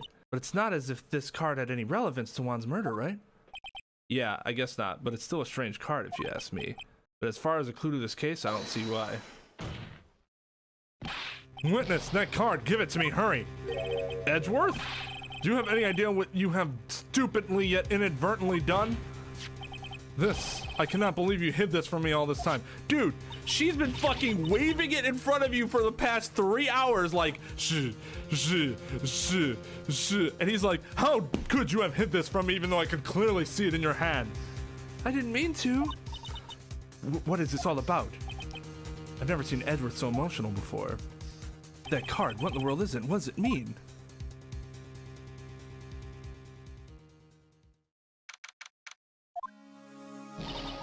Mystic Maya! Mystic Maya! There, Pearls. I can't take it anymore! Wah! Look, it'll be alright. Everything may still work out. Huh? The condition was that we had to get a not guilty verdict. And so far the kidnapper has kept his word and hasn't hurt Maya. And he won't because Mr. Engarde hasn't been given a guilty sentence yet. Cheer up, we don't have time to stand around crying, we have to get going. You're right. Mystic Maya is in much more pain than I am. Yes, that's right, so... Hey, you guys, glad I caught you, pal. Mr. Scruffy Detective! Oh boy, looks like Detective Gumshoe has been dubbed Mr. Scruffy Detective in Pearl's book now. It's just plain old Mr. Dick Gumshoe now. I came to talk to you, pal. But we're kind of busy right now. Yeah. I mean, breathe out the side of my mouth like this. So what are you gonna do from now on? What do you mean, pal? Well, you've been fired, right? So do you have a new job lined up yet? Oh, that. What am I supposed to do now, pal? I don't have anything coming in at all until my next payday. What are you talking about? You don't have another payday. I guess that means I'm just gonna have to work here at your place, pal. Say what? You'll be searching for things that will prove Mr. Engarde's innocence all day, right? Well, yeah. So yeah, I'm gonna help you, pal. Got lots of experience of investigating and watching over other people's places. And I'm great at making really simple meals, pal. I'll take care of it all. Come on, Mr. Nick. Let Mr. Scruffy Detective take care of things. Oh my god, you're so helpful and nice and adorable. Okay, by the way, what's your best dish? Instant noodles, pal. Why am I surrounded by people who only eat cheap, unhealthy foods? Including myself. That was the first time I've ever seen Mr. Edgeworth act like that. Never thought he'd say something like he didn't care if Miss Andrews killed herself. That shit was fucking hardcore. He said that? How horrible. But because of him doing that, we got the truth finally. The truth. Miss Andrews' last testimony. I wonder if that was the truth. I'll give you that there was nothing strange in her testimony itself, but I still think there is something fundamentally wrong with the whole thing. Maybe about that thing, pal? Why would she want to, almost need to frame Mr. Engarde? I couldn't figure that out from anything she said all day. Then you're saying that testimony was a lie? Not a lie per se. It just feels like there's more than meets the eye. But that's what Edgeworth would like us to believe. That's such a dirty trick. Even that woman prosecutor was better than that. Franziska von Karma. Speaking of Miss von Karma, do you have any more information on her condition? Wasn't she shot this morning?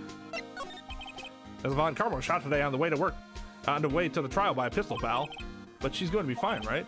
I mean, Edgeworth said she was in stable condition, but, well, she was shot in the shoulder, so she's okay and still hanging in there. They should be done taking the bullet out, so she's probably resting at the hospital. Which one? What? Are you going to visit her, pal? No. Well, I was kind of thinking about it. Hey, you've actually got a heart, don't you? She looked like she was being tortured to death, not being able to go to the trial today.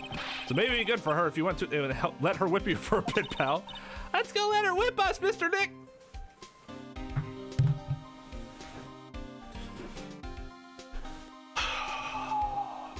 Now I'm definitely not going. Let's see, the name of the hospital. Oh yeah, it's Hottie Clink. That name sends a chill down my spine. Well, I guess it can't hurt to stop by and say hi. Never thought I'd ever come back to this place. Oh God. Yes, are you here to visit a patient? Hi, wait a second, you're... yes, I'm Detective Hottie, ho ho. Why are you still here? Is it obvious? Yes, what is it? Can I help you? You can tell me, yes. Director Hottie. Edgeworth? Yes, I'm Director Hottie, ho ho. Oh, you're the man from this morning. Yes, what is it? Director Franziska. How's Franziska von Karma? You don't need to worry. Yes, she's in good hands. Because you see, I'm personally taking good care of her. Yes, yes, and that surgery, it went well. You have my gratitude. Looks like Edgeworth doesn't know about this director and his secret. Oh, he's a fucking moron. She looks so pitiful, absolutely terrified. Yes, but I understand. Yes, her opponent was a gun after all. Yeah, one would expect her to be fucked up given that her opponent was a gun. Yes. What? And when I stuck up on her real secret like, she would scream really loud. Yes. I see.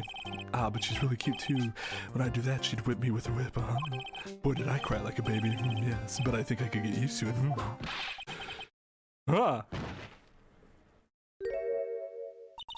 Go back to your room. You're so mean, so mean, my frisky friska. That's, Okay, yes. It's time for my IV drops, yes.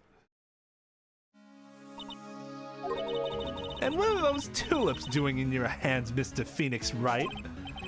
I knew I shouldn't have come here. I was shot in front of the courthouse in my right shoulder. But it's no big deal. This sort of thing happens all the time. I even had full intentions of running the trial this morning. But that would have been a bit too much for you.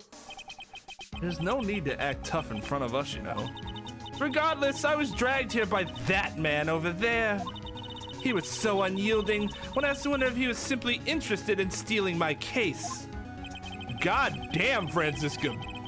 Turn it down. You're at a 10? You're in a fucking hospital, you just about got shot. Bring it down to about a 3. How about that? That was the only logical course of action given the bullet was still lodged in your shoulder. And you're not your father. Just kidding. Just a little humor. But by taking over the case, I found myself having to clean up after you in that irresponsible deal you made. I think I know what deal he's referring to. Oh, we bought flowers? Dude, give her the flowers, man! Miss Von Karma, you made a deal with Miss Andrews yesterday, didn't you? I don't know what you mean. In order to make sure you got your guilty verdict on Mr. Engarde, you told Miss Andrews to not testify in court today. I don't know what you're talking about. Do you have proof that I made such a deal? You're denying it? Looks like if you were lucky, Mr. Phoenix Wright. If I'd been in court today, this trial would already be over. All while hiding Miss Andrews' own crime? That isn't my problem. Yes, it is. Whether she had tampered with the evidence or not, yes, it is. I have only one objective, to find Engarde guilty of murder. No, it's not your only objective.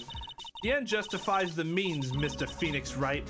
The end justifies the means. I'm sorry, is there an echo in here? Miss Von Karma, Adrian Andrews believed you when you said, if you don't tell the truth of what really happened, then Engarde will be found guilty. And what does that have to do with me? Because of that, she's now in danger of being found guilty herself. All because she believed in your words until the very end. That still has nothing to do with me. She's just a weak person, that's all. But you had to know she was. Ow! Why does she have her whip? I think visiting hours here are about over. So if you'll excuse me. What's wrong? Why did she suddenly cut you off? Probably because she thinks I had the advantage in that argument. Edgeworth. What happened today at the trial, Edgeworth? That was not like you at all. I mean, I know you knew about Miss Sanders' condition. You could have made her testify as many times as you wanted, but to go that far. But she wouldn't testify about that until I said something. Listen, Wright, the courtroom is a garden of judgment. I'm putting myself on the line while I stand in there. And that's why I made the witness do the same. It's only natural. By the way, Edgeworth, you were really angry in court today. That's rare for you. That card, what in the world is it? You mean this? Listen, Wright, this is top secret information. You absolutely cannot leak this. The Special Investigations Team has existed for a number of years, but few know of it. I understand. Their task is to find the owner of this card, a man called Shelley the Killer. And just as his name states, he is a killer, an assassin, the best at that. An assassin? So who is this Shelley the Killer? The Killer is the name of a long-standing line of assassins. Long-standing? The name first appeared about 100 years ago, I hear. Shelley is the professional name of the third heir to the Killer name. But because his professional name is Shelley, he leaves cards with a shell on them.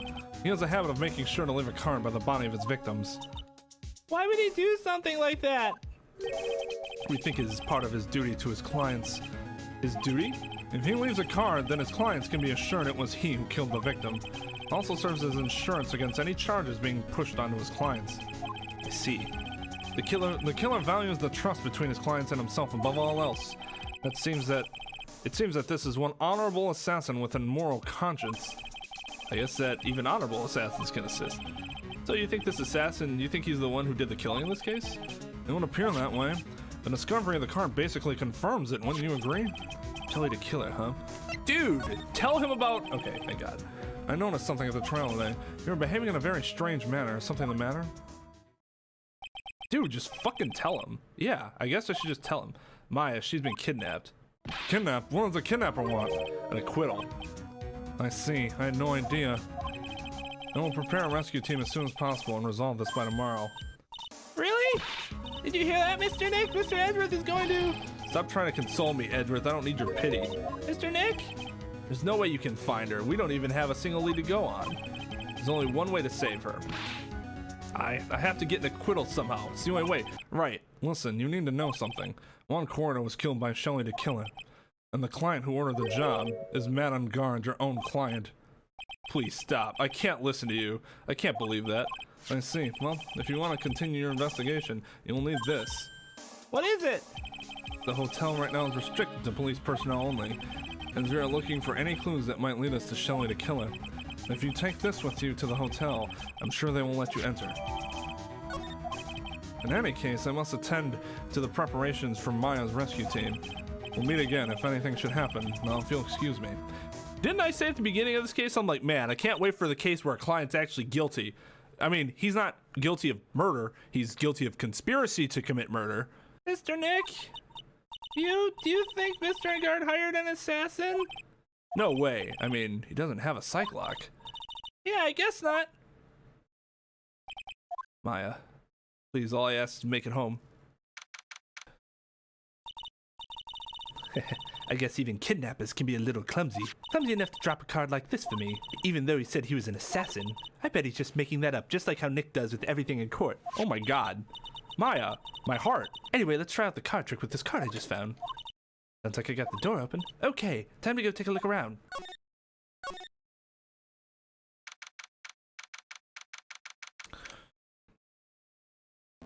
What is this place? I've got a feeling I'm not in the hotel anymore. Are those videos over there? Well, I'll worry about that later. For now, I should be looking for clues. No, now I should just be running like hell. But apparently, I'd rather snoop around first. That way I can show them to Sis and maybe get out of here.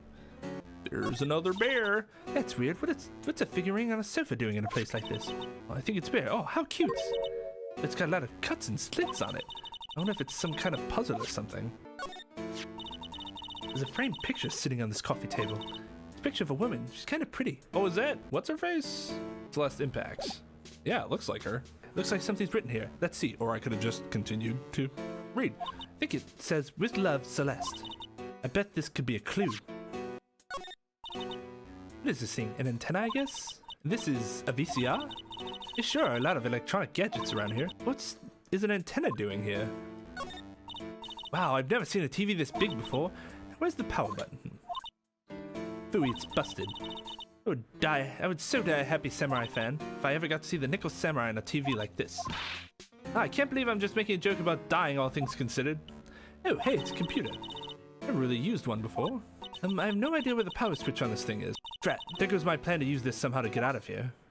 And go through the doggy door. It's so dark in here that I can barely see, but these kind of feel like videotapes, all of them. Just what kind of room is this? Locked, of course. It doesn't look like I can use the card to open this door. There's a little hole at the bottom of the door. Only I was a little skinnier. Then maybe I'd be able to crawl through there. Oh, this simply will not do. I cannot have you wandering around at will. Ah!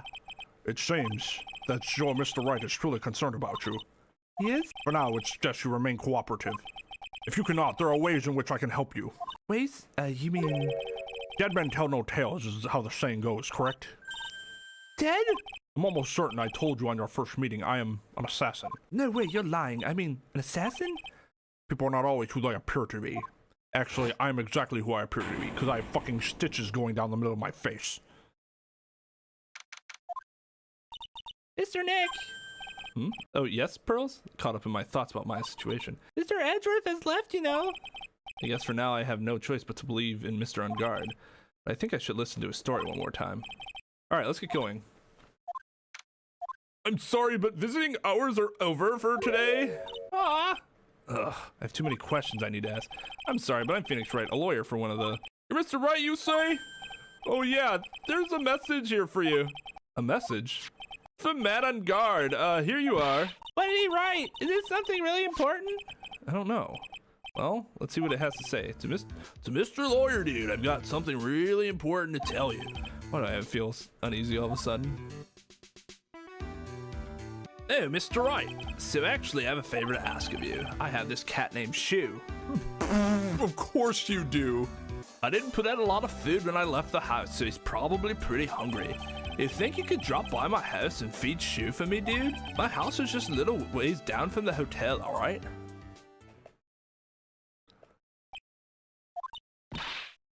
This is terrible. Let's hurry. We have to feed his cat. I'm sure poor Shoe's stomach is growling by now. Yeah, I guess. Client's request is a request. Guess I should go check up on his cat. Before anybody asks, no, I've never gotten any questions like that. All right, now, Mr. Nick. Let's go look for clues. We have to for Mr. Goliath's sake. Oh, you shall not pass. Miss Oldbag. Don't devalue my name and turn it into a gas, you spiky-headed pettifogger. The fuck does that even mean? Because of you, I've been made to look like the bad guy again, although I did get a piece of gum from Edgy Boy, just as he promised. But what I really wanted is something much more valuable. I wanted Edgy Boy's heart. I wanted it all for me. It's all your fault. You awakened the wild beast inside of this old bag. Sounds more like I awakened the pirate within you. Ah, Miss Oldbag. Keep your hands off me. I'm allergic to children. This helmet is airtight. No air is getting in and no air is getting out. That is really bad for you. Then why do you keep putting it on? Don't you think you can get me to move with silly questions? You're going to have to defeat me if you want to get by. I'm not hearing this. Maybe if I show her this letter I got from Edgeworth. Miss Oldbag, if you would like to look at... What? You want me to look at this worthless piece of... Edgy poo. Ugh, is that her perfume? Is pheromone d'amour? I smell? Ugh, that sounds awful. I'm really sissy here. Would you please allow this unsophisticated young person to conduct an investigation? Yours truly, Miles Edgeworth. Yours truly? That man's good at flattery. Fine, but only because Edgy Poo said so, you understand? This thought is something I have to do. Remember, no messing around. You do anything bad and I won't let you off the hook. It looks like she has strong feelings for Mr. Edgeworth. That may be, but you know nothing's going to come of it.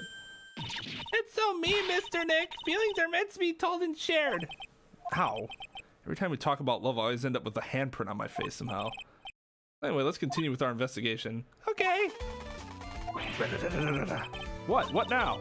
One little thing before I forget. You can't go inside Engarde's room today. Why? The police main investigation team is going to be in there all day, you hear? I wonder if they're the team in charge of investigating the killer. So don't go in there. Set one foot in there, you'll face the wrath of Wendy Oldbag. Sure is dark. I'll go turn on a light. What the fuck? Wow, so this is what a star's house looks like. Must be nice to be rich. Come on, Mr. Nick. Let's find Shoe the kitty cat. Shoe! I guess this is Shoe. Oh, what a lovely cat. Hello, Shoe. The cat seems to like pearls. Oh, pardon me. May I help you with something, mister? Oh, we're lawyers. Actually, I'm Mr. Engarde's lawyer. Masters?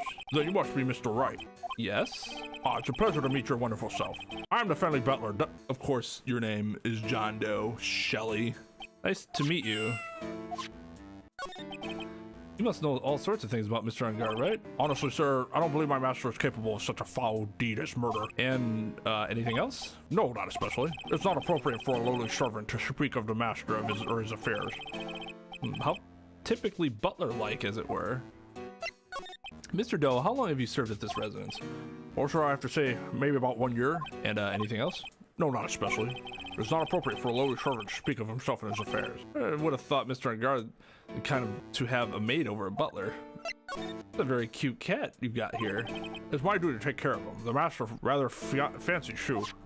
And, anything else? No, not especially. It's not appropriate for a lowly servant to speak of a family cat. Well, then I guess I don't need this piece of scrap paper anymore. Well, I'm afraid I must take my leave of you now. We should probably get going ourselves. Phoenix doesn't think this is weird at all. Why would Matt have us go to his house to feed his cat when he has a butler to do it? And Phoenix is like, oh, makes sense. Wow, so young yet already so accomplished. A master of law. There is a lot to be proud of being a butler in charge of the house and all. Thank you for the compliment, sir. People are not always who they appear to be. Now, if you'll excuse me. Can we comment on this fucking thing? A giant bicycle is flying through the air. That bicycle, Pearls, is one where you don't have to pedal and it moves on its own. Really? Wow. But sorry to disappoint you, can't fly. Oh, that's too bad. Oh! There's a small door at the bottom of this bigger door, Mr. Nick. I bet it's for Mr. Engarde's cat to use. Oh, you mean Shoe?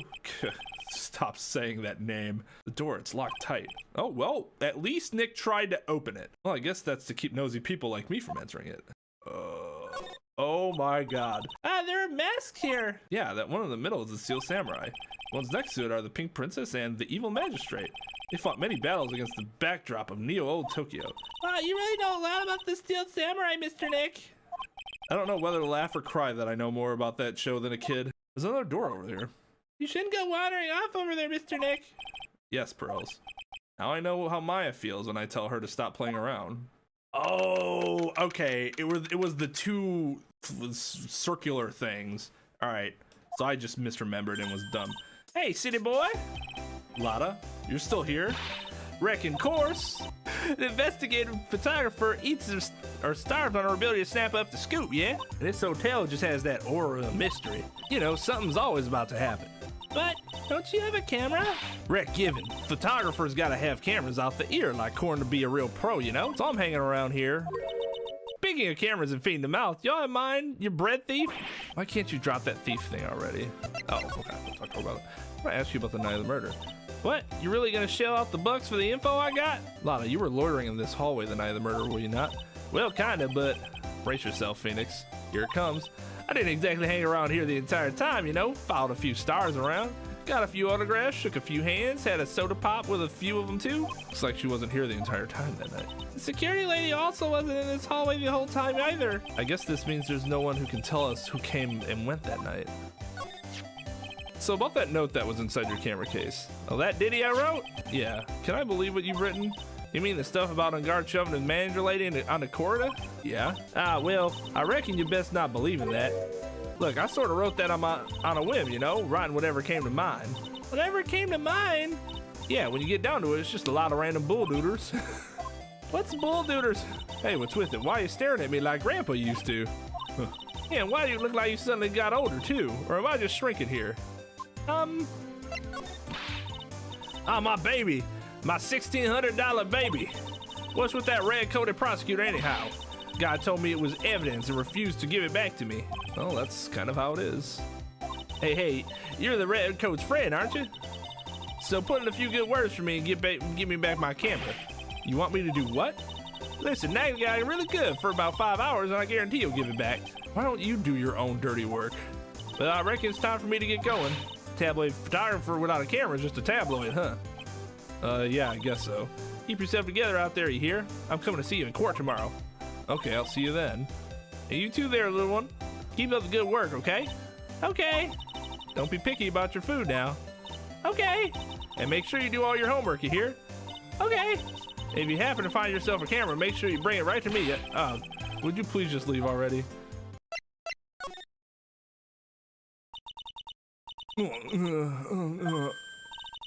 Mr. Nick! What is that otherworldly, ghastly moaning? I hate evil ghosts! What? Are you kidding me? I don't think it's a ghost. Maybe it's a demon? Excuse me. Watch, you're calling a demon, Brett. Do not want to know what she was doing. Ah! Zoinks! It's the alien. Who are you calling an alien? Oh, it's just you, Miss Oldbag. What are you doing here? What is wrong with youngins today? Came down here to pay my respects to my poor one. You're disturbing me. I talked about it plenty at the trial. I thought she'd go off and be like, right, whatever. I was fooled, tricked, deceived by that fraud of a photographer and her note. She was loitering around here with that imbecile look on her face. With that imbecile look on her face? Okay, got it. Now hold on a second there, you little pipsqueak. If you're going to take notes, at least take me some better ones than that. All right. Now I've seen everything. Well, you know, I was working that night too, doing my job, minding my own business, so it's not like I had time to go waste just standing around here the whole night. I was wondering if you could tell me a bit more about Mr. Corda. He was the most popular star, you know, especially when it counts in my book. But I heard that he was lagging behind in the polls against Mr. Engarde. Well, that's just a recent thing. Bad luck and all that, you know. But he was going to become an even bigger star than he used to be. Look, just look at his mountain of presents. The show mountain of feelings all his fans had for him. Yeah, that mountain's pretty big. It's only nothing to shake a stick at. Mr. Nick? What is it, Pearls? Presents, they're all bears, right? You got a point. There isn't a single thing here that isn't a bear. All of Mr. Corda's presents from his fans seem to be bears. Oh, that's because you can't think of one without thinking about bears. Bears? Why bears? You don't know? When my dear Juan was training, he fought barehanded with a bear. God damn. He refused to get in and let the bear win, but after the fight, they became friends. Wow, what a warm, heartwarming story. Look, it's just like in those young people dramas. I can see those two tuckered out. Down by a river going, you sure can fight. You too, bub, you too. Did all that really happen? It's in his biography, bub. What a load of crock. Ever since then, fans have been giving the bears as presents. Yeah, nice bears. I'm Uncle Bear and I say it's barely 8 o'clock. What is that infernal racket? Well, the present's going off. Sounds like it's already 8 p.m. Way past your bedtime. Ugh. That startled me. I thought I was going to die for a second. 8 p.m. That's the time of the award ceremony ended that night, right? Time sure flies. It's hard to believe it's been 2 days since the ceremony. Transceiver. Hello? Hello? This is not a phone. Maya, how is Maya? You haven't heard her, have you? It seems you were not able to fulfill your end of the bargain, Mr. Attorney. I have heard the news. So it would seem my presence did you no good. No, Mystic Maya! One more day, please. All I ask is for one more day. I'll get a not guilty verdict for sure this time, please. I suppose if I must. I need that acquittal more than anything else after all. Please let Maya say something. I want to hear she's all right. All right, then a little. What is with the static all of a sudden? Hello? It seems bad. Connect. Damn it! Did the transceiver just suddenly break? Oh, excuse me. What happened? I don't know. All of a sudden it became nothing but static. Mystic Maya! Why did the transceiver suddenly break like that? I should probably have an electronics expert look at it. Sooner the better.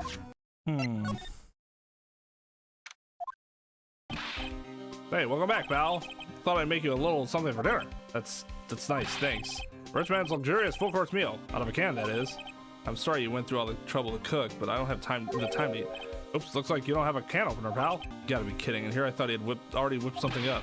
I know, there is one way I know how to be helpful. Ask about anything you want, pal. Go ahead. Well, since he's here and offering, I wonder what I should ask him about.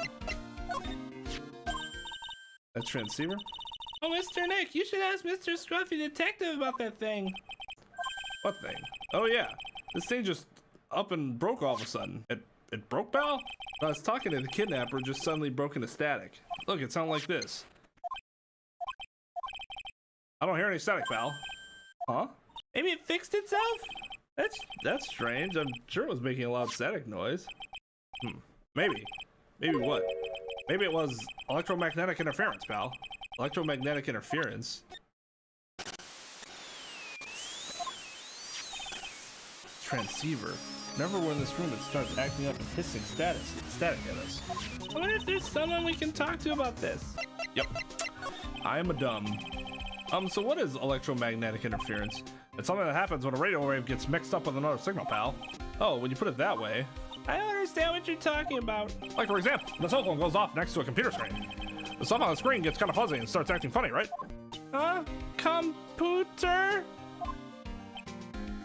It's like when you use the dryer next to the TV and the screen starts looking weird. Oh, yes, the TV does that.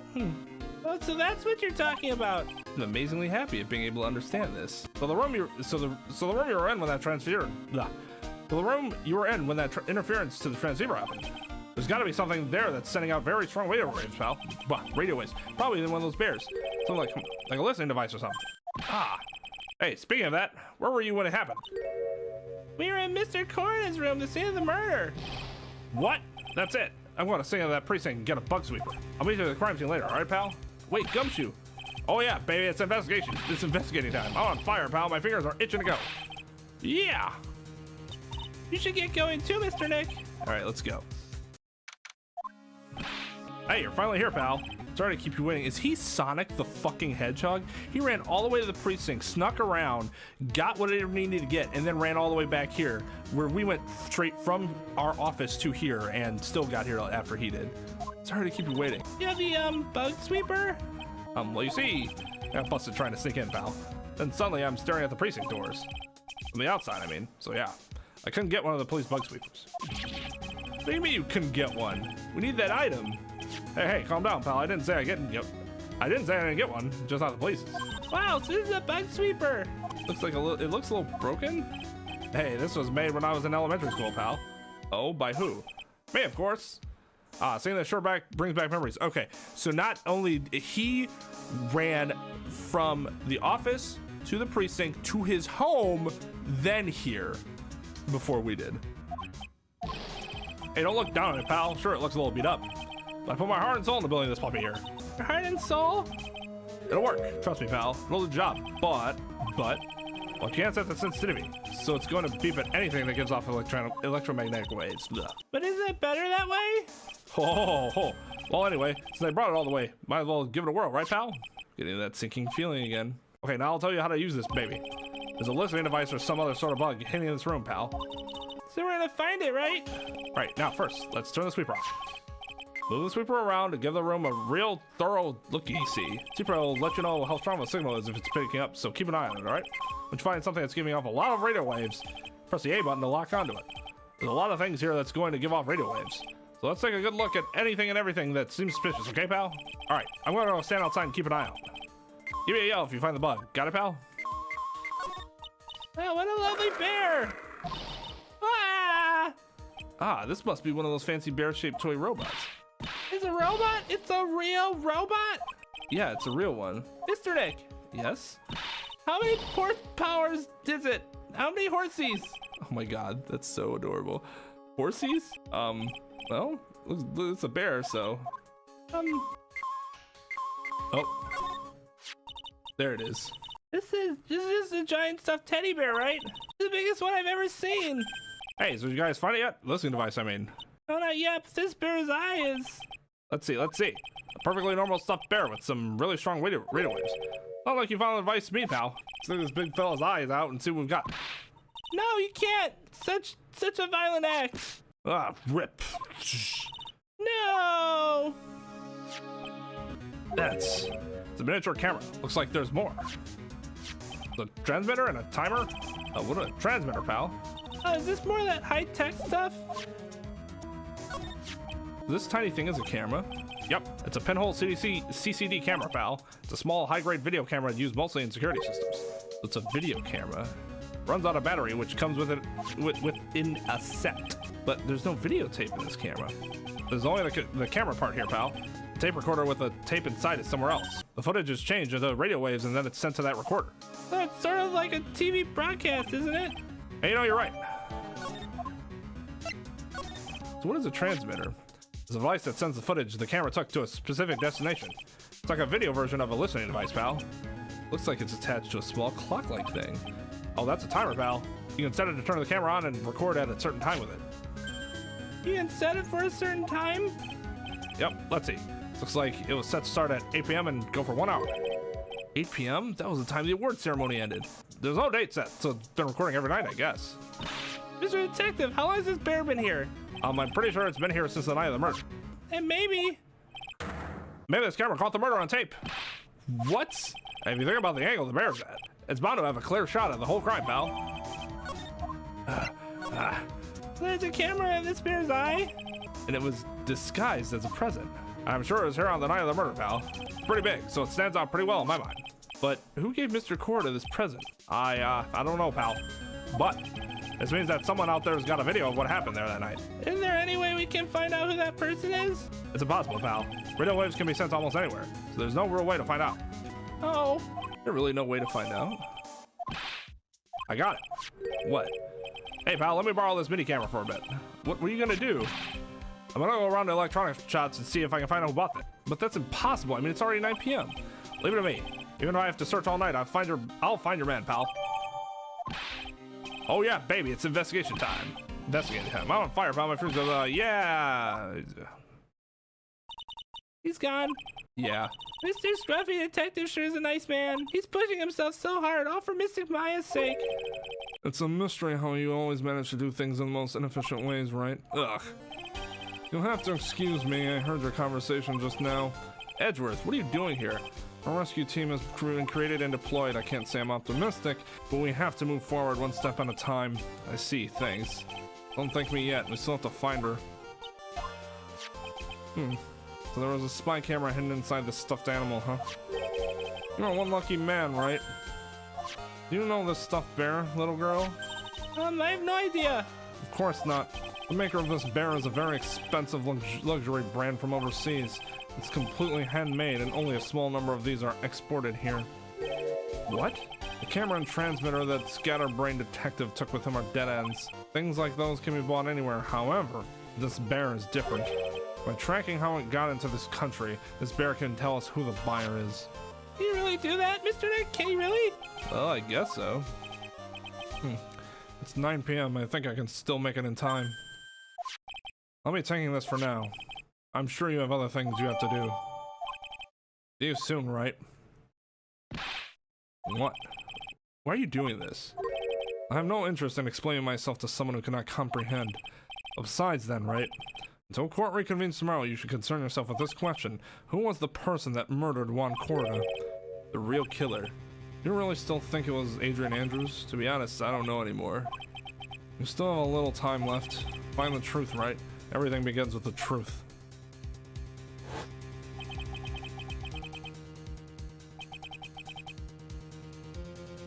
Juan Corda is the real killer Miss Andrews' past. Kidnapper whose sole condition is an acquittal from Mr. Engarde and his card, Shelly the killer.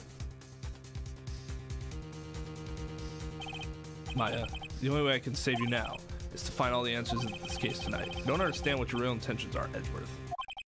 But as you said, all I can do for now is find the truth. Let us continue. It's past 9 p.m. already, isn't it? I wonder if Mr. Edgeworth has already found Mystic Maya. These things take time. I'd say probably not. The police are professionals, Pearls. They'll find her, so don't you worry. And if we can win a not guilty verdict tomorrow, then everything will be okay. You're right. Wow, it's really getting late, isn't it, Mr. Nick? Yeah, it's past 9 p.m. already.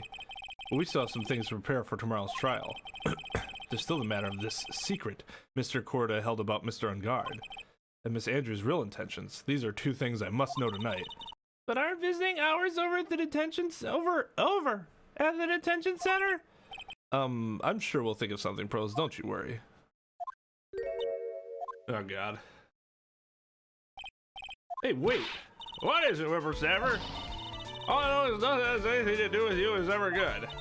God, I will be happy if we never have to see her again. Just like now, it's had a strange device for who knows what reason. I was sorry to use it, it searched the whole hotel.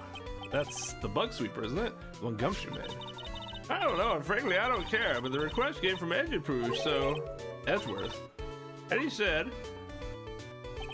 if you feel angry, direct your anger at the unsophisticated lawyer. So I'm going to feel free to direct all my anger towards you.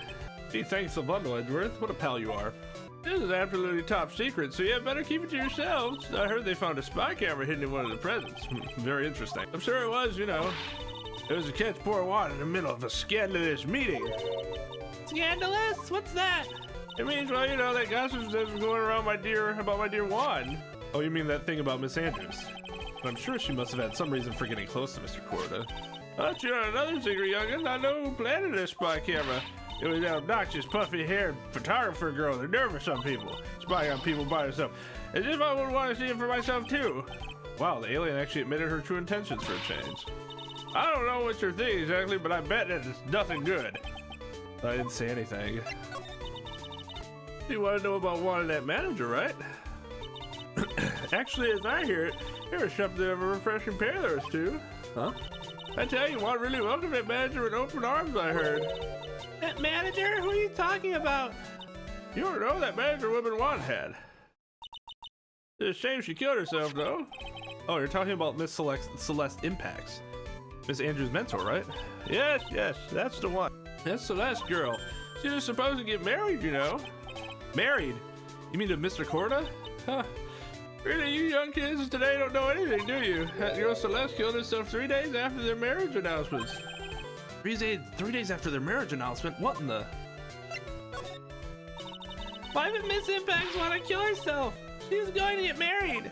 Well, that's because she was thrown away, you see, by Juan. What? But they were going to get married, right? They promised each other, right? Oh. Pearl, how young and innocent. They held a great announcement session, but 3 days later, Juan suddenly canceled their marriage. Is that true? It was in the weekly magazines. But why? Why did you do that? That was not in the magazines, unfortunately. I see. God, stop showing this picture. And after Juan called off the wedding, that manager Celeste killed herself. How terrible. I wonder what happened between those two. That night, there must have been at least a few hundred people here. I guess the police are done with their questioning and investigation. Looks like things here in the lobby have finally calmed down.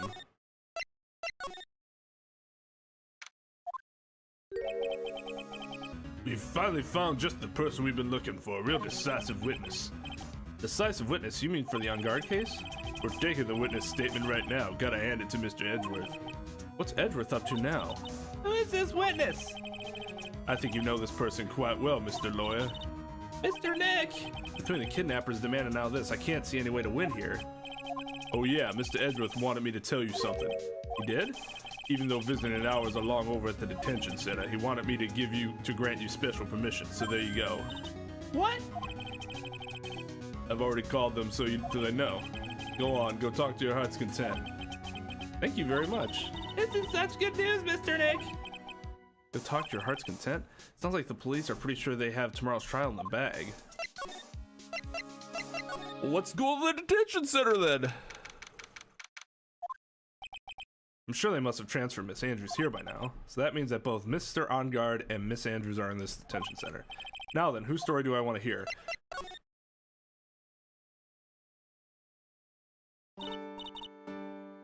Oh, it's you. Well, who else would it be? Sorry to be visiting at such a late hour. There are a few questions I absolutely have to ask you tonight. Me? I thought your client was Matt. I'm sure Miss Andrews knows something. She can't be clueless about this secret Mr. Corda had on Mr. Engarde. I'd like to ask you about Matt Engarde, if you don't mind. Mr. Wright, you still don't know, do you? The real him, I mean. You seem to bear a lot of resentment towards Mr. Engarde. If that's the case, then why did you become his manager? And why would you become intimate with his rival? That has nothing to do with this case. Nothing. About Miss Celeste Impacts. I'd finally put her death behind me, and now thanks to you, it's all come back to the surface. I'm sorry. Yes, I was shocked by her suicide, and it's true that when I heard the rumor that Juan was the one who had hidden her suicide note, I began to draw close to him. I wanted to get her suicide note back and to burn it. You wanted to burn it? But why? I didn't want it to spread like just another piece of gossip. But I never held any murderous intent towards Juan. I would never do something so stupid. And yet you set up Engarde. Okay. Why'd you try to frame Mr. Engarde? That's simple, because he's the killer, that's why. Isn't it the duty of every good citizen to inform the police? But there had to be another way. The police are excellent at doing their jobs. They'd figured it out, right? Yes, they're so good that they couldn't figure out the real truth behind Celeste's death. Miss Andrews. Well, I know you're not the type of person to do something without a reason, so please, tell me why you did what you did. Revenge. Did you say something just now? What the? Of course, she moved her lips. One? Psych lock, huh? Not a super difficult psych lock. Don't you understand yet? You're not my lawyer. To be honest, you're more like my enemy. Oh, come on. We have a playful back and forth. But I'm sure I just heard Miss Andrews say revenge. All right, she has one lock. Can you please tell me why you framed Mr. Engarde for murder? I've already told you countless times. It's because I thought Matt was the killer. No, that's not it. I know you have a personal reason to dislike Mr. Engarde. Miss Andrews, you may think I didn't hear it, but I know you said something earlier. You said revenge. So you're saying I was taking my revenge on Matt, and that's why? What an absurd idea. I don't have anything I want to take revenge for. Miss Andrews, a woman who lives by being dependent on other people. There's something or someone in her past that would make her take revenge. Oh. Okay, the most obvious one. Celeste? There's only one catalyst that could cause such strong feelings and even revenge, and that is Miss Impact's suicide. Man, the producers of this game really have a hard-on for this particular picture, and it's weird. Stop showing it. We get it. She fucking killed herself. Good God. What does all this have to do with Matt? You're right. You haven't mentioned him yet. But for you to hate Mr. Engarde, it would mean that he must have had some relation to Miss Impact and her suicide. Can you explain to me the relation between Celeste and Matt? Yeah, it could be that Matt tells us something that we need to know. So that's entirely possible. Alright, let's try talking to Matt. Dude, it's Mr. Wright. I hope you can get me off the hook tomorrow. I'm counting on you. I hope so too. Edgeworth just dropped a bombshell on me by saying that Juan Cordo was killed by an assassin, that the assassin's client is this man, Matt Engarde. What's wrong? Matt Engarde, there's something I must know with 100% certainty. You seem kind of different. You're totally not like your usual lawyer dude self. My usual lawyer dude self. You know, I've actually been asked a similar question to that before. You're like totally not law guy. This is like law guy or something like that. About the press conference. You mean the one where Juan was gonna dress up as the Nickel Samurai? Yeah, I heard a little more about it from Miss Andrews. Could you please fill me in as on what the secret is, please? Oh, here we go.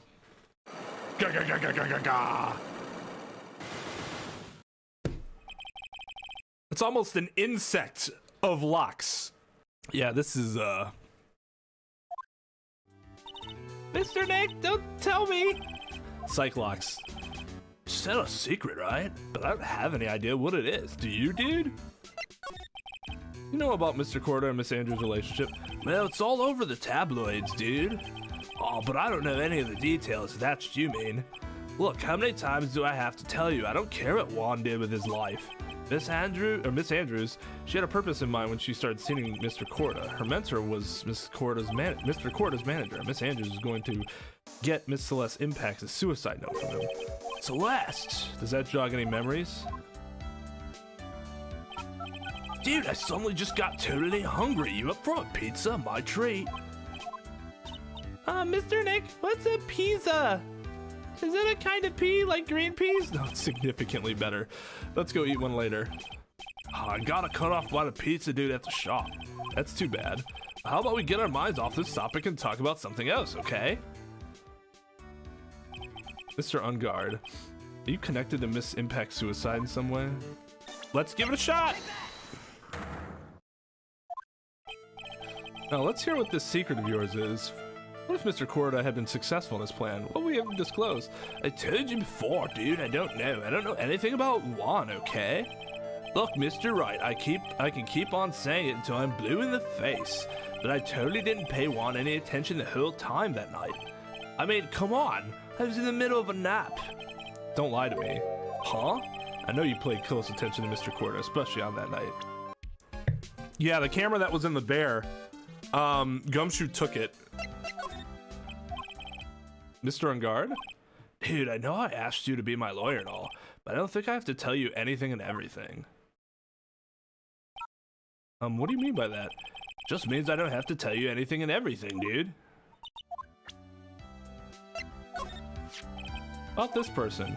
He's your butler, Mr. Dell, right? We met him at your mansion. Oh, yes, that's right.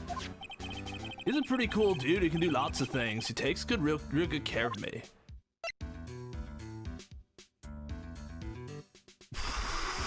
Okay, that's not suspicious at all. And Phoenix is like, okay. I don't get it. Why would you want to frame me? I mean, I've never done anything to her, dude. John Guard seems pretty sincere. He seems trustworthy. So I have to find out what Miss Andrews' real intentions are. That makes it seem like I should talk to her first. Oh.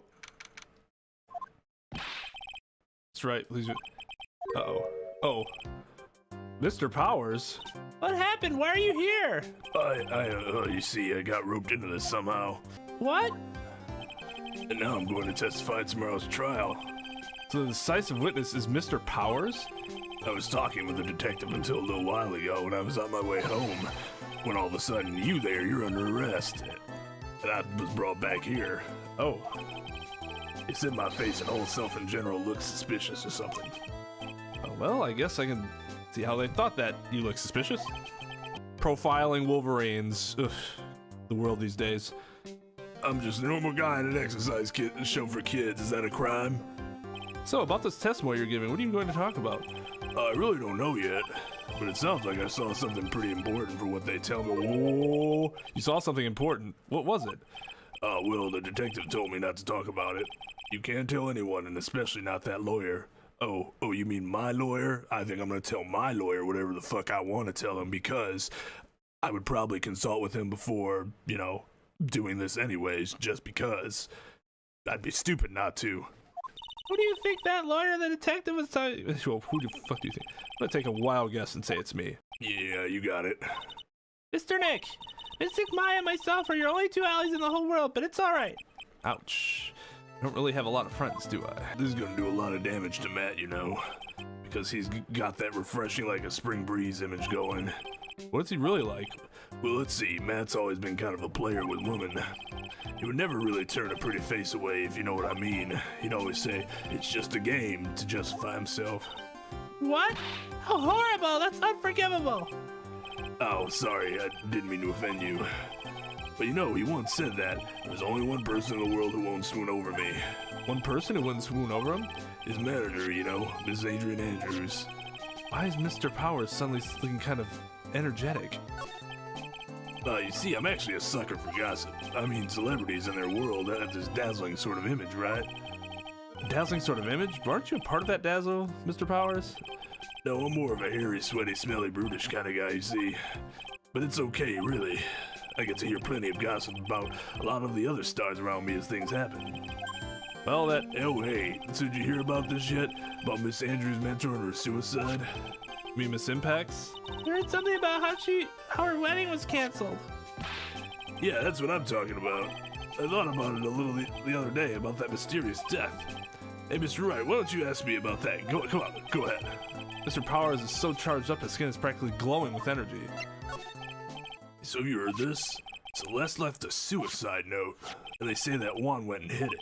We heard about that in court today, but there wasn't any actual proof that she left a note. Well, this is what I think. I think that something bad was written on that note.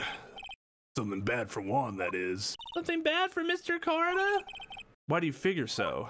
Well, before she died, Celeste talked with a few of her friends, and she said it looks like I got caught up with a truly insidious man. Truly insidious man? Did she mean more Mr. Corda by that? Well, there's no one else that fits the bill, right? And that would be the reason enough for him to hide the suicide note. I see. Well, that's some good info. Thank you. You're welcome. Both at a detention center right now. There are still things I don't understand. I have to get to two of them tell me everything. Mr. Nick, your phone! Yeah, that's the Steel Samurai theme song, isn't it? I don't like the sound of this ringtone right now. It sounds kind of ominous. Yeah, I know. Hello? We're in trouble now, pal. I'll be back at the office real soon. What's wrong? Something really unexpected just happened. Mr. Edgeworth, Edgeworth? Anyway, hurry up and get back to the office, pal. I don't know what's going on. Hello? He got cut off. What's going on, Mr. Nick? Gumshoe said we need to go back to the office right away. Then we should hurry back. I'm scared to go back. Oh, God. Grow some cojones, sir. What are you talking about, Mr. Nick? Pull yourself together. Maybe it'll be good news. Somehow I doubt that. Maybe good news. Lol. Rafflecopter. Lamau. What took you so long, pal? Mr. Edgeworth couldn't stick around forever and had to go. Well, what happened? We got him. We know about that spy camera. Huh? This quickly? This bear is what gave him away, pal. The bear? I figured it out, pal. I figured that we should have been looking into the bear instead of the camera. Did you? But wasn't it Mr. Edgeworth that figured? Shh, Pearls, shut up, shut up. And go on. There's only one person who bought one of those bears who's related to this crime. Mr. Engarde, duh. Who is it? Who would be so rude as to buy another person in their room? Matt Engarde. Huh? Huh? Shit. Now we have the camera, now we can be like, bruh, it was you. Matt Engarde, your client, that's who, pal. And here I thought things couldn't get any worse. You sure you heard that? You heard right? That the person who bought this beer was from the department store clerk, pal. This is the credit card receipt for the purchase. Can you just get that? They just gave you the purchase to somebody else? I mean, if you subpoenaed them, but just some dude who's like, hey, who bought one of these? Hey, can you give me a copy of their receipt? That's an exact match to the price of that stuffed bear. A receipt? That's all you have? Nah, it's just not just a receipt, pal. The store clerk said so himself. He told me. I'm sure I sold the bear to Matt Engarde. Mr. Engarde. I mean, the clerk even got Mr. Engarde's autograph out of it, pal. So I'm sure the person that bought the stuffed bear was Matt Engarde himself. My sight is failing me. This can't be. So what about the spy camera we found?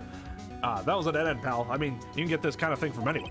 But for now, I guess you can give I can give these back to you for you to file away into evidence. I don't want to give up, pal. I didn't think it was possible. The person who put the spy camera in Juan Cordo's room was Matt Engarde. Why? Why would Mr. Engarde do something like this? I bet it was to catch Miss Andrews and Mr. Cordo in one of their rendezvous. I bet it's not good enough for me. I have to know the absolute truth behind this camera. Are you going to see him? Mr. Engarde, I mean. Yes. I'm scared, Mr. Nick. I wonder what we will find next.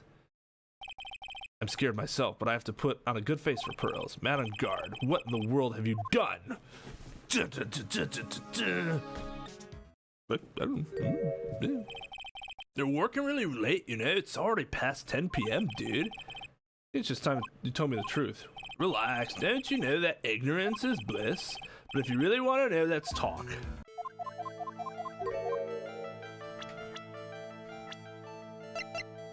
One of these two things.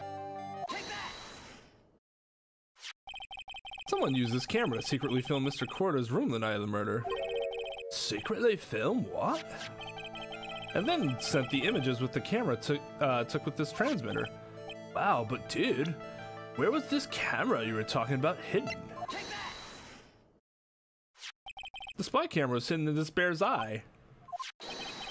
A bear that was supposed to be a present from a fan. I guess Juan had a few of those kinds of fans too, huh, dude? Actually, I wouldn't say this bear was a present from a fan. So this is a really rough situation because we all know why Phoenix is doing what he's doing, right? It's to save Maya's life. But like, would an actual lawyer do this? No. No. No. Never, never, never, never. It's not that ignorance is bliss, but it's like, you hired me to represent you. Don't tell me you did it. You know, because for so many reasons why that, you know, that's bad. You sure, dude? Who else could it be from? Person who gave Mr. Cordo this bear was Mr. Engarde. Don't you know this bear from somewhere? I don't think I've ever met Mr. Bear before, dude. Oh, but he says you know. Oh, but he says he knows you. How could you forget such a great friend? What else did the bear tell you? He says that the one who put the camera in his eye was you, Mr. Engarde. If I didn't know how you work in court, I'd think I was in serious trouble.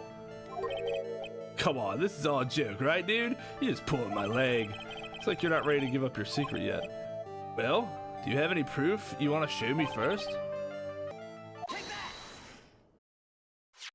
I have here one credit card receipt, Mr. Engarde. It's from when you bought that stuffed bear. Dude, all you can tell from this is that I spent $3,800. I go to that department store all the time, okay? This $3,800, this could just be the toothbrush I bought that one time. A $3,800 toothbrush? It's ivory, and it's got elephant hair for bristles. Wow, you are an awful human being. Elephant hair? Is that what rich people use nowadays? Anyway, the store clerk clearly remembers you and your purchase. After all, you even gave him an autograph, did you not? Dude, you should have said that earlier. So can I ask you one thing? Yeah? You're my lawyer, right, dude? So if you are, then why are you looking into stuff like that? Because if I don't know the truth, I can't help you. That's not entirely true. Sounds more like stupid lawyer talk to me. Hey, let's stop talking about this, okay? No, not yet. I haven't asked you why you set this camera up yet. And what your secret is. Of course, it would be strictly confidential. So, what are you going to do now? I'm going to find out what I want to know because I must. The reason you hid this camera, Mr.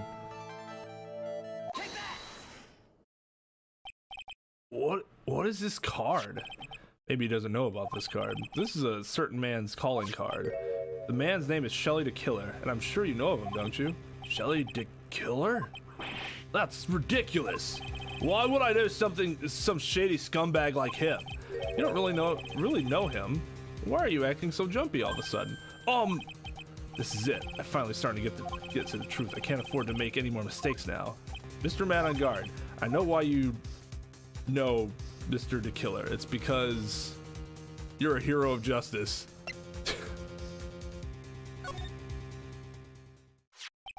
Since you're the one who set up that camera.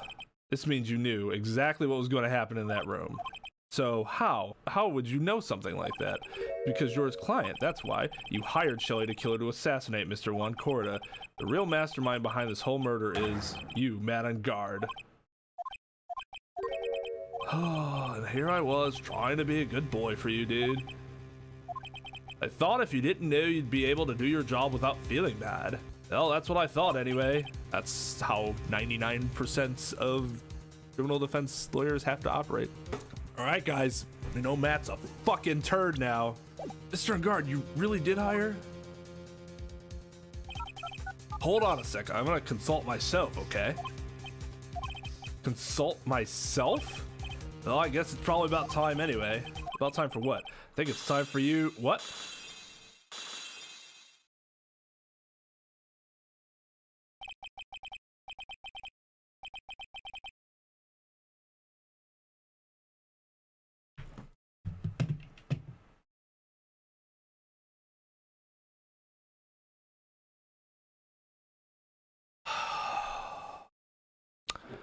So he has what, dissociative personality disorder? Where he's two distinct personalities? And where did he get that drink? How do you do, Mr. Lawyer? I'm Man on Guard.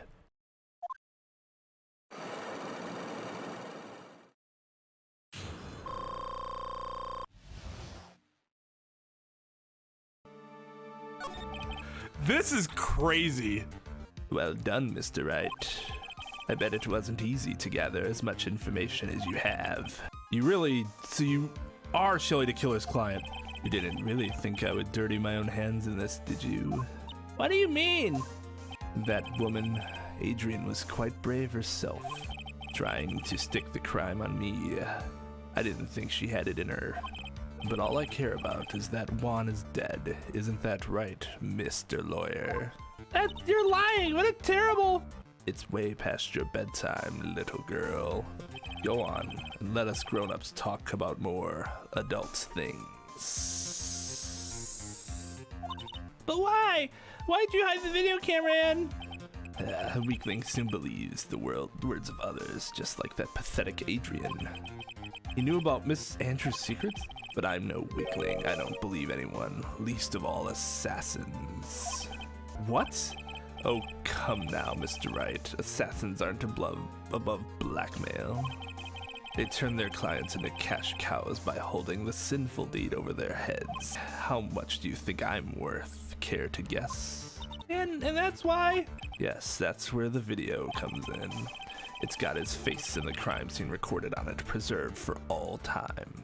With that, I can keep him at bay and even blackmail him if I want. That's right, that video is my insurance.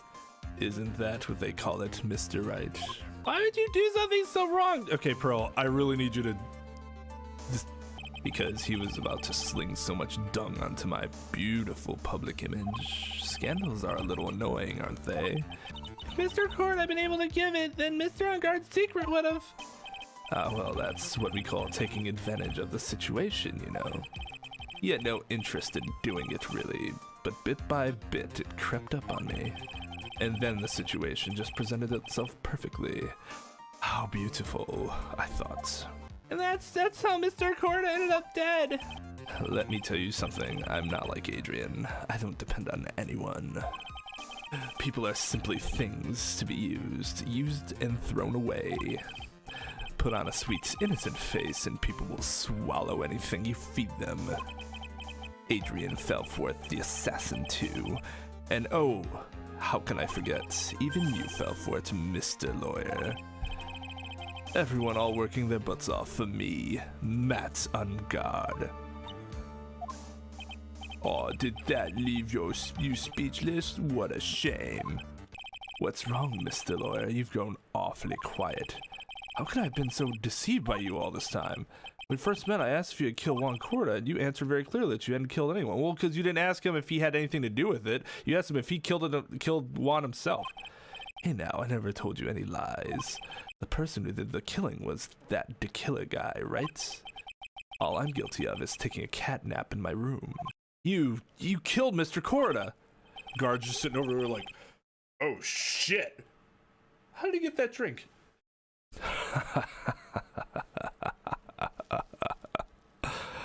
I dare you to say that in court tomorrow.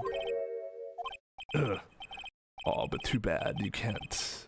You're my lawyer after all, aren't you, Mr. Phoenix Wright? You could always drop my case and refuse to represent me. How does that sound?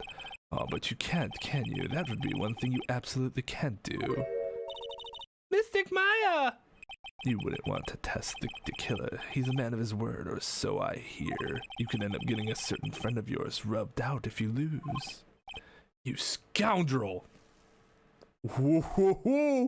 Whip out the big guns there, Phoenix! So if I were you, Mr. Wright, Esquire, I think I would give it my all tomorrow.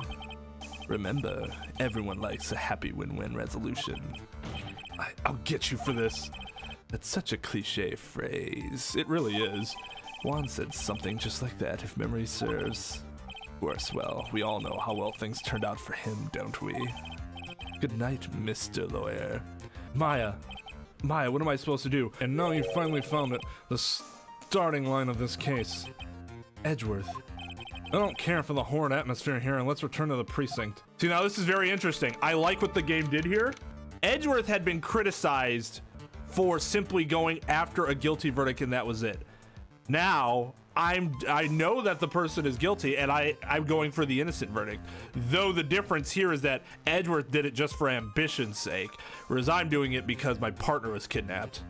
Well, Wright, what are you going to do? Do you plan on changing your strategy? No, we can't do that. That's right. He's holding Maya hostage. What should I do? That's not something I can answer for you. Mr. Edgeworth! Right, only you can decide where to go from here. 1 year ago at that time, I didn't truly understand what a prosecutor was, and that is why I had to leave the prosecutor's office. I felt that I couldn't stand in a court of law until I knew what a prosecutor really was. And now, Mr. Wright, it's your turn. My turn? What is this thing called a lawyer? What can you do as one? It doesn't matter who, every person deserves a proper defense and a fair trial. Isn't that the basis of our judicial system? In case anybody was wondering, if we were disclosed this type of information as an attorney and we didn't think we could properly defend our client anywhere, we could ask standard procedures, putting in a request for withdrawal. So you wouldn't have to defend them anymore. It's not like you'd be locked into it. Judge could deny it. The only time I've ever seen that happen, actually I've seen it happen once. It wasn't criminal, but it was in juvenile court representing a parent who was like apparently a really difficult to work with parent. And I think they went through like 3 or 4 different attorneys in a very short period of time, and the judge just got tired of it. He's like, no, you're not getting anybody new, you're keeping that attorney. But the whole system here is screwed up anyways, right? In theory, there could never be a withdrawal because every trial takes place 2 days. It starts like a day or 2 after the crime. So yeah, like in this situation, it'd be almost impossible because the judge is gonna be like, no, we can't really wait. But then again, you're supposed to build a defense for the person in a day anyways. So is it really that big of a difference?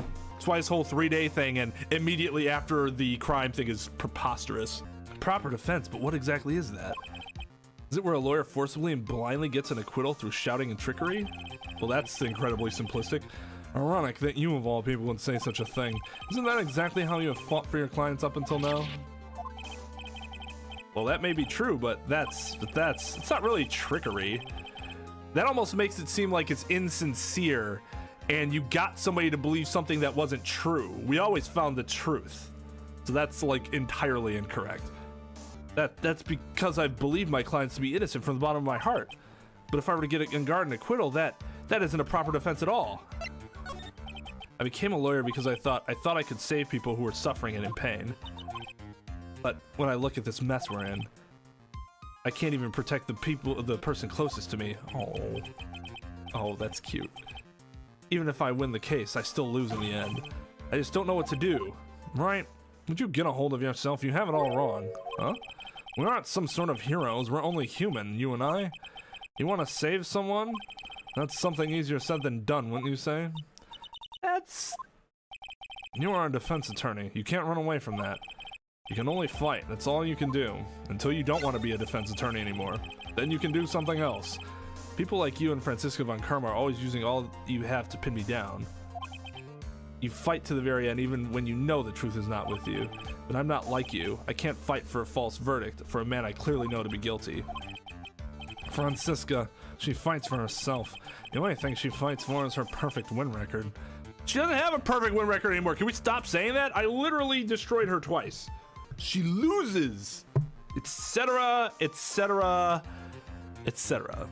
And isn't that the same as something? Isn't that why you ran away a year ago? Because your precious win record was destroyed? You are so petty. I see. Now I understand why you despise me so. However, you are mistaken. Thanks to you, when you sealed off my path to a perfect win record, I began to realize the error of my ways, and I realized that things such as a perfect record were meaningless. What? I don't believe you. Are you saying that is why you left the prosecutor's office? But then why? Why are you here now? The answer to that is something you will find out on your own. Or I could just tell you instead of being a prick, but I'm gonna continue to be a prick. I have faith you will see it before the verdict is read tomorrow. But if you can't, then you will be powerless to change the ending of this story. Mr. Nick, the transceiver! I'm sorry for what happened earlier. Now then, Mr. Attorney, do you wager you can obtain an acquittal tomorrow? My, what is the matter, Mr. Attorney? I don't sense your usual anger this time. Tell me, please. Why are you holding Maya hostage for Mr. Engarde's sake? Why are you doing this for that cold-blooded killer? Right. Please don't misunderstand things. He is my client. Don't toy with me. A man who hires an assassin is just as much of a killer himself. I believe you were asking me for a reason as to why I'm doing what I am. Yeah. This is what I like to call my aftercare. What the heck is aftercare? My name carries a certain amount of honor and dignity, Mr. Attorney. I take great care to ensure that no suspicion falls upon my clients for my handiwork. That is what is called client relations and is part of my assassin's duty. God, whatever. An assassin's duty? We're unlucky this time my client was arrested as a suspect. As a result, I did what I had to do to enlist extra help, Mr. Attorney. And to ensure that you will do everything in your power to the very end. That's right, I was supposed to, like, distort his voice. What is your name? I believe I told you once before, however. You did, but... My name is the Killer. Shelly the Killer. You are Shelly the Killer? Please keep in mind you do not have much space to maneuver with me. As the Killer, I always finish what I set out to do. If you fail to keep up your end of the bargain... Maya! It will be my duty as an assassin to see to it she receives a nice long nap. No! Now then, if you'll excuse me, if someone were to trace the signal back to me, it'd be quite troublesome. Oh, wow, like we didn't already figure out that that's Shoe. Cat? It can't be that cat, can it? What is it? I think I know where Shelly the Killer is holding Maya hostage. Edgeworth, have all the police units head for Engarde Mansion immediately. Alright, you hurry over as well then. Don't lose hope yet, Pearls. The fight has only just begun. Yeah! Maya! His answer is missing Maya! We have this area completely surrounded. There's no hope, no way for him to escape. Assuming he's still in the area. Can't believe it. That butler, all this time, he was the killer. Me and Engarde were working together all this time. I'm sure they had worked out a contingency plan ahead of time. Why is there suddenly a bear there? Oh, it's a figurine of a bear! There are a lot of cuts in it for some reason. A bear? Isn't that more of a thing for Mr. Corda? Why would something like this be here? Right, look down. There's a little pet door installed here. Do you think that this came through that little door? Huh, this door, it's locked. Well, I'm pretty used to breaking doors down by now. Let's go, Edgeworth. Ah, there's no one here. From the looks of this room, I would say this is Engarde's private lounge. Look at this, right? An antenna for sending and receiving radio signals and a VCR. Check inside the deck. If there's a tape, it would be an important piece of evidence. For lucky, it'll have the moment the crime was committed recorded on it. I'm sorry, but the tape deck is empty. There's no tape to be found. No! But there is no mistake that someone used this to record something. Looks like someone took the tape we're looking for and escaped with it. Searched all over, but it looks like he got away. I'm sorry. Looks like he slipped out of our grasp this time, and now we've lost our only lead. Don't give up yet. That little girl is looking to you to be her pillar. Yeah, you're right. We're close, I can tell. We've already set up checkpoints along every route leading out of this district. Leave the rest to us. Maya. What is this? This looks like a picture of Miss Impacts. With love, Celeste. Miss Impacts, you mean? Yes, Mr. Corda's former manager. Why would a picture of Miss Impacts be here in Mr. Engarde's mansion? And why does it say with love? This might be a clue. Ah! What's wrong, Pearls? Please let me see that picture frame. Huh? What's so special about the frame? On the back, there's something written on the back of the frame. Maya! It's Mystic Maya, she left us a message. What? I thought you'd come. I knew you would. Now listen up, you'd better get on guard a guilty sentence, okay? If you get that creepy slime bag and not guilty, I'll never forgive you, ever. I'm fine, so you don't need to worry. There's so much I want to write, but I don't think I have a lot of time left. Pearly, you're there too, right? Make sure you help Nick, okay? Someone's got to watch out for the helpless lunk. That's it for now, Nick. I guess I'll talk to you guys later. Oh, that's actually really fucking sad. Would a prosecutor be able to call on the local police that fast? The prosecutor is normally not this involved in investigations. They investigate, but not to that extent. The police do all the investigation and provide the prosecutor what the prosecutor needs. Like, this is not what Edgeworth would be doing here. Outside, no! Mystic Maya! Right. Calm that crying child down. What's wrong? Why the blank stare? Oh, nothing. We searched the house and this is the last room. It looks like he eluded us. Edgeworth. Yes, as far as clues go, I think this is about all I'm going to get. But I'm still short one last thing. And what is that? Well, now we can do this. It's Andrew's psych lock. If I could find out what secret she's holding, then I think I stand a chance in court tomorrow. To blow this case wide open and expose the truth. I think I know what you're thinking. I'll contact the detention center. Thanks, Edgeworth. Well, let's go, Pearls. It's time to open the last lock. Good evening, Mr. Wright. What's wrong? You look ill. She's concernicus about me. Miss Andrews, I've come to remove your psych lock. Yeah, what the fuck?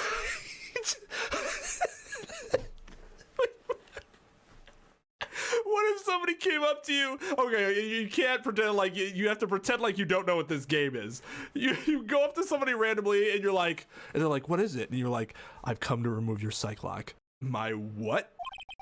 I want to know and you will oh my god. This all sounds really creepy all of a sudden. I want to know and you will tell me your secret. Fine, go ahead. Try to break me if you can.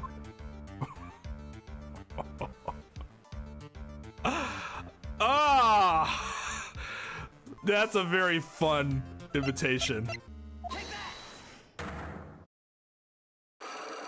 We didn't get health. We didn't gain health back from unlocking mats. That's bullshit. Oh, we did. I just didn't notice.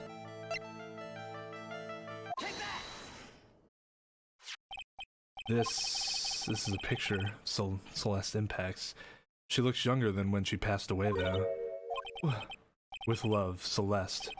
This is Miss Impact's handwriting, isn't it? Where did you find this? No, that's alright. It was a rhetorical question. Yeah, it is. I found this at Mr. Engarde's mansion. And after all this time, my last remaining secret has been revealed. I have unlocked your heart.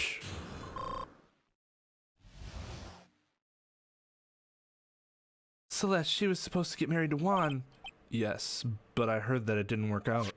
Because Mr. Corda didn't want to get married to her anymore, right? Yes, because of Matt.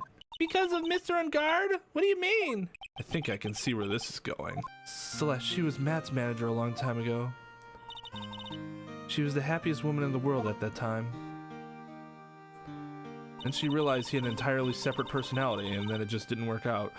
I was working part-time back then, and I often saw the two of them together. So that's why... With love, Celeste is written on the frame of that picture. They were a couple, weren't they? It wasn't anything as splendid as that. Celeste was being used, toyed with until she was thrown away. That's so horrible! She seemed really happy with him, even happier than when she was with Matt. Celeste and Juan were such a good match that they were even planning to get married. And then it was suddenly called off. On the night Juan called their marriage off, Celeste, she killed herself. And that's why I framed Matt. It was revenge for Celeste and myself. I'm sure even you can guess why Juan called the wedding off, right? Matt confessed to Juan about his relationship with Celeste. I see, so that's what happened. But, and why did Mr. Corda have to call off the wedding? I don't understand it all. It's probably because of his worthless male pride. Juan and Matt were always fierce rivals. Matt waited for the wedding announcement and then unleashed the truth on Juan. He was aiming for when it would hurt Juan the most. Poor Miss Impacts! That wasn't the end of it.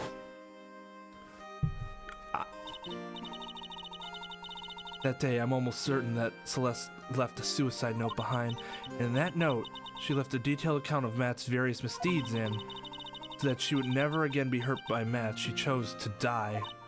Then when Juan discovered her body, he hid the note. But why would he do that? It's simple. Juan realized that the note was a powerful weapon against Matt, and it would be especially damaging to his refreshing like a spring breeze image. In any case, with his pride hurt, Juan sought revenge. Revenge? There's that word again. Juan wanted to publicly disclose the contents of that suicide note. And at a time that would cause Matt the most damage, of course. And that was at the press conference after the stage show. I know all about it because I heard it all from Juan. It was so I could find out about all this that I drew close to Juan to begin with. They're quite a pair of hideous monsters, aren't they? Even Celeste's death was something for them to use in their game. That night when I found Juan's body, it was only natural that I thought the murderer was Matt. Those two were always spying on one another after all. As for me, I was frantically searching for Celeste's suicide note. I wanted to destroy it before it ever went public. I was going to burn it. I had even brought a lighter. But I couldn't find the suicide note, and that's when revenge crossed my mind. Yes, I was going to bring them my own kind of cruel revenge. Celeste was killed by those two monsters. So when I stabbed Juan's body with that knife, I didn't feel a single shred of guilt. And that's all I have to say. Well, Mr. Wright, even knowing all this, are you still going to help that man? I'm a lawyer. I see. What a foul profession. Thank you very much for your time and for talking with me. It was no big deal. I couldn't sleep anyway.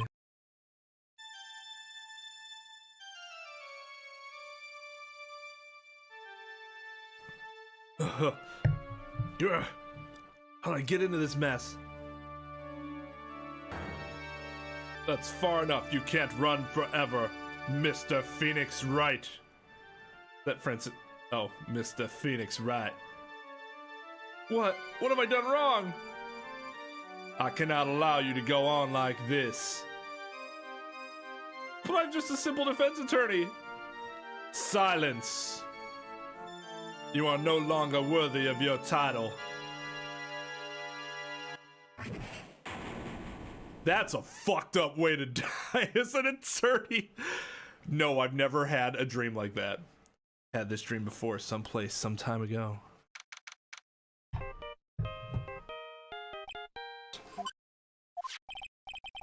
Hello, this is Phoenix, right? Oh, you don't look so well, dude. You gotta prove me not guilty today, right?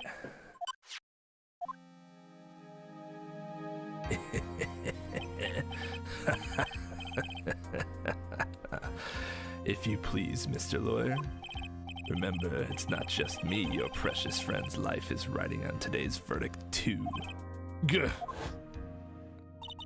Now listen up, you better get on guard a guilty sentence, okay? If you get that creepy slime bag and not guilty, I'll never forgive you, ever. Maya. Phoenix. Mia! Shit! Maya, how's Maya? I don't know. You don't know? She hasn't tried to channel me since yesterday, and I haven't seen her around the dead area, so I don't think she's dead yet. Mia, what am I supposed to do? Well, like I said, for a lawyer, the worst of times are when you have to force your biggest smiles. But you can't give up. There's still some hope left. Stop it, please. There's nothing left. Not here, not anywhere. Oh, God. That accursed Engarde again. Will you leave me alone? Look, don't call me anymore. I mean it. You're really mean, pal. Didn't the number pop up? Ah, Gumshoe, I'm really sorry. Where are you? Well, let me join the investigation team. We're chasing after the killer, pal. Then you have some sort of lead? Sorry, but right now we've got 0 leads on the guy. Then why the fuck are you calling me? We're not giving up yet. Going to give up yet. Gumshoe. Till the trial's over. Till the verdict is handed out. We're going to do everything we can and find a killer. If we can get Maya out, then you can get Engarde the guilty verdict he deserves, pal. That's true, I could do that if they found Maya first. You got that? So you have to do whatever you can to make the trial last longer. I have to make the trial last longer? If you go at Edgeworth with everything you got, then you two can draw it out. Oh, now I get it. How do you not understand that? I believe in you, pal. You and Edgeworth can do it. So, believe in us. We're gonna give it all we've got, just like you. Got it. Thanks, Gumshoe. Hey, Phoenix. You understand now, don't you? You have something money will never be able to buy. Friendship. That's the strongest weapon in the world, and you have it in abundance. I have to make the trial last as long as I can. Gumshoe will come through. I know it.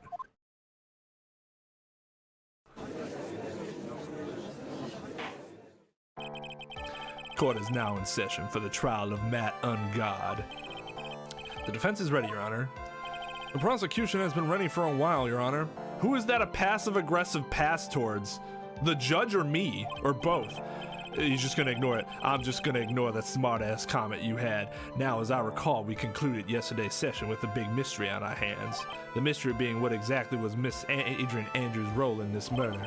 That is to say, is she really connected to the crime itself? Mr. Edgeworth, if you please inform the court of today's proceedings. Adrian Andrews... She forged evidence that threw suspicion on the man on guard, and then proceeded to escape the crime scene by wearing a nickel samurai costume. The guilt of these actions are those from which she cannot escape. Then you're saying she is guilty after all? I'm not finished, Your Honor. Don't interrupt me, goddammit.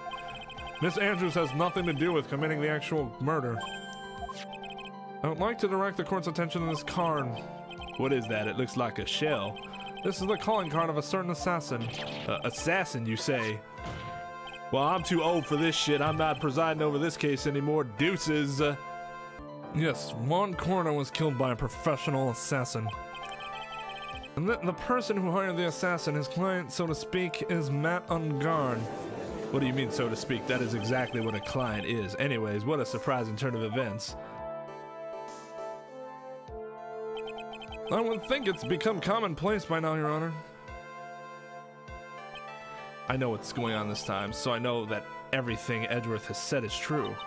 But we still have to hold out as long as we can, at least until Maya's safe and sound. I wonder how the trial will turn out today. I wonder. Now then, please call your first witness, Mr. Edgeworth. The prosecution calls the defendant's mentor, Mr. Will Powers, to the stand. Now then, witness, your name and occupation, please. Okay, I'm Will Powers. I'm a poor, underpaid action star. And what is your relation to the defendant?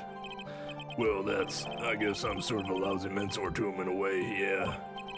Mr. Powers, please, you don't need to put yourself down so much. I know, right? Jesus Christ! Sorry. Well, but I'm just kind of a nothing sort of guy.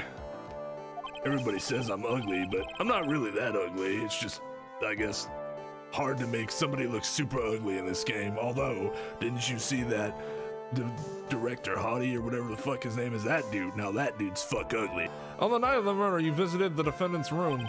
Is this correct? Yes. I didn't know that. But you know, I didn't actually get to see Matt when I went. All you need to do is answer what you're asked. Now then, I would like you to testify about when you went to Mr. Engarde's room. Okay, sure. After the award ceremony, I went by myself to Matt's room. Matt was standing there in front of his room, still in his nickel samurai costume. He was talking with someone. At first, I thought it was the bellboy. I watched the two of them for a while, but then I gave up and went back. I guess with me that night, I couldn't make them wait for me. Well, that's a whole lot of nothing. Nothing sounds out of place in Mr. Power's testimony. Talking with the bellboy is no big deal. If one assumes that the person Mr. Engarde was speaking with was an ordinary bellboy, what are you implying? Well, Mr. Wright, let's have your cross-examination, shall we? Dude just didn't answer him. What are you implying? Well, Phoenix Wright, okay. Looks like we're in another sticky situation. What's this, South Park? Huh? A trap. Can't you smell it, Phoenix? But for us to find out more, we're just gonna have to charge in head first, right?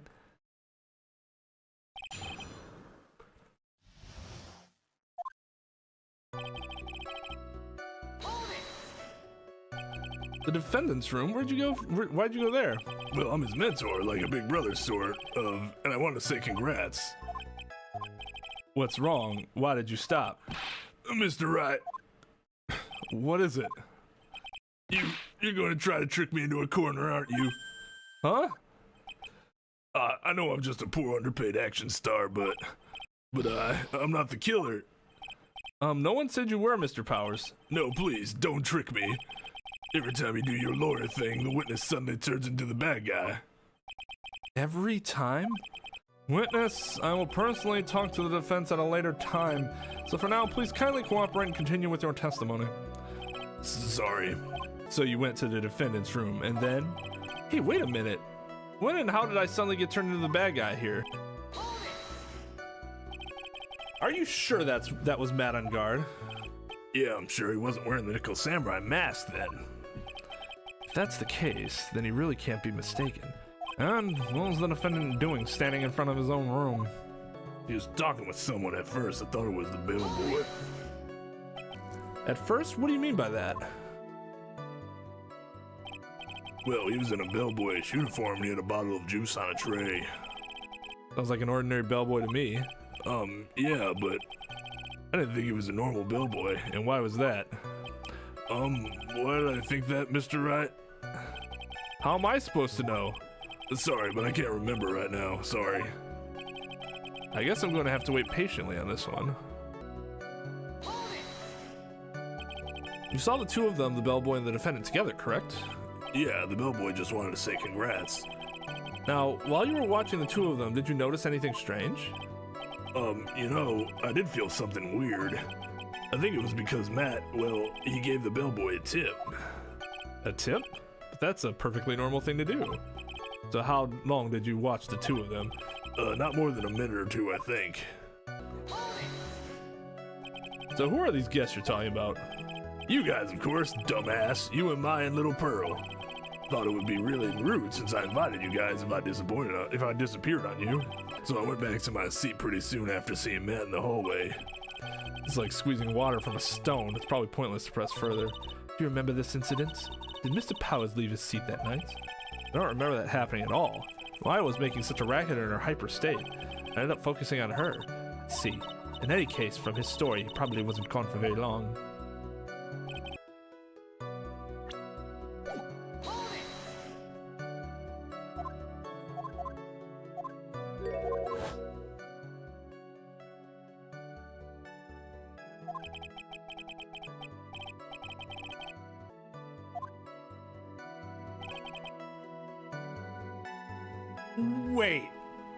Wait.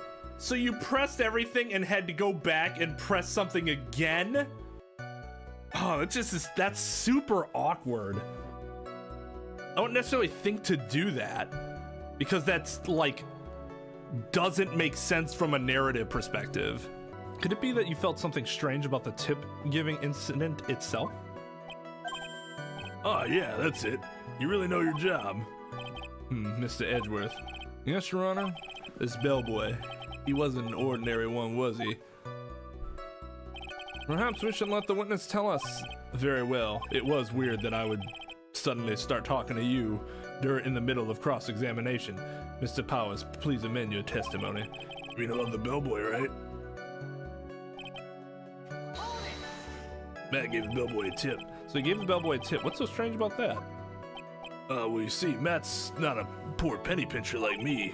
I was trying to figure out how much it was because the tip really shocked me. How much it was? But that's when something even more surprising happened. Bellboy was putting the tip he got in his pocket. And that's when I got my first good look at the guy's face. I was really shocked. I'm afraid I don't follow it all. Sounds like Mr. Powers was surprised twice by this event. Wonder which of shocking moments I should ask about. What's so shocking about the bellboy's face, Mr. Powers? Well, he wasn't exactly a boy, maybe more like an old gramps. I hope you know that discrimination towards old men is a no-no in my court. No, that's not what I meant at all. In the smack middle of the guy's face, there was a line of stitches. A line of stitches? Yeah, and it went straight from the tippy top of his head to the bottom of his chin. It's really fucking weird. Almost like if that thread snapped, all the stuff in his head would come splitting out. Yeah, basically, that's fucking weird. Ah, he was there. At Engarde's house, he was that butler. What is it, Mr. Wright? Nothing, Your Honor. So that means Engarde was talking with the killer then. If that fact were to get exposed, Engarde would be declared guilty in a blink. Phoenix, you have to play dumb here. Pretend you don't know anything. Yes, Chief. You sure you don't have anything you'd like to say, Mr. Wright? Huh? What'd you just say, Your Honor? Nothing, Mr. Wright. Nothing. We're just going around and round in circles. Now then, Mr. Powers, please continue with your testimony. The defendant is a huge star. He can afford to give generous tips, wouldn't you agree? Sure, but giving him that much was maybe a little too much, I think. A little too much? Would you please clarify to the court? Well, how much would you say the defendant gave to the bellboy? Honestly, I don't know. I can't even begin to guess. And why is that? Because he gave the bellboy a really, really fat roll of cash. A roll of cash? What if it was all singles? Ah, well, how interesting. That certainly was a very generous tip, wasn't it? A very fat roll of cash. That can hardly be called a tip, Your Honor. Judge is beginning to look awfully suspicious of us. The defendant is a superstar. They literally could have been all ones. That kind of tip is typical fare for someone like him. People like him. Are you saying that all superstars are super spenders? If I could receive large rolls of cash by simply bringing people things on trays, then why on earth would I be stand around here prosecuting? Got a point. I don't even get paid, let alone rolls of cash for all my hard work. How the hell do I keep the office open and pay the rent? I have no idea. I'm probably a drug dealer on the side. Let's bring it all out into the open. We all know what Phoenix really does to make money, right? So supposing that roll of cash was not a tip, then what was it? Payment, Your Honor. Payment. Isn't it obvious for the murder of Mr. Juan Corda? This is so... Now, we're working in such a counterintuitive, like, strategy now. So, we have to keep the arguments going. So, we actually have to draw out arguments and then argue all against them. But we have to do things that, like, are against what we want to do simply so that we can drag it out. Then the bellboy, the witness, saw... Yes, he was the assassin. Hold your horses now. Mr. Edgeworth, you don't have any proof of this, do you? Have I ever been unprepared to support my claims, Your Honor? Yes. I have here the card Shelley the Killer left at the scene of the crime. Shelley the Killer. He is the person the police's special investigations team has been chasing for ages. I am certain that this person the witness saw was this very assassin, Shelley the killer. Really? What's wrong, Mr. Powers? No, nothing. Something just clicked in my head, and I think I just figured something out. Oh? Actually, I saw that bellboy again later on that night. What? How does Phoenix not remember this? How do you forget a dude who has stitching down the center of his face? Mr. Powers, please testify. Tell us what you saw. Yes, sir, right away. Dude brought out the card like this is my evidence, okay? What the fuck does that have to do with the bellboy getting a wad of cash from Engarde? Yeah, that's what we're doing. We're arguing the argument. That's all this is. This time I was in the hallway because I had to go to the bathroom. And that's when that bellboy I saw earlier came out of the room. Of course, when I say room, I mean one corridor's room. Now that I think about it, that bellboy did seem kind of out of place. Yeah, so he had to be the assassin, I'm sure of it. I mean is a part of your testimony? Thank you very much. That is all we need for now. Huh? But I'm not done. There's still more. Let us first establish that the bellboy was truly Mr. the Killer. Then we shall see. So the bellboy came out of the victim's room. And if that bellboy really was the assassin, then I think the answer is fairly obvious. That would be correct, Your Honor. Well, Mr. Wright, I believe it's your turn to entertain and make us laugh. This is no laughing matter. Does it look like I'm laughing for real? It's awkward laughter, Mia. Get over it.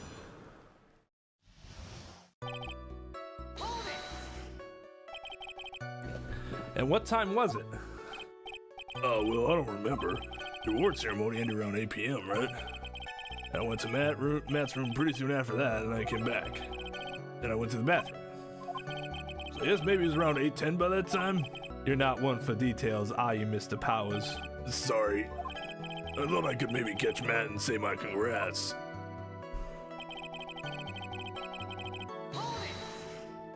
Are you sure it was the same bellboy? Stitches down the face and everything? Yeah. And how could you tell? All the bellboys were the same uniform after all. But you see, well, he had those stitches in his face. I just talked about that. Ugh. So I'm sure it's the same guy that was talking with Matt. So which room did the bellboy come out of? Of course there are, but I'm not sure anybody would have asked a question that stupid. And then he followed it up with something even more ridiculous. They all have the same uniforms. Well, yeah, but do they all have stitches down their face? It's not like he failed to mention that detail before. The victim's room, huh? Does that even qualify as a question, technically? Yeah, the one with all the really pretty flowers and teddy bears. It was Juan's room, all right. Words cannot describe how screwed I am. Let's continue with the testimony, shall we? So what exactly was so out of place about him? Right. Why that insipid grin? Because I have no idea what damaging thing he's going to say next. Well, the bellboy was empty-handed. Empty-handed? That bellboy was one of those room service people, right? But he wasn't pushing a cart and he wasn't holding a tray either. You'd call that a little strange too, wouldn't you? I agree that is a bit strange, Mr. Powers. But is it really that unusual for a bellboy to be empty-handed? What should I do? Should I let Mr. Powers' testimony slide, or...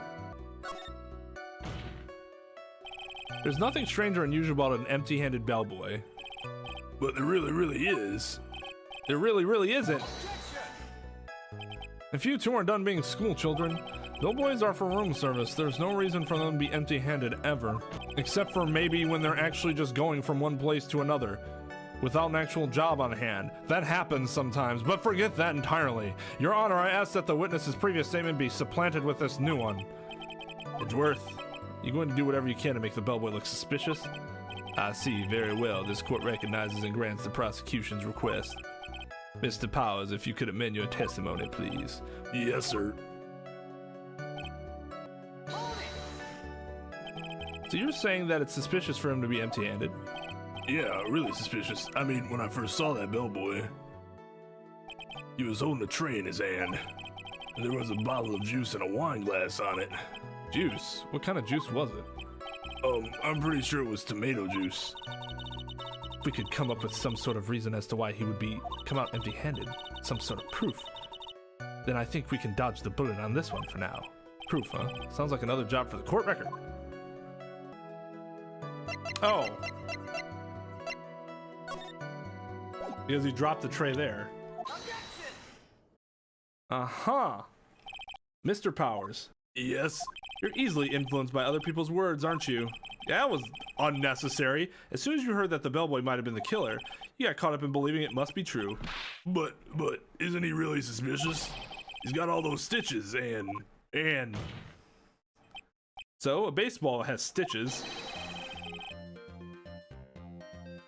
Are you suspicious of a baseball? Where is he going with that? Are you saying all baseballs are suspicious because they have stitches? Well, there's also, I mean, what about him being empty-handed? I'd like to ask the court to please take a look here. This is the crime scene. There is a wine glass sitting next to Mr. Cordo's body. The liquid inside this glass is tomato juice. And now, if you look at what is on top of the table in the lower right corner there, anyone can clearly see that is a tray with a bottle of tomato juice on it. The bellboy had just brought this to Mr. Cordo's room. He left the tray in the room, which is why he was empty-handed when he left. But that would mean that the bellboy had seen and left a dead body in the room. But can you prove that Mr. Cordo was already dead at that time? Mr. Edgeworth? Yes. I blame you for leading me down this route. I'm terribly sorry. What is with him? Why is he laughing? Witness, isn't there one more thing you would like to share with us? Is there? The bellboy was empty-handed, or should I say empty-handed. I recall you had something interesting to say about his hands. Oh yeah, I almost forgot. You would never forget these things. If Edgeworth knew about it, then he would have had him testify to it on direct. That's weird. Huh? What? That bellboy, he was wearing gloves. Gloves? Yeah, pitch black leather ones. All the other bellboys don't wear gloves like that, right? Black leather gloves. Why didn't you mention them earlier? Sorry, it slipped my mind. Oh, boy, does this make the bellboy look really suspicious. Alright, gotta focus. I can't get lax here. But what if he had gloves? A lot of bellboys wear gloves. Come on, Mr. Wright. That bellboy was wearing black leather ones. It's actually a foolish mistake by the assassin to do that. Wear white gloves mostly. So, a football is made of leather. Are you saying all footballs are suspicious because they're made of leather? Oh my god. Ugh. But that man, he received a large roll of cash from the defendant, and then he was seen leaving the crime scene wearing black leather gloves. I don't think that even someone like myself can believe it was just another bellboy. Ugh. It seems that we have finally come to an understanding. Now then, witness, please continue with the rest of your testimony. The rest? Oh yes, please tell us more. Okay. Phoenix is outstanding. After leaving Juan's room, the bellboy went and knocked on Matt's door just like that. He gave something to the person inside the room. Then the old guy just left without even going into the room. After that, I went to the bathroom and then back to my seat. So the bellboy, after leaving the crime scene, next went to the defendant's room? Yeah, I kind of saw all that by accident. Some accident? I'd say you saw too much. All of it was suspicious to high heaven. I think it's safe to say that we can no longer consider this bellboy to be normal. Now then, let's get started, shall we? Mr. Wright, your cross-examination, please. Yes, Your Honor.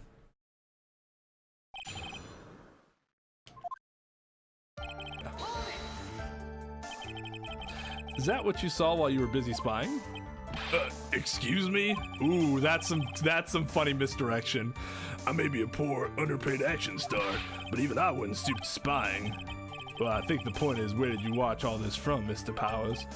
Oh, from the door of the bathroom with my left eye in a sort of sneaky spy-like. I knew he was spying. Please, does it really matter if he was doing it over or underhandedly? No, it doesn't. What did the bellboy do next? That's all I care to know. He gave something to the person inside the room. I said hold it. Okay. That's better. What kind of statement is that? Please elaborate and give us a few more details. Oh, okay. I should probably ask him only one question at a time. He gave something to this person. Yeah. And what was this something? If I remember what it was, I wouldn't be calling it a something, would I? But this implies that something was removed from the scene of the crime. Are you sure you really can't remember, Mr. Powers? I think it was something kind of small. This is an incredibly crucial piece of information. Please try to remember what it was. I'll try. In the meantime, let's talk about another point, namely what Bellboy did next. Oh, so after he gave the person inside the room the thing.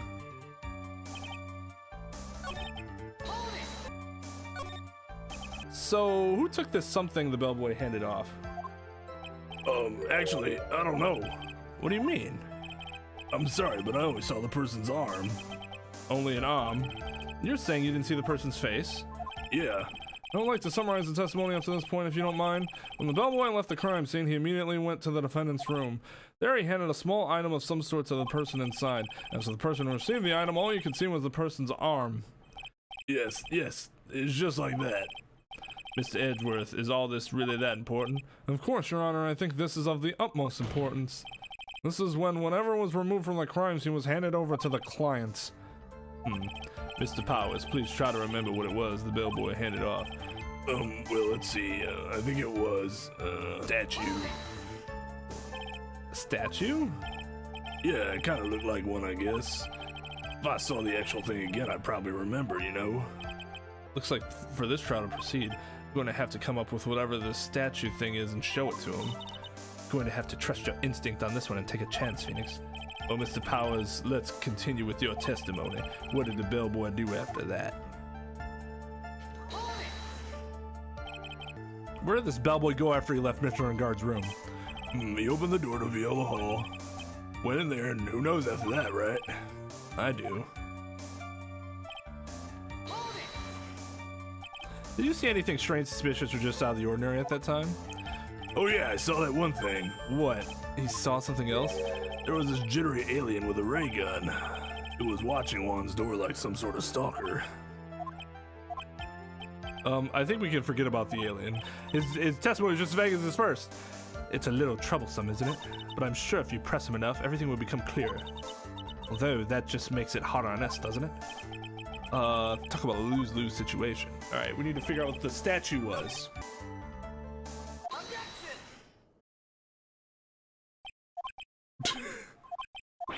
What was the point of that pregnant pause? Where did that objection come from? Well, speak up. It was me, Your Honor. What is it, Phoenix? I have a feeling that something bad is going to happen once I show this. Mr. Wright, if you have something to say, please spit it out now. Yes, Your Honor. Okay, Phoenix, deep breath. Mr. Powers, that's something you saw. Was it this item? Oh, hey, that's it. That's the something? Wow, Mr. Wright, you really figured it out. I recall we found this at Man on Guard's mansion. At the defendant's house. What does this mean? It's simple, Your Honor. Showing the killer assassinated Von Corridor in his room, and then he stole this wooden bear from the scene of the crime. Then the bear being found at Mr. Engarde's mansion would mean. It goes without saying, Your Honor, Mr. Man Engarde is the killer's client. But that's still assuming that the bellboy is the murderer, which they still haven't clearly established yet.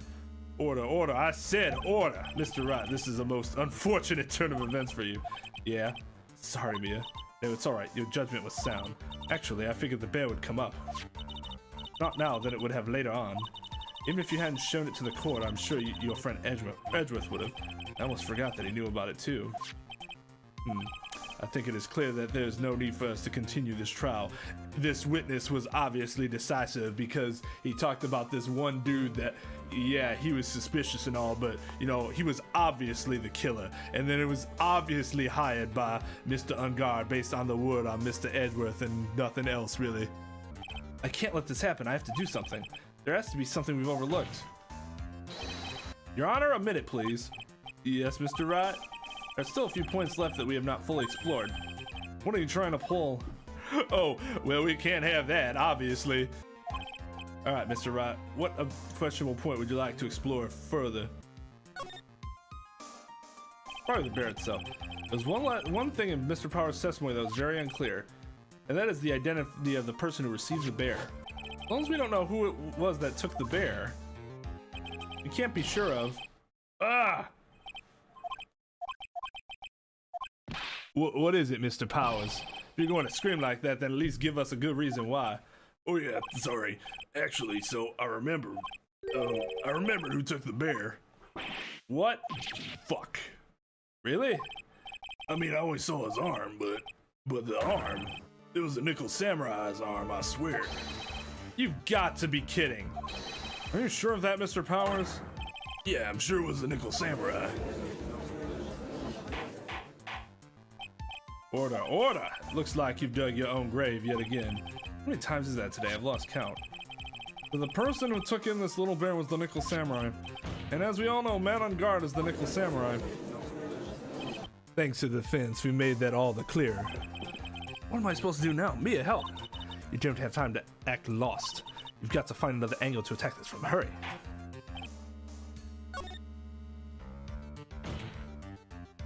Mr. Power's testimony, of course. I know my testimony. Your inanity stupefies me, Mr. Wright. We have already clarified all questionable points during the cross-examination just now. Wasting time like this calling the testimony questionable, I'd say it's your head that's questionable here. Ugh! Oh, was the bear? The bear was the other thing. Yes, I agree. The cross-examination went smoothly and there was nothing wrong with the testimony. Except for the fact that he kept Please wait, you are being very persistent today. Because I can't let it end like this. I know my outburst just now was a little questionable. I think it's fairly obvious that the bear itself is very questionable. The bear, Mr. Wright? This was found at Mr. Engarde's mansion. However, Mr. Engarde was arrested at the hotel that night, which means that since the murder occurred, he has not had a chance to go home. Oh. I think Your Honor has already figured out what I'm trying to say. It is not possible that it was Mr. Engarde who took this bear to his mansion. What? That's very true. We didn't consider that point, Mr. Wright. There was no way time-wise for the defendant to have taken this bear home. Disaster You haven't gotten the best of me yet, Mr. Wright. Huh? I remember it clear as day. I remember what you muttered to yourself at Engarde's mansion. The killer and Engarde were working together, so to speak, and the killer was hiding at Engarde mansion as its butler. What a bold move. That's a bold move, Cotton. We'll see if it works out for him. The bear figurine was brought back to Engarde mansion by the killer himself. It looked like he was about to be arrested. Engarde had him do so. I assume because it would have been bad had the police found it during their investigation. Well, Mr. Wright, you've been quiet for a while now. This is too much. Isn't there anything I can attack at all? I think we've heard enough. We now know why this bear figurine was at the defendant's mansion, as well as who it was that received the bear from the assassin in his room. Everything has become very clear. The client who hired the assassin to commit the murder was Mr. Mad on Guard. I see no reason for this trial to continue, therefore I will now hand down my verdict. Thank you, Your Honor, for your understanding. You see, Mr. Wright, you could not win against the truth, could you? I knew it would turn out this way. After all, what Edgeworth stated is the truth. Any last objections, Mr. Wright? Well, do I? What should I do? I will now announce my shit. There's only one way for me to drag this trial out. The only thing I have left is this one tiny trick. Your Honor, right now we have these two reasons to believe my client is the assassin's client. Reason number one, he accepted the bear figurine from the assassin. Reason number two, that the very same figurine was found in Engarde Mansion. However, it's possible that this is all the work of a certain other person. What are you saying? What I'm saying is, it's possible a different person is to kill his real client. The real client? Yes. Is this all you have? Now then, Mr. Wright, let's hear your theory. I assume we're gonna accuse Adrian again, frame Mad on Guard for the crime. by wearing a spare nickel samurai costume. Then the nickel samurai's arm that I saw. That could have very well been Miss Andrews. But what about Mr. Engarde? If you would please recall yesterday's testimony. The defendant was taking a nap during the break period. That's right. Then, finding this figure at Mr. Engarde's mansion, it was a well-laid trap set by Miss Andrews. Mr. Edgeworth, what is your opinion on this? This is even worse, because I have to go do all this counterintuitive bullshit and then also keep accusing Adrian, which just breaks my heart every time it happens. I can't even begin to count the flaws in the defense's logic, besides which there is no evidence to support it. However, I can't fully discount its possibility either. What is with the trial? Come on, anyone can kill Engarde, did it? I can't believe. Unbelievable! This is to save Maya. This is to save Maya. Even if the whole world turns against me, this is one fight I can't give up on. I know why we're doing it. I'm just telling you why it's hurting every fiber in my being. Order, order, order! All distracted parties will be forced to leave the courtroom. Your Honor, for the benefit of the defense, I'm willing to play along with his what-if game. His what-if game, Mr. Edgeworth. The prosecution is prepared to challenge the defense's theory. Mr. Wright, even you must have thought it strange and wondered, why would the criminal want this little wooden bear? He's right. The killer did specifically bring that bear to Engarde right away. Why do you ask? Is there something special about it? Absolutely, and I'm sure that once the court knows its significance, the true killer's identity will become crystal clear. Your Honor, the prosecution calls upon a witness who will clear all doubts against Miss Andrews. And who would that be? It's quite simple, Your Honor. Miss Adrian Andrews herself. Oh, God. Not again. I see. Well, then, the court will take a short 10-minute recess. Prosecution will prepare its witness in that time. Yes, Your Honor.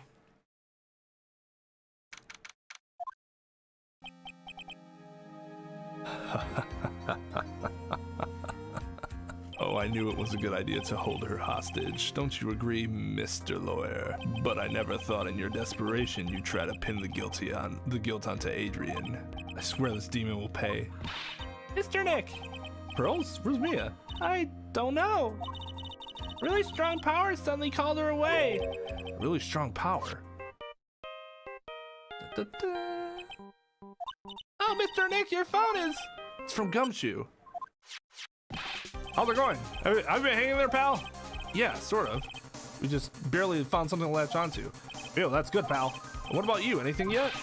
You figured out where the killer and Maya are? Are you just talking about this in front of his client? We still don't have any leads, but... What? We don't have any more time. If we just had one, even a single clue would be really helpful. I was only able to come this far because I kept thinking to myself, gotta keep the trial going until Maya's been rescued. But have I just run out of luck this time? Is all our hope for naught? Tent. Huh? A tent? I could see a circus tent. Mia? Looks like Maya was unconscious until just a few minutes ago. As soon as she woke up, she called for me. It was Maya that called you away? She's locked in a dusty little room right now, but I could see a circus tent outside the window about 300 feet away. Gumshoe, is there a circus tent in town right now? There's only one, pal. It's a very big circus. Oh, God. Maya's somewhere within a 300-foot radius of the main tent. What?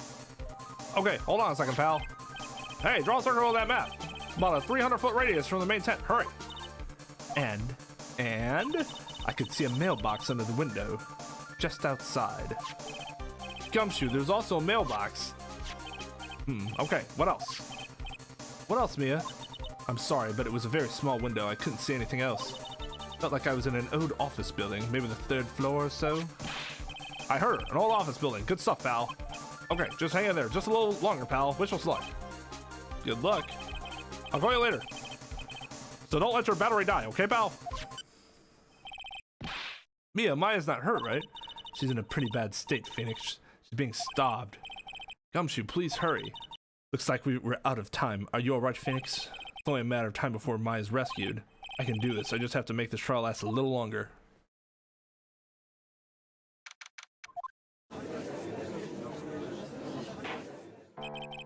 Court will now reconvene.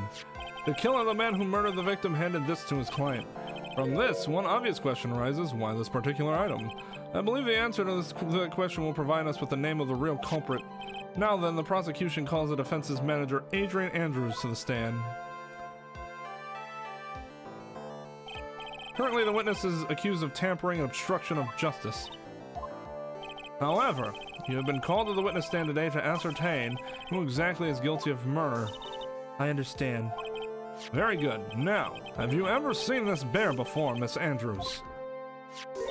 Of course I have. You have seen it before? That's right. It's only natural that the witness has. Miss Andrews, could you please enlighten the court to this bear's secrets? All right. Why does she...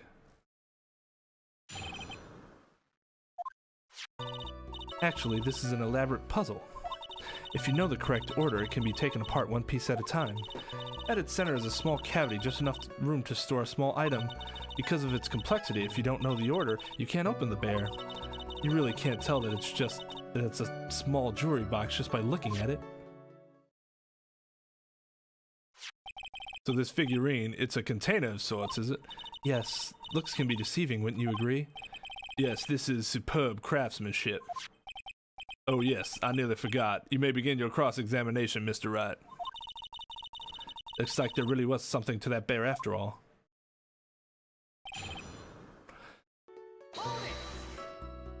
A puzzle? That's right. But it looks like an ordinary figurine. True enough. To people who don't know, I'm sure they would never guess this was a puzzle. So what kind of puzzle is this exactly? So you can take it apart, and how would one go about doing that? Well, you first turn its tail to the right and then push it in. Oh yes, I see. After that, the arms and legs are free to move and can be removed. Oh, this is most interesting. A boy and his new toy. It's like he's 5 all over again.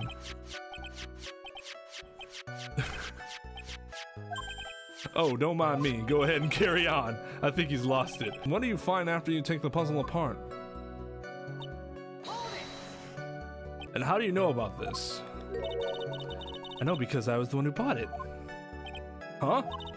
It was a souvenir from when a friend and I went to Switzerland. Then this was a present from you? That's right. It was a puzzle in the shape of a bear, so I thought it would be perfect for Juan. So it was a present from Miss Andrews. Witness, let's continue with your testimony. So who exactly knew how to solve this puzzle? Only the two of us, Juan and myself. It was a souvenir from Switzerland, so I doubt there are that many people with this same bear in this country. But this looks like it can be easily broken, especially if someone wanted to get at what's inside. Well, it's a toy, but it can never be the same again once it's been broken. Who else knows this bear is actually a small container or jewelry box? Never told anyone, and as long as Juan never told anyone either, then only the two of us knew. The two of you, huh?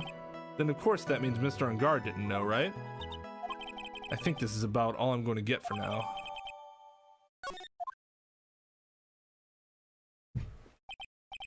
Well, Mr. Wright, I think even you have come to realize that there is one very important fact we have uncovered, and that is this. This bear is actually a jewelry box.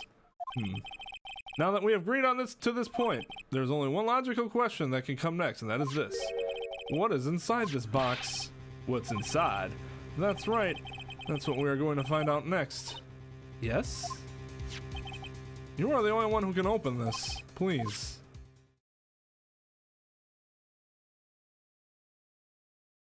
There's a painful silence hanging over the courtroom. All eyes are on Miss Andrews now as she solves the puzzle. I've opened it. Is this what you wanted? What is that? It looks like a note. I don't think we need to guess at what it is, do we, Mr. Wright? It's the suicide note. Yep. It's the suicide note. The suicide note? The suicide note left by Juan Corda's former manager, Celeste Impacts. Until now, no one knew of its whereabouts, but just as we suspected, it was hidden. Hidden by the victim, Juan Corda himself. I'm almost positive there has been no picture in any of these games that we've seen more than that one right there. It seems Celeste Impacts had very beautiful handwriting, and she just as beautifully signed her own name on this document. This is most definitely the note she left right before she committed suicide. Order! Witness! Did you know about this? Yes, I did. I heard all about it from Juan. When I discovered his body, I looked for the bear. I wanted to destroy the note before it became public, but I couldn't find it anywhere because it had already been taken by the killer. Everything is going at Mr. Edgeworth's pace. So now that the suicide note has been found, what's the next logical question? What is written on the note? That's right. At least that's what I would think. Now then, I believe it is only appropriate the contents of this note be made known. I can't stop you, can I? I went through so much just to get my hands on it, and I was going to burn it for her sake. I'm deeply sorry, but I can't allow you to persuade me to stop. And besides, if you knew anything about this court, you would know that despite this being a public hearing, or should have been a public hearing, we can just make sure private things get swept under the rug, just like Mr. Wright and his guilt. So don't worry, it won't get out. Your Honor, if you could please read the contents of the note aloud. Very well. The judge's voice rang loud and clear through the deathly silent courtroom. In her note, Celeste Impacts left to us a record of all that had happened to her, about being used and then thrown away by Engarde, about how being engaged to Corda and Engarde's role in destroying that, and about how she decided in her despair to end it all.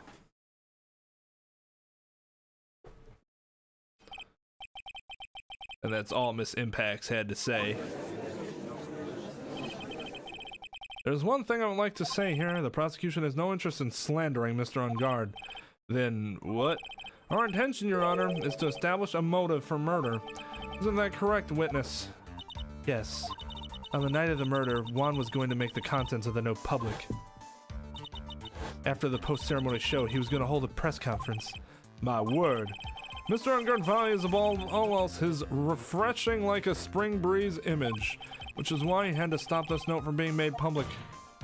At any cost.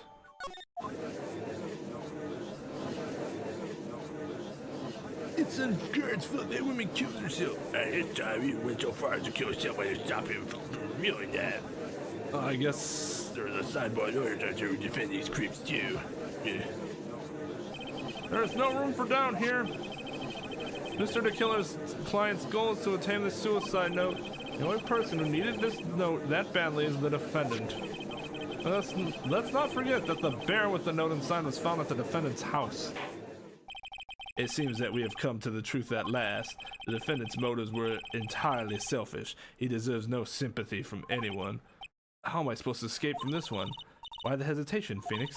Gumshoe isn't called yet, so you know what you must do. I know, I have to carry on and buy him some more time. Okay, there are two deadly pieces of evidence, this figurine and the suicide note. Maybe somehow I can find a way out of the situation through one of those.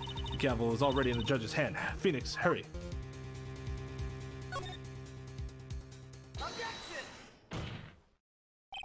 Please wait, Your Honor. Ugh, still going at it? Oh, fucking guy. He doesn't get it. He's trying to get a killer off the hook.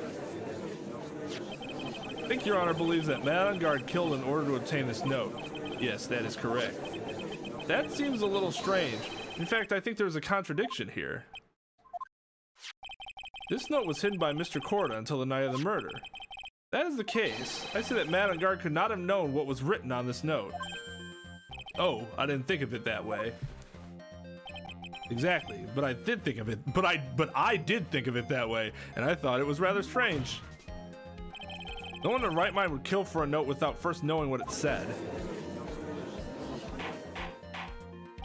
Order, order, order. You make a valid point, Mr. Wright. Mr. Edgeworth, what is your opinion? It was just a flash, but I think I did rather well on this one. Unfortunately. I think he believes differently. I believe a show of appreciation is in order. Huh? The defense seems to be in love with wishing more despair upon itself. I would like to direct the court's attention to this. What is that? It is a very small video camera, Your Honor. This type of camera is commonly used as a means of spying. Spying? What the? Thought that spy camera was in my possession. Matt, Engarde, and the victim both thought of the other as their biggest rival. They even went so far as to use this type of item to find each other's weaknesses.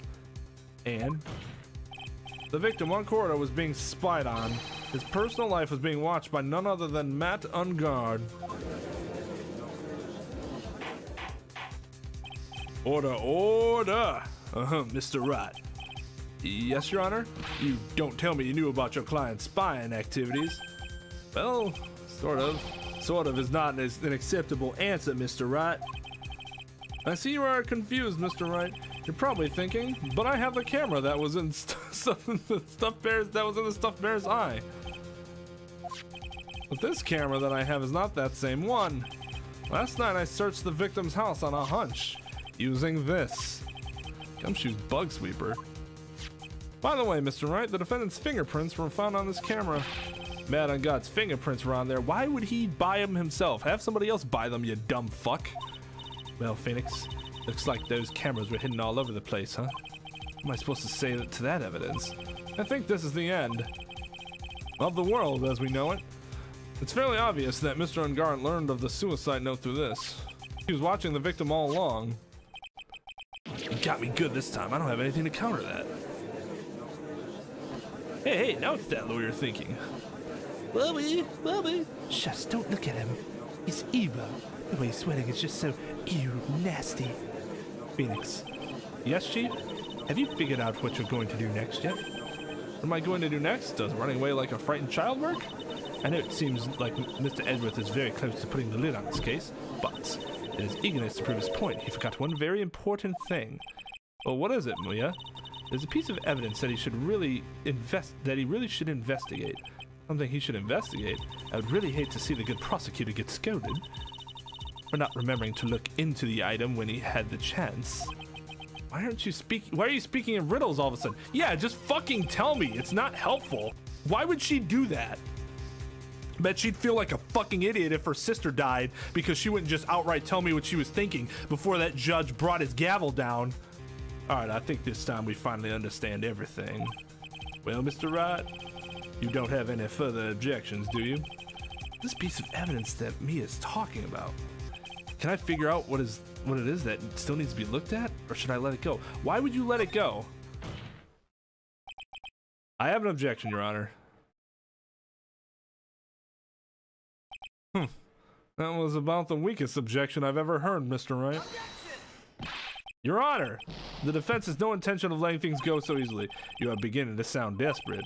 That's just your imagination, Your Honor. Mr. Edgeworth, this is not like you at all.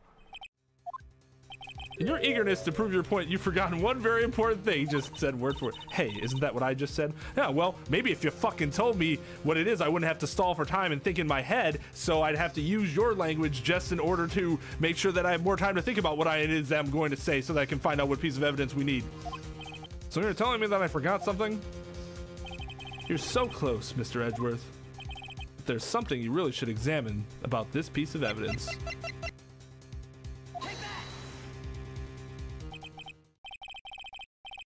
Who knows? I mean, sure, this suicide note was found inside this bear. But this bear was in my possession until only a few moments ago. Which means, oh my god. This is some next level shit. The handwriting on the suicide note has yet to be analyzed. Oh. So, as to whether this pivotal piece of evidence was really written by Miss Impact or not, that has yet to even be remotely confirmed.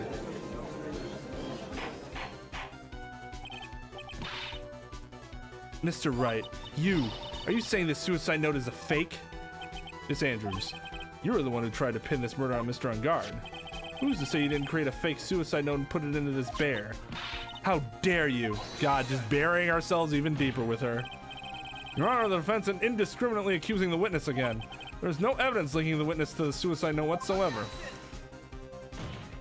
No, that's exactly it. I don't think about evidence that'll stall for time. That's not even remotely helpful in a real court situation.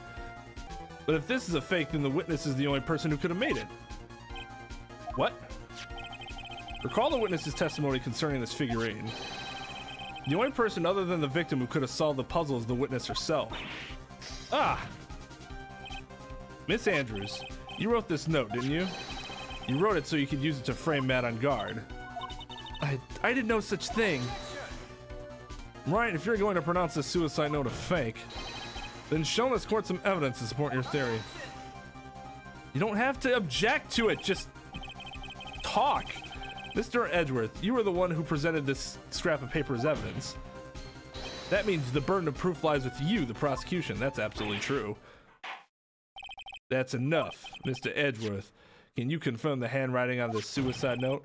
And this is, as the defense has stated, the handwriting is yet to be analyzed. If that's the case, it seems that yet again we have reached a point where a verdict is impossible. That's impossible. This isn't good, Phoenix. The judge is going to try to carry this trial over one more day.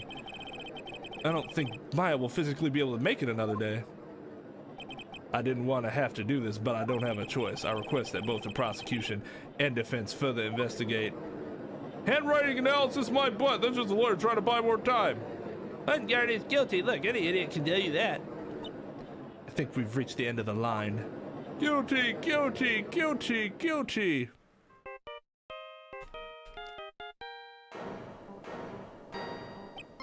What is that sound?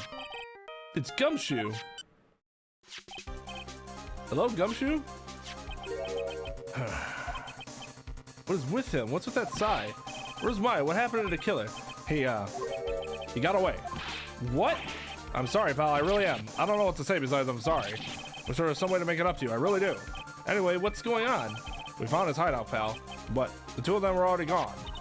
This is terrible. I'm going to keep looking for them, pal. Don't you worry. I just need a little more time. But don't tell me we don't have any more. Guilty, guilty, guilty. You hear that? They're calling for his head. Mr. Wright, I can't. For us to come this far and... Oh! What is it? Let me talk to Mr. Edgeworth. I can't do that? Why? Mr. Wright, would you please get a hold of yourself? Yes, Your Honor. Yep. He'd have been thrown out of the fucking courtroom for that. Depending on the judge, some judge will immediately sanction attorneys, like fine them money for having their phone ring in the courtroom. Others won't do that, but you'll get a stern warning. But if any judge, if you have the phone ring and then you pick it up and start talking to them,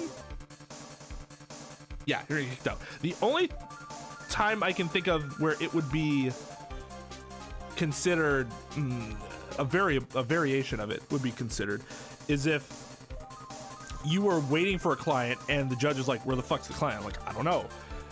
And you're trying to contact them, you can't reach them, and then you're sitting in court waiting awkwardly, and then your phone rings. You might say, oh, judge, this is the client. He might say, okay, go take it outside, and you can do that.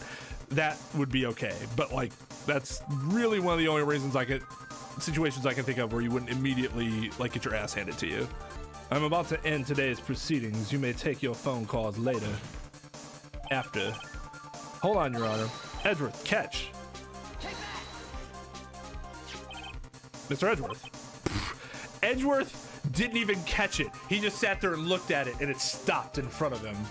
And like, it just floated in the air.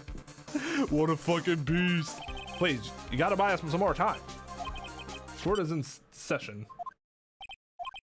I'm sorry, Your Honor. You were saying? Mr. Wright, this is a court of law. I'm sorry, Your Honor, but I'm reluctant to do this. However, it appears that I have no choice but to suspend proceedings until tomorrow. This time I really can't do anything. Court is now adjourned for the day.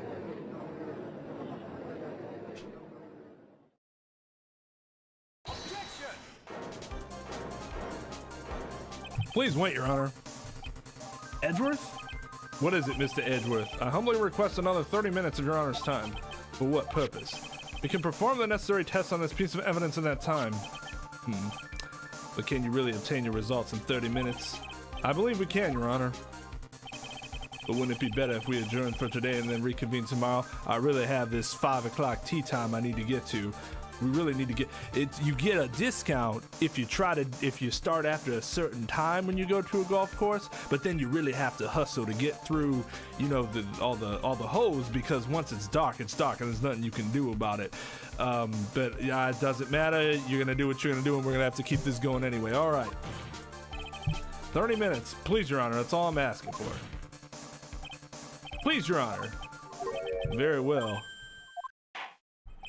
At the prosecution's request, this court will now take a 30-minute recess.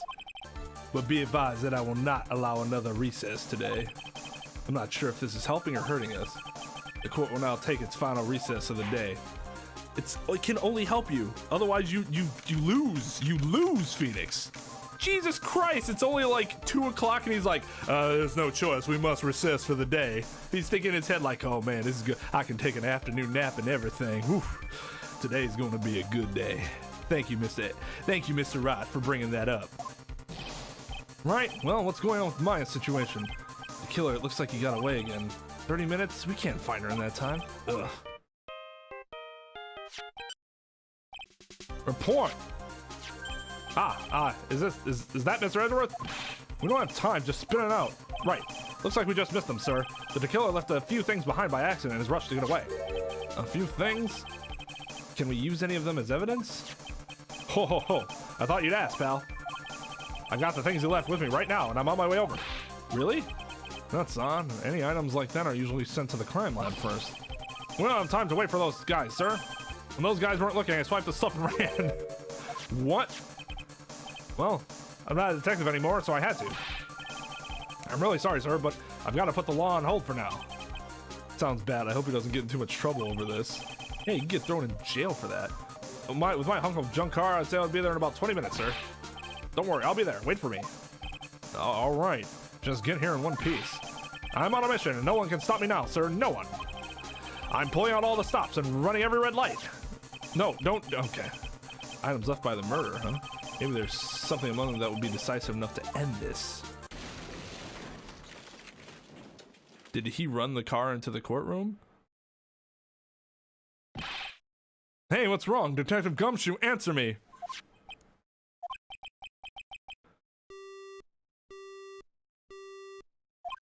What happened? It sounded like he had an accident. I'm guessing his cell phone broke as well. What was he thinking? We gotta hurry and call for help. We have no idea where he is. His cell phone is broken and he wasn't driving a patrol car, so no radio either. Is it really that hard to find an accident that happened? Because it's probably gonna get called in by the other person at least, or someone. And they're on the way from the very big circus, so there's like the quickest route that you could think of. Also, if we don't get to those items before they do, the police will take possession of them. No, we can't let that happen.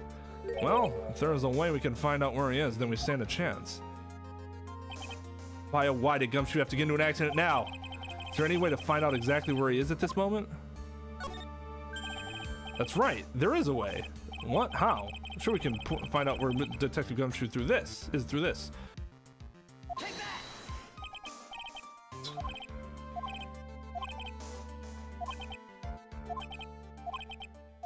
I don't have any right to judge anyone ever again.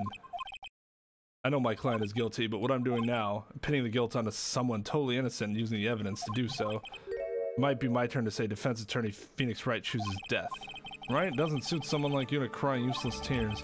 Whether you did your job well or not, that can only be seen after the verdict has been decided. Verdict. Prosecutor Edgeworth here? Yes, bailiff? There's a phone call for you, sir. They said it was extremely urgent. I'm probably finished with the handwriting analysis. I have to go take this call. In the meantime, think hard about what it is you must do.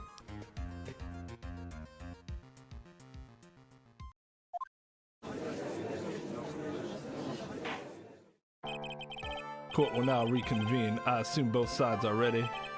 Yes, Your Honor. Yes, Your Honor. I can understand the defense acting like this. However, why do you also seem to be distraught, Mr. Edgeworth? It's nothing, Your Honor. What's wrong with Edgeworth? Looks like something unexpected just happened to him. Now then, Mr. Edgeworth, if you could please tell the court the results of the handwriting analysis on Miss Impact's suicide note. Yes, Your Honor. Unfortunately, we have discovered that this suicide note is a forgery. Oh shit, I wasn't expecting that. What? What do you mean, Mr. Edgeworth? This note was not written by Miss Impax herself. It is a fake. Order, order, order. Mr. Edgeworth, would you care to explain what's going on? If this was not written by Miss Impax, then who wrote it? We won't need more time to do a more detailed analysis. However, it appears that the handwriting matches that of the victim, Mr. Juan Corona.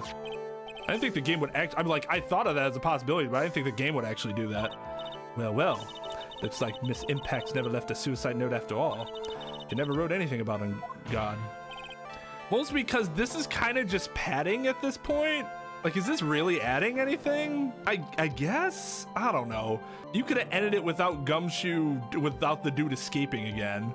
Unless well, I guess we'll see what the ending's like. However, Your Honor, even though this suicide note is indeed a fake, Mr. Engarde could not have known that, and so that facts remain unchanged. Acting under the assumption that it was real, he had plotted to possess it. That does sound very plausible. This theory that Engarde has no idea that the suicide was fake. Something seems a little wrong with it. The defense believes that the theory the prosecution has stated contradicts testimony. If everything the prosecution has proven up to this point is true, then it's impossible for Mr. Engarde to not have known it was a fake. What? Oh, that sentence. Oh, that sentence was awful. Maybe the camera, right? What is this little item called again? A video camera, Your Honor. Well, a very small one, but... Oh, that's right, a camera. You kids and your fancy toys nowadays. Mr. Edgeworth, earlier you claimed that Mr. Engarde knew of the existence of this note because he was spying on the victim. Is that right? If that were true, then this means Mr. Engarde would have known that the victim had forged the note. So then the defendant knew this suicide note was a fake. And if that's true, then the situation has suddenly changed in a very dramatic way. Exactly, Your Honor. The prosecution's theory as to what Mr. Engarde's motive for murder was, it has suddenly disappeared into thin air.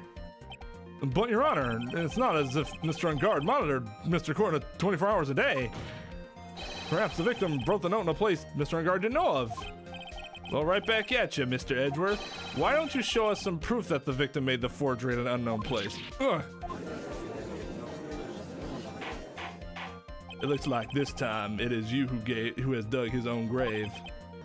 As I figured, it all came down to this after all. Mr. Edgeworth, you are not making any sense.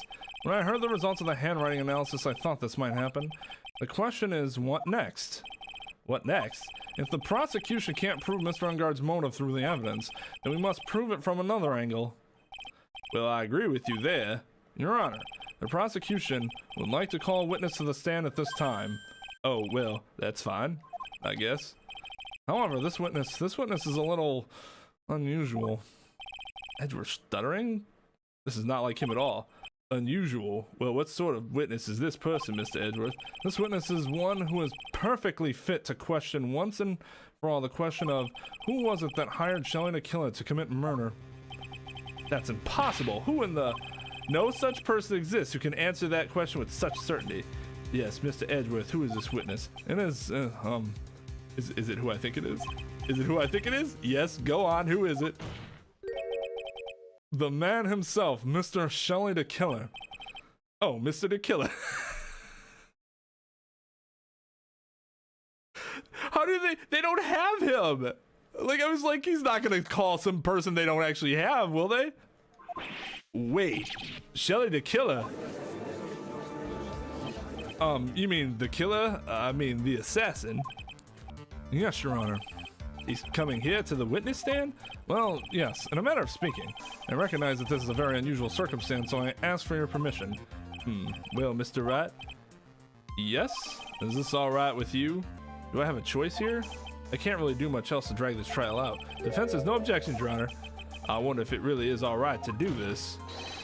Very well, then the prosecution calls its witness on the stand. Edgeworth, is there no other way left to us? Now then, witness. Your name and your, occupation, please.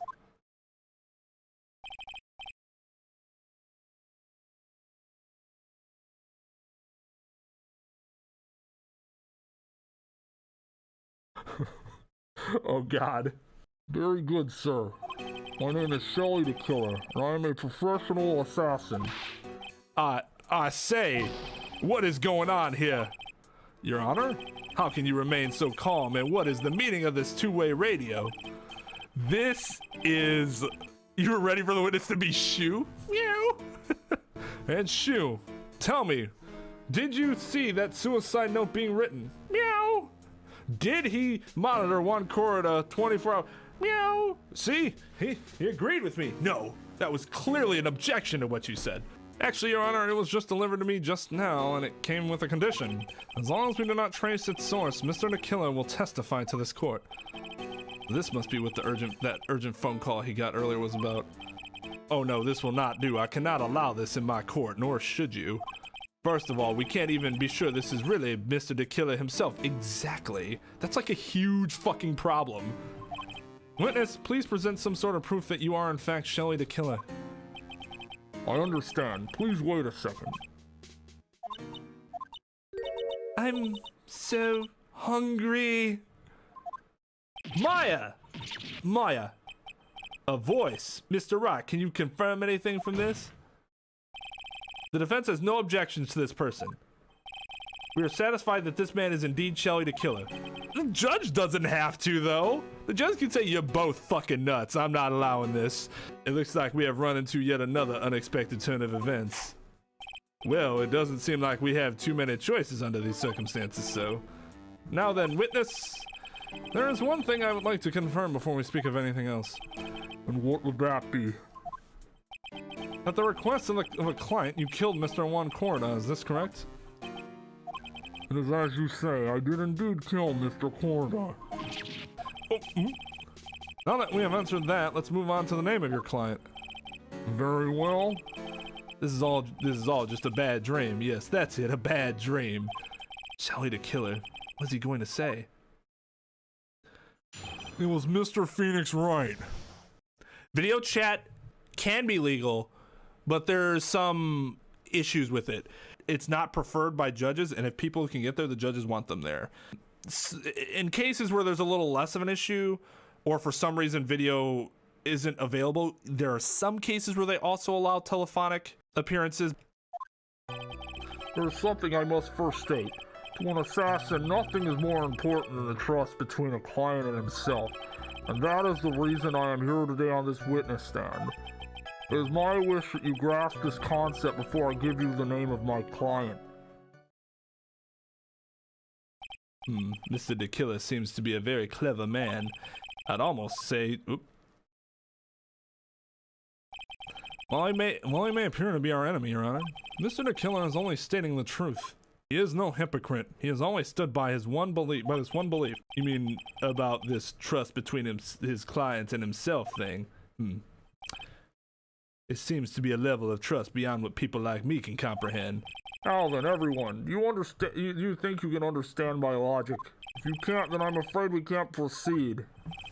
Everyone understands your point, I think. Really?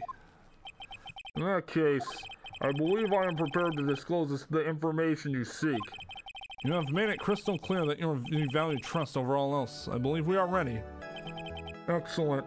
Now then, I do believe it's about time I revealed the name of my client, don't you agree? What is it? Now I can't bring myself to ask the client's name. If you can't ask it, Mr. Wright, then I will. Witness, it's so obvious who he's gonna say. What is the name of your client who requested the murder of Mr. Juan Corda?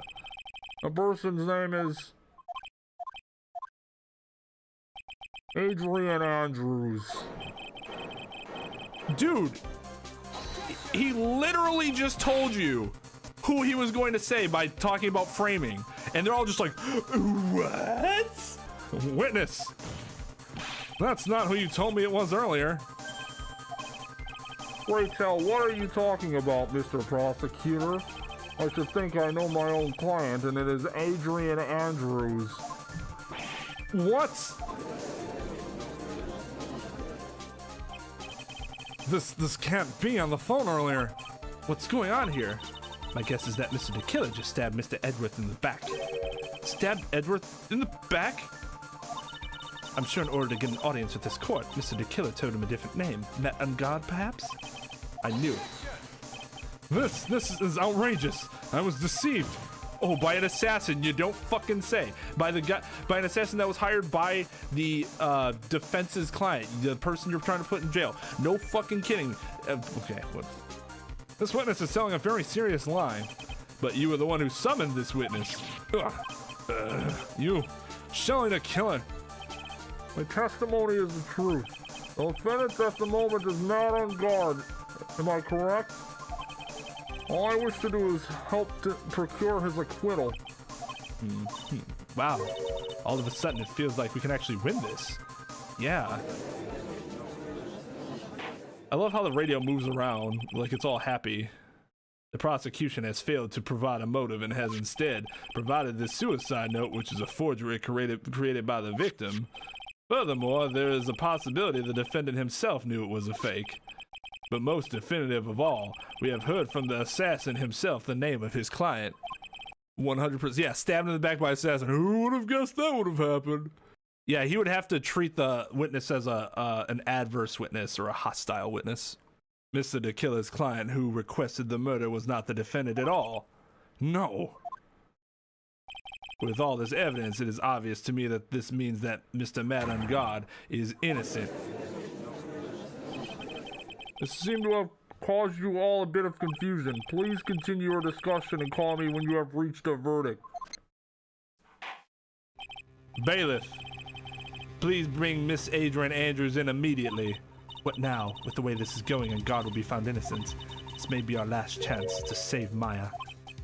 Yeah, but Edgeworth is right. The killer is lying. And Engarde, my client, I know he's guilty.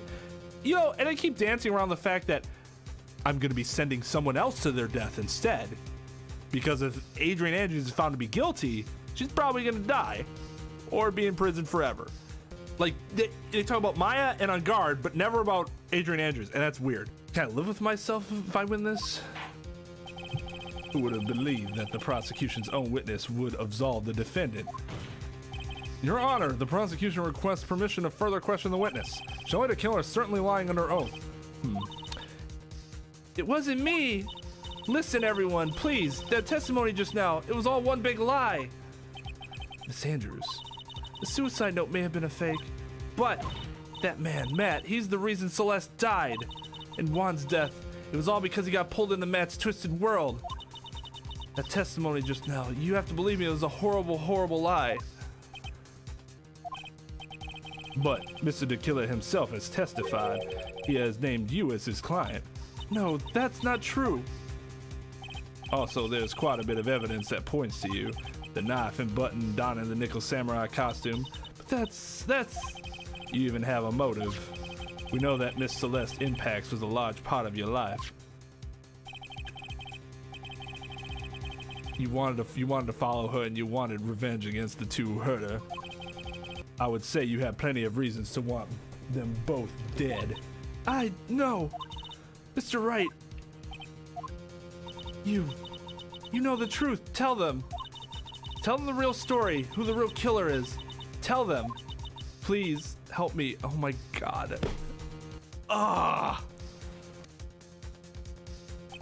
Yes, I know the truth. Mr. Wright. Yes, Your Honor? I believe we have reached the end of this trial. Therefore, I ask the defense for any final words or opinions. Do I take the not guilty verdict and save Maya? Or do I throw this chance away and wait for Gumshoe's new evidence? What am I supposed to do? Phoenix. I can't do it, Mia. I can't accept a not guilty. You are a lawyer. I know. But Matt Engarde is a killer, a murderer. I can't let him get away with this.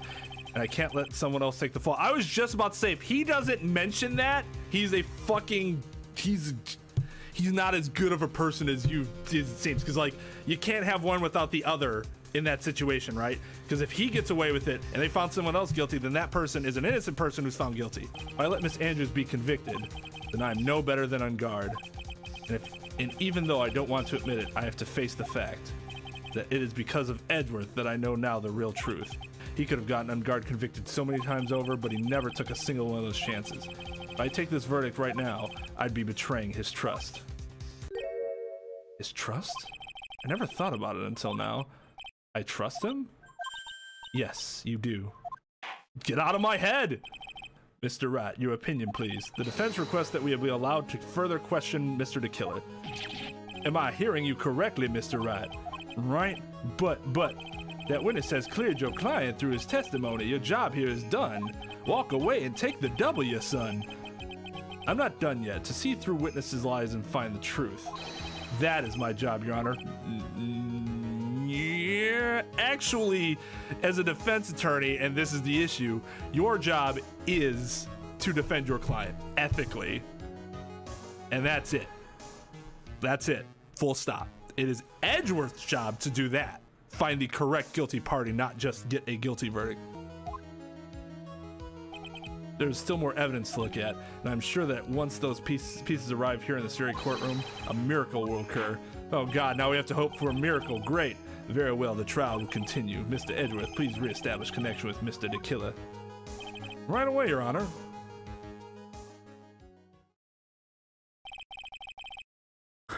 Has a verdict been reached? Before that, we would like to talk with you a little more. About? All you needed from me was the name of my client. What else could you need from me? Well, actually, we would like to hear everything you know about this case. That is how things are usually done. What is he talking about? Usually done? But what shall we have him testify about now? Mr. the Killer, if you don't mind, please testify about your client in more detail. You legal people and your procedures. Is it any wonder no one likes to go to court? That's not a lie. There are no lies detected there. As I have already stated quite a few times, Adrian Andrews is my client. However, one thing I simply cannot overlook is tampering with the scene of the crime. My client did it to frame another for the crime, while pretending to be the first person to discover the body and enter the scene. Adrian Andrews already knew from the very beginning that Juan Cordo was dead. But even more appalling is the creation and planning of the knife and button. That act is what I was referring to when I said the client had broken the rules. This is a most unexpected turn of events for fifth time now. However, this time everything has finally been revealed. Just a second, Your Honor. Yes, Mr. Edgeworth, we still have the cross-examination to do. But you don't need to question testimony like this. Do you, Mr. Wright? Your Honor, the defense will question the witness if I have a choice here. Huh? Why? What this witness has said is nothing but beneficial to the defense's case. If you scrutinize the testimony, then I'll expose the lies in the oh-so-beneficial testimony, I suppose. I don't understand what's going on anymore. That makes two of us. One other interesting thing to point out is I've seen circumstances where there has been a question as to whether an attorney was properly representing their client, and in this case, the client was a state agency, a county agency, and the judge was furious because he thought that the attorney might not have been properly representing their client. So it could be that in a situation like this, he just wouldn't let Phoenix question him. What is it, Mr. Wright? If I press him the wrong way, it might raise suspicions on his end. But I have to do something to waste more time. Witness, about requesting it. Yes? How much is your fee? I see you are also quite a dark-hearted man, Mr. Attorney. Huh? If you would like to talk business, we can do so after the trial. Ugh, no. I'm not thinking of... Mr. Wright. Yes? You want to kill me. You want me dead, don't you? Yes, I do. What? Why would you think something like that, Your Honor? Guilty, Mr. Phoenix Wright. You are hereby declared guilty. Witness, let's continue. Why'd you disclose the name of your client? They're your client, are they not? He doesn't talk about her specifically here. I would think that most people wouldn't be able to overlook a person hiring another to kill. If I had a problem with such a thing, I wouldn't be very effective at my job. Yeah. Well, a change in occupation might be good for you. However, I will say this. Even though I am the one that does the deed, my clients are always the real guilty party. Oh God, that goes without saying, Mr. the Killer. No, they're both guilty fucking parties. It's not just, oh, it's really them. No, it's both of them. And their fate is to live with the knowledge of their guilt on their shoulders. However, my client this time thought they could run away from their guilt. Are you talking about the button and the knife? Yes, and my business card. Oh, this card. So that no one has to waste their time, including the police. I always make it a point to make things as easy as possible. You try to make things easy? My business card makes it very easy to identify who carried out the service. He's pretty devoted to his work. But to disregard everything to go and stab the deceased with a knife, and even hide my card from sight, that is something I cannot overlook. It's really hard to tell if he's being truthful or not without him being here. That's what I was talking about earlier. It is actually more difficult. You're saying most clients wouldn't do such a thing? That is correct. Usually, most people try to create an alibi for themselves. If you should use my services, Mr. Attorney, I would suggest you plan for your alibi too. No, I already told you. I have no interest in using your services ever. Why does he keep looking at me like I'm the one on trial here? That's all you have to testify? Yes, and I pray that I will never be called to the stand again. Again, as in you plan to continue? I must, as I have yet to find a person to take my place and become the fourth successor. Actually, how would you like a new life, Mr. Attorney? Excuse me? No, I'm fine, really. Are you really now? I wonder what kind of man the judge thinks I am now. What are you going to do now, Phoenix? All I can do now is expose the lies. That's true. However, you realize that would be very bad for our clients, right? Ugh, I'm so confused. One thing I know for sure is I can't let this trial end yet. I have no idea what the fuck I'm supposed to do here. Because we're not, this is literally,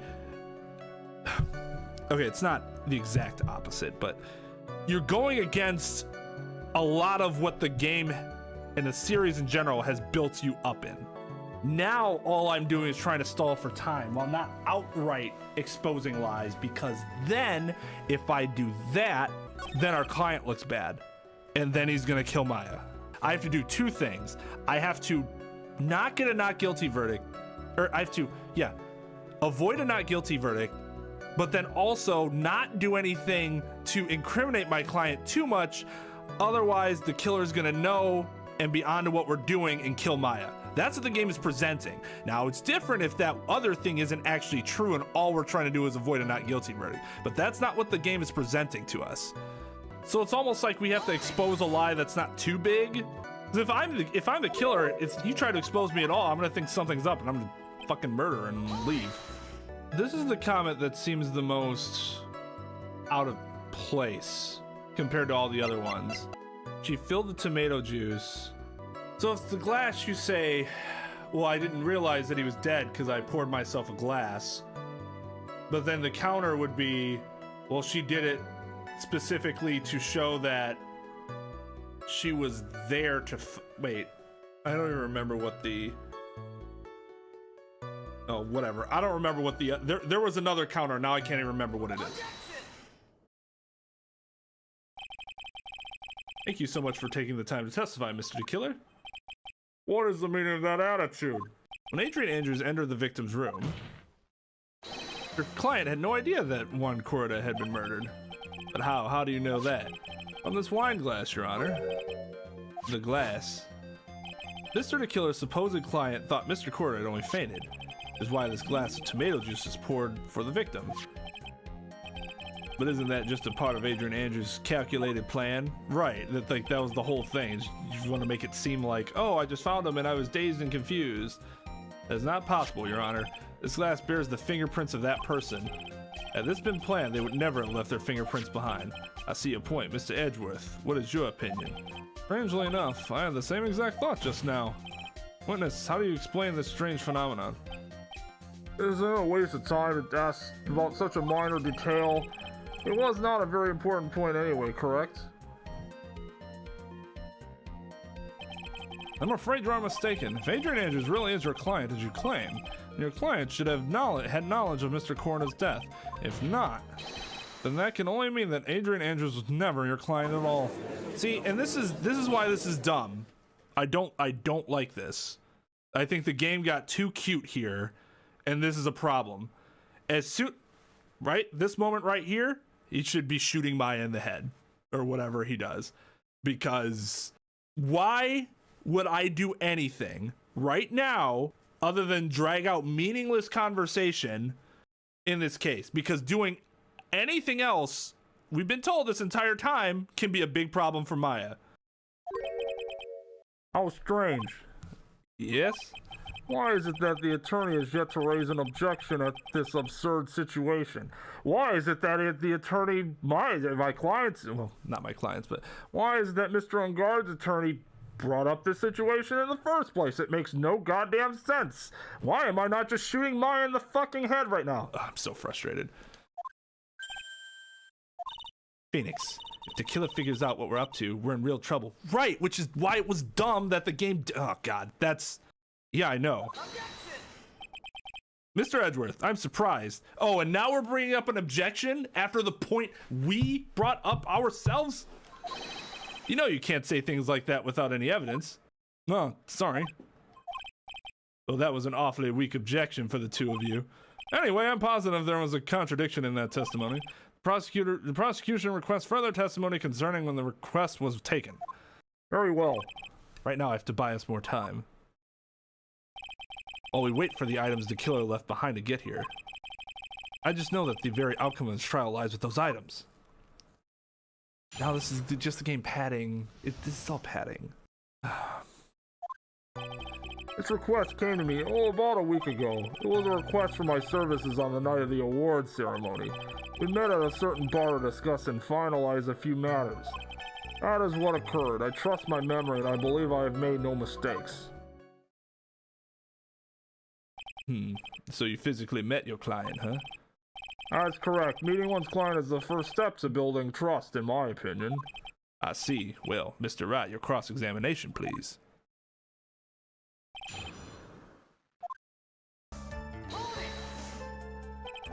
One week ago, are you sure? Yes, I am quite sure. I, of course, had my own preparations, and I was barely able to finish. When you request my services, Mr. Attorney, I hope you'll keep that in mind. Please, stop. In any case, my client this time had a very specific date and time in mind. Specific date and time? You ask why on that specific night? No, I tried to fulfill all the conditions of my client's request. But as for why, I only had my suspicions. Your suspicions, huh? Even if I asked about them, it would only be a guess. I see. That's fine then. So you physically met Adrian Andrews, right? Of course I did. What was that? Was it the brief pause? Probably just my imagination. I need to find something more definitive to catch this guy on. Can we believe that your testimony up to this point has been reliable? So your client was Adrian Andrews? That is correct. Well, he says the two of them met. If they did, then there shouldn't be anything wrong with the killer's testimony. Well, there doesn't seem to be anything strange this time around. You have to draw more information from him, but you can't draw a suspicion. If you can do that, you should be able to find a flaw in his testimony somewhere. Talk about a delicate balance. What are these suspicions you had? Why'd your client request that night? I'm sure it was all for the bear. The bear? My client spoke of it. I'm sure there will be a bear-shaped figurine in one corner of his room. I would like you to retrieve that item for me. Must be talking about this bear puzzle. Inside that figurine was a suicide note. Naturally, the victim brought it with him to his hotel room. He was planning to publicly disclose its contents at the press conference, after all. That is correct. If I had not done the job that night, I would not have known where that bear figurine was. I see. Well, Mr. Wright, was the testimony just now of any importance? That's why just now has made one thing clear. That is, client knew the secret of the bear figurine. Why is everyone so quiet? Mr. Wright, I think all of us already knew that. Oh, really? Witness, please continue with your testimony. Pressing on this statement after they say, hey, maybe you shouldn't do that to every single thing, and then doing it later is so... It's bad. It's just bad. It's misleading. Witness, I would like for you to give us a few more details. I always meet my clients as a matter of principle. I have never taken a request by telephone or mail. And why is that? Because I value the trust between a client and myself above all else. The only way to establish that is to speak to the client while looking them in the eye. Well, Mr. Wright, was the testimony just now of any importance? It is very counterintuitive, and I hate counterintuitivity. Is that a word? Intuitivity? Counterintuitiveness is probably more appropriate. Of course, it was very important, Your Honor. Mr. DeKiller had met his client before the murder, then it's unlikely he is mistaken. So you're saying that his client really was Adrian Andrews? I guess so. You see, it is just as I said. Yeah. I'm so lost. Who the heck am I supposed to be helping here? Calm down, Phoenix. Think carefully and relax. And because it's so counterintuitive, my mind is not anywhere near where it's supposed to be to try to figure this out.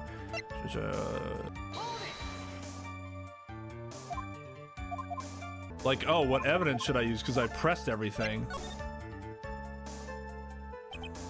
Why he meets his clients is not important. That wasn't the point. Witness, please stop sidestepping my questions. What do you mean by that? My question was, did you really meet Adrian Andrews in person? I've already told you, Mr. Wright, I did. It was only through talking with... Ooh. Oh my. That's huge derp. But see, this is bad. This is bad. Doing this means that Maya should die because I fucked him up. It was only through talking with him face to face that I began to trust him. That's why I thought I can trust this person as a client. It's true what they say about talking face to face. Well, Mr. Wright, was this testimony of any importance? I heard what I think I heard just now. Then I think I've got him. Your Honor, I believe the testimony just now was the utmost importance. Oh, really? Well, if that's the case, witness, please include the statement just now in your testimony. Very well.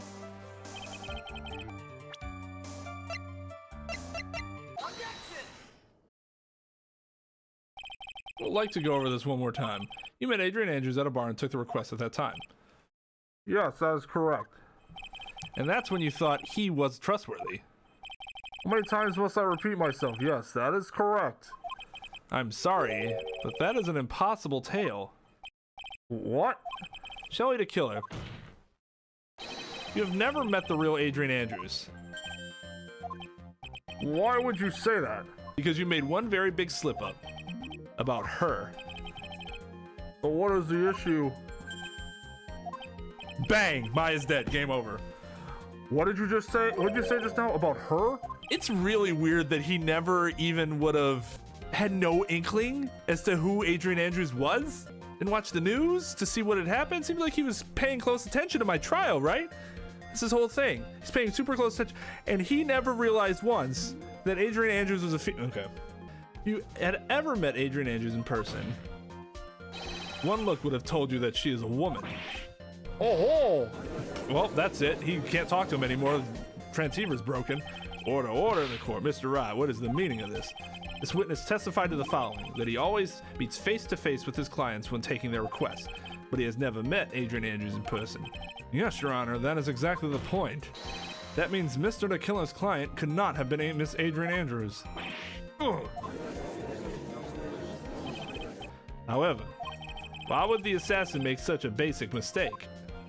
I believe it has to do with her name, Your Honor. A name? Yes, Adrian Andrews is, without a doubt, a very androgynous name. Yes, I see. And luckily for Mr. DeKiller, the entire time he was on the stand, no one had stated Adrian Andrews' gender. So he simply picked the wrong pronoun. What? What is going on here? Shelley the killer. This court demands an explanation. I think somehow I must have mixed up this client with another. Does that mean you remember something different now? Yes, of course. Please, if you would all allow me to continue the test. Oh, God. I know he's just gonna spit out more lies. Very well, but this time, please give us the truth and nothing but the truth. Yes, now I remember I took that request by mail. There have been times I took my job without having met my client. The request is for the murder of Von Corridor and 2 or 3 other small things. When I saw the name at the end of the letter, I thought my client to be a man.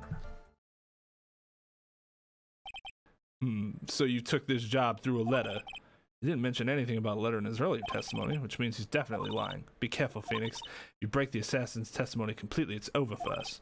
I know, I can't make him be suspicious, except for the fact that the game fucking tells me I don't have to do that when I... Oh. I think we're okay, like, we can do this. As long as he's standing there across from me, no matter how strong of a punch I throw, he'll counter it. Now then, let's begin the cross-examination. But you didn't you just say that you always meet your clients? Yes, I suppose I did say that. However, there are some clients for whom a meeting is simply not possible. But you didn't meet your client this time. No, I did not. Oh, come now. Let's stop with this game of cat and mouse.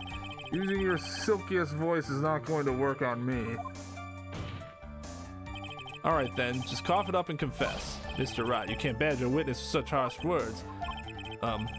You're a lawyer, so behave like one and present evidence instead of mindlessly yelling. Now then, do you have any proof that Mr. the Killer met with his client?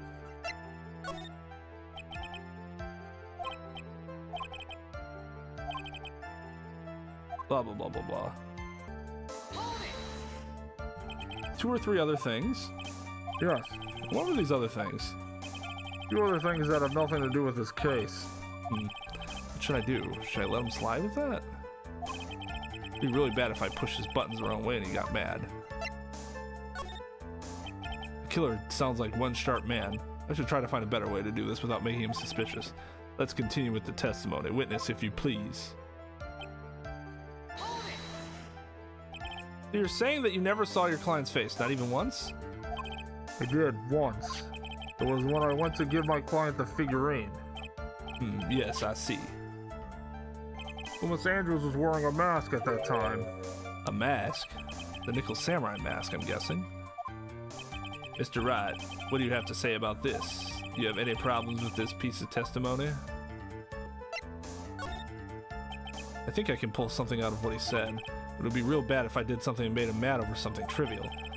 There are no problems with the testimony, Your Honor. Pretty much reached the end of our rope here. Huh? Seems like we're still okay to me. That's exactly what is so bad. The rate we're going, we're gonna end up completely destroying the killer's lie. If we do that, you already know how serious of a situation that will put us in. Oh yeah. All I can do now is pray that those items reach us in time.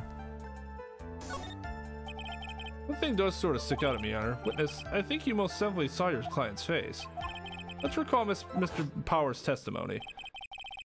At the reward ceremony, I went myself to Matt's room. Matt was standing there in front of his room, still in his nickel samurai costume. Matt gave the bellboy a tip. You received quite a large roll of cash from Mr. Engarde, and at that time, he was not wearing his nickel samurai costume. Oh! Order, order. Yes, now that you mention, I do remember that. Witness. Yes, that night I did wander the floor as a bellboy. I received plenty of tips that night for carrying juice to the various rooms. Is that so wrong? Huh? The man who gave me that tip was not my client. He's probably just a very generous person. I'm sorry, but sadly we are not nearly so generous here. I could receive such large rolls of cash by simply bringing things on trays. And why on earth would I be standing around prosecuting? Oh, the deja vu. And isn't his salary more than enough for one man? And where's your evidence that the large roll of cash was not in fact a tip? Come, Mr. Edgeworth, show me the money. What? Mr. Attorney. Yes? You know, I think your line of questioning has been a little strange. In fact, I would say you don't seem to believe Mrs. Andrews is my client. Oh no, it's not like that at all. I just think lies aren't a good thing, you know? Well, I know and I agree. Lies are not a good thing at all.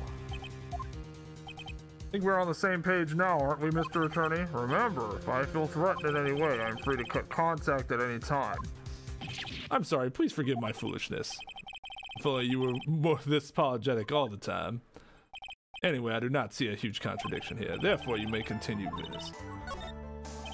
Whether or not they're related to this case is for the court to decide. Mr. Attorney, everything I've said is from the beginning has been nothing but beneficial to your client, which is why I wonder why it's pushing you to continue with this cross-examination. Would it be that you are planning to betray your own client? That's... I smell the stench of a backstabber, and should you turn out to be one... Wait, uh-oh. This is really looking bad. I shouldn't press my luck. Alright, I think, is it worth pursuing? Witness, this is a very important matter. Please cooperate and tell us what these other jobs your clients requested were. It's truly that important. I suppose I don't have much of a choice. The bear figurine. The bear figurine? After the assassination of the target, I was to find that figurine. I was told that this job was just as important as the actual killing.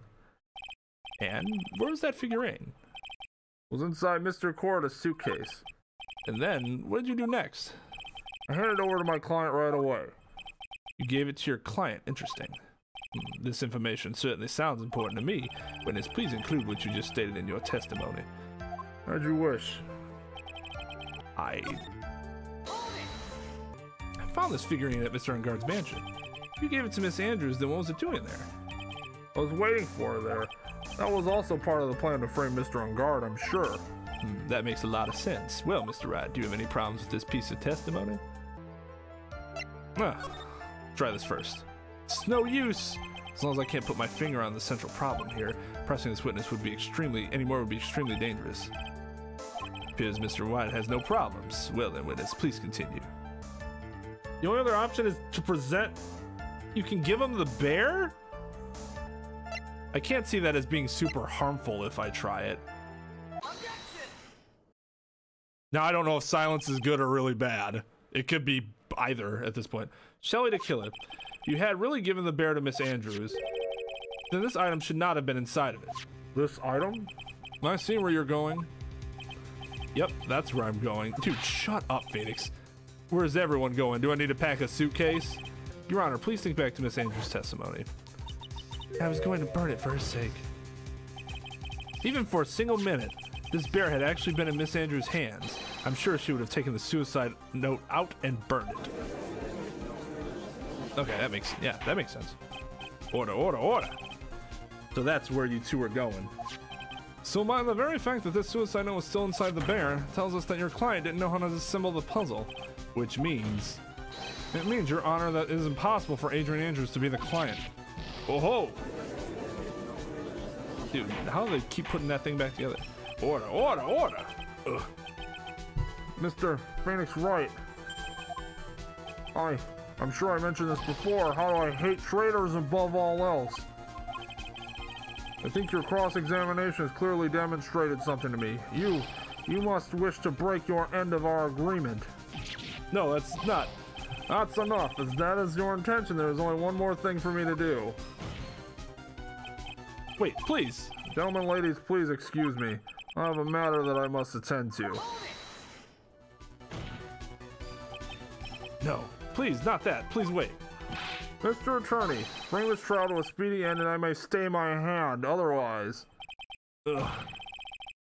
So the whole point of it was to drive him to this, to reach the breaking... It's not gonna help for me to continue bitching about it. I'm so frustrated.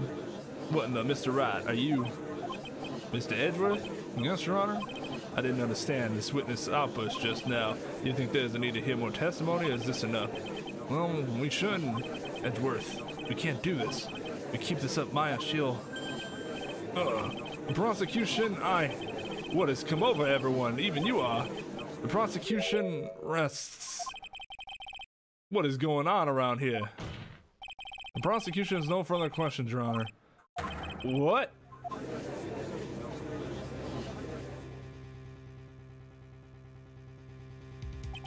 Well, I never thought I'd see the day. This is a most unusual situation. If the prosecution rests with no further questions, then the prosecution has failed to uphold its stance. If that is the case, then even though I'm reluctant, I must believe that Mr. DeKiller's testimony is accurate. That would mean that Shelley DeKiller's client is Adrian Andrews. Mr. Wright. Yes, Your Honor? If I end the trial here right now, then your client, Mr. Engarde, would be declared innocent, and in his place, Adrian Andrews would be charged with murder. Miss Andrews be charged with murder. Prosecution has no further questions, so we will now hear the defense's final remarks. Bailiff, please bring the defendant, Mr. Matt Engarde, to the stand. The items from DeKiller's hideout didn't make it in time. We tried as hard as we could, but it looks like our time has run out. Can't believe it. The outcome now lies in your hands.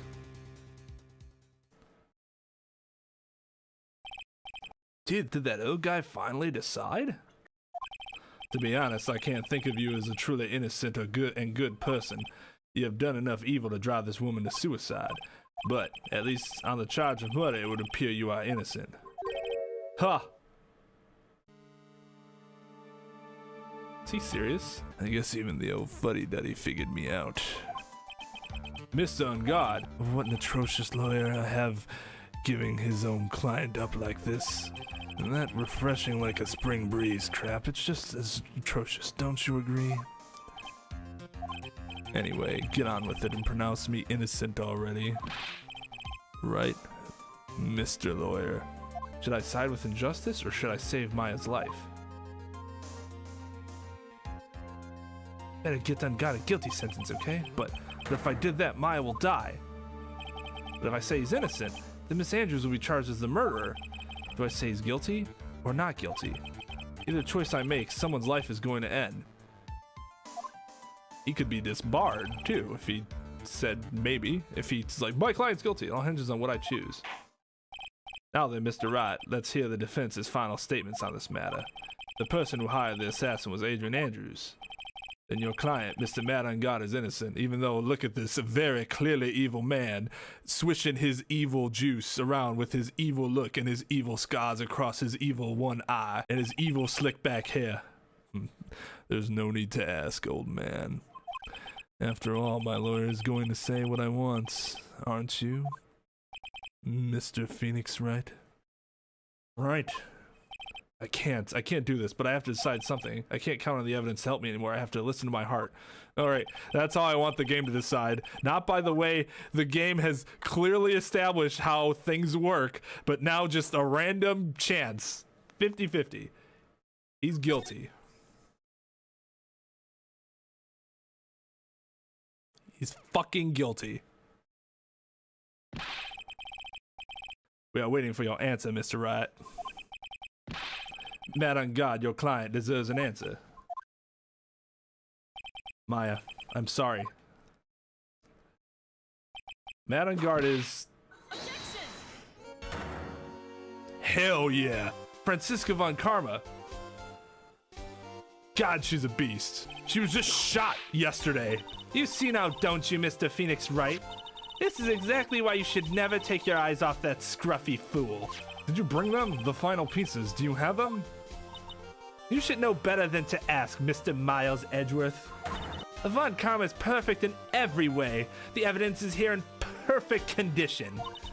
Don't worry about Scruffy. He's fine, and his injuries are minor. All the items are inside this.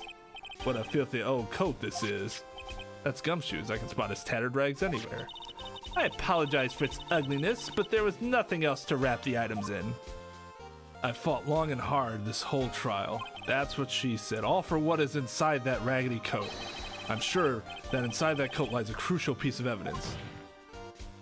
Your Honor, inside that filthy coat are the defense's final pieces of evidence. Your final evidence?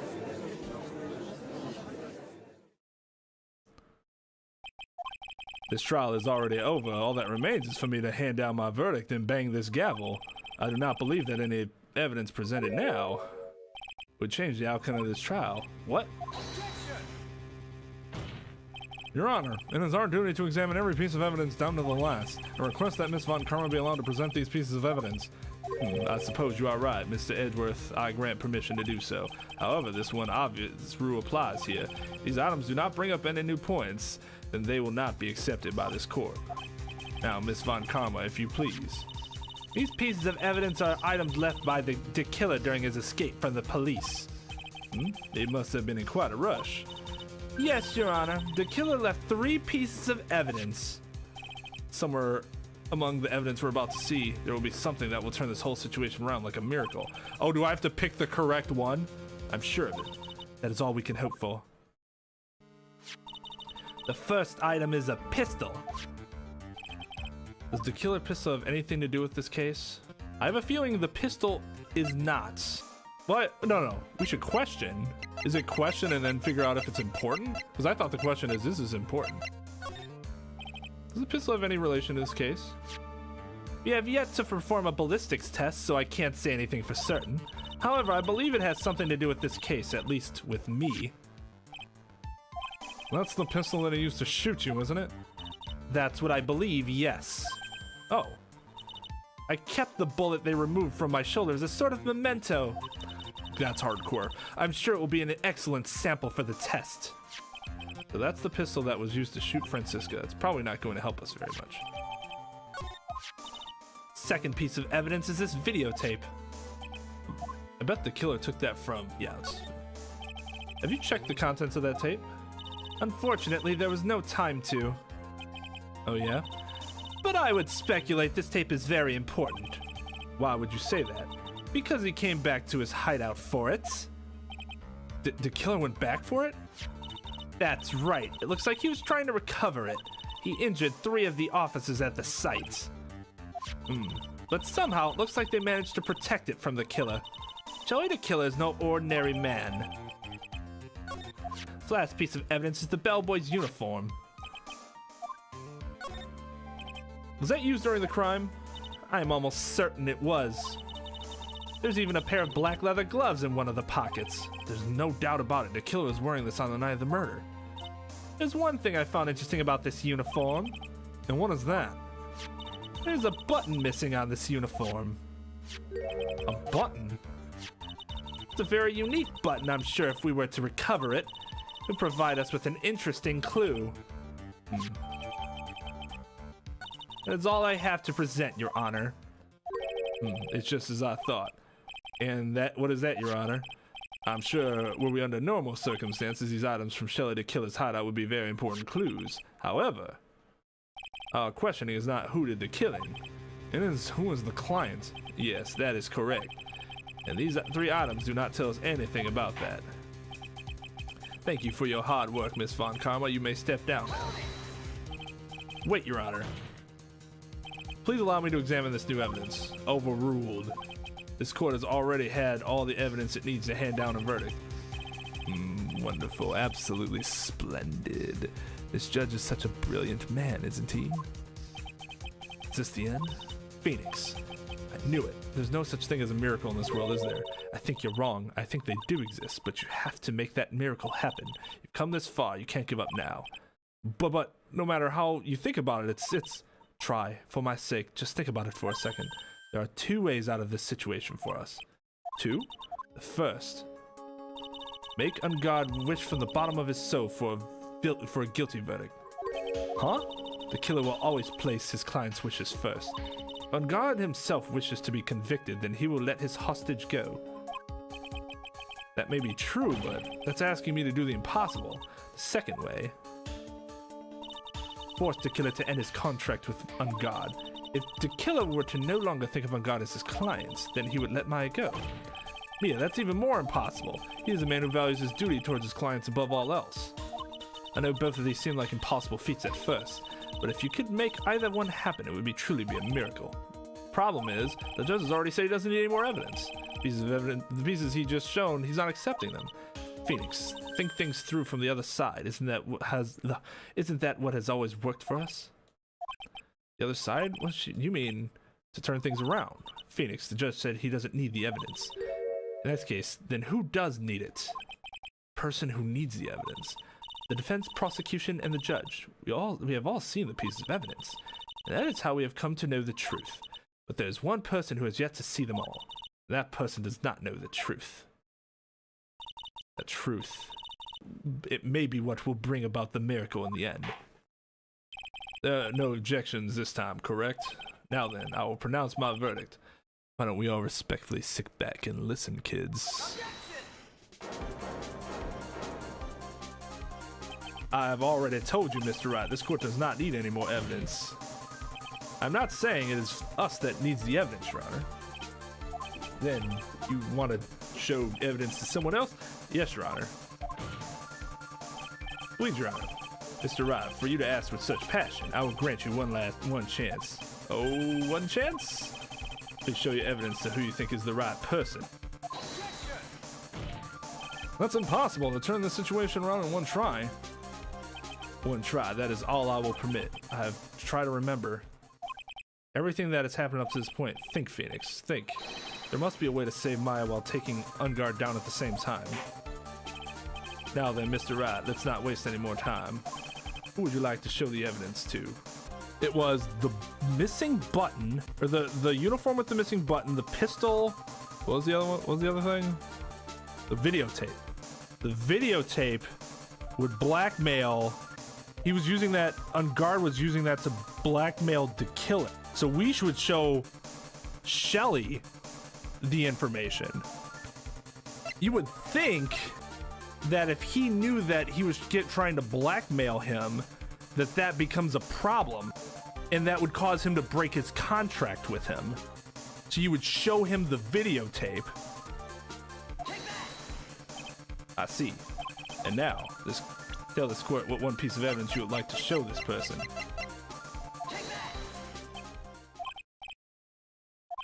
I think there is some merit in showing this evidence to that witness.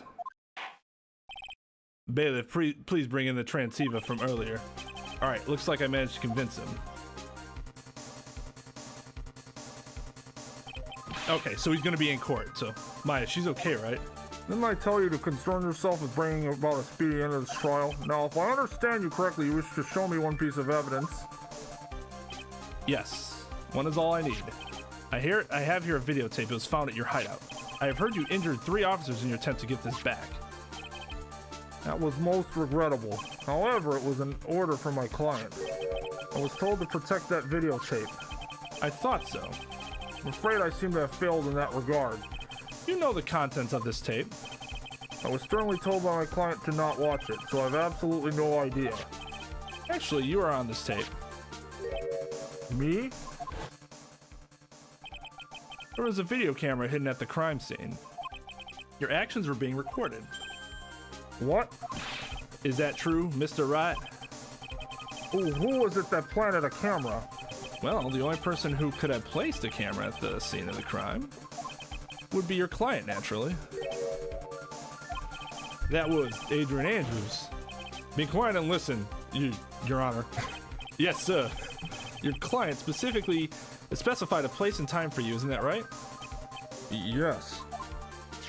That was so they could film you. I had no idea.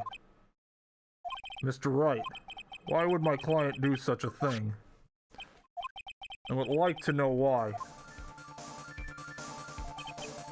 Why did Matt and Engarde film the crime scene? There's only one reason why your client would secretly film the crime scene. They wanted blackmail on you. Okay, that one was easier. Your client once told me something very interesting. We were talking about you, and this is what they said. But I'm no weakling. I don't believe anyone, least of all assassins. Oh, come now, Mr. Wright. Assassins aren't above blackmail. Yes, that's where the video comes in. With that, I can keep him at bay and even blackmail him if I want. Your client didn't trust you at all.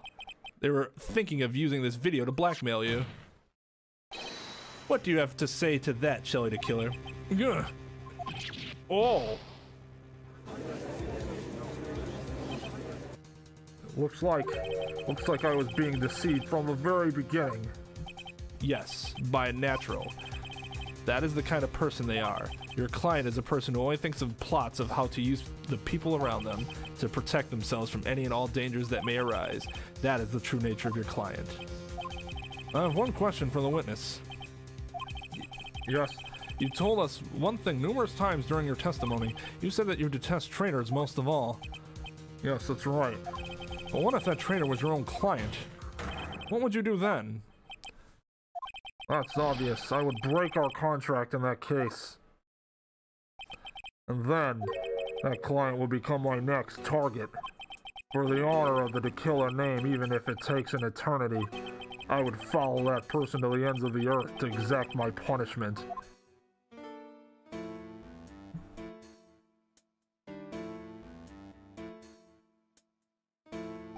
I see.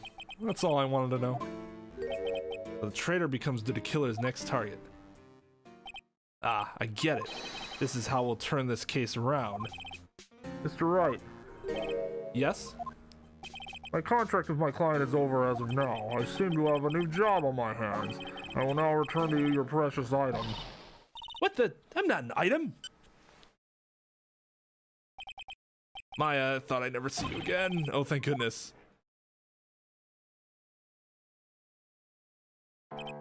This trial appears to have come to its conclusion. However, I'm sort of... I don't quite know. Ah. Miss Von Karma, where did that... She always has you in her sights. Where is she? She fucking shadow sniped him? No, I do believe it's time to finally hand up verdict.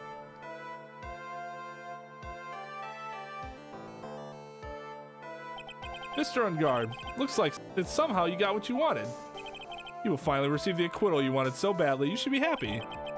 But before that, I would like to make one final statement. Sometime in the near future, one very betrayed assassin may appear before you. Needless to say, that man is very good at what he does. I'm sure you would understand what I meant if you watched this video.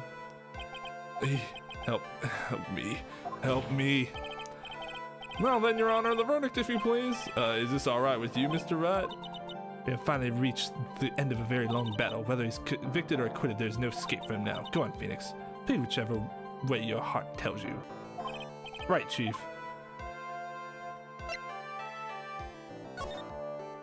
Mad on guard.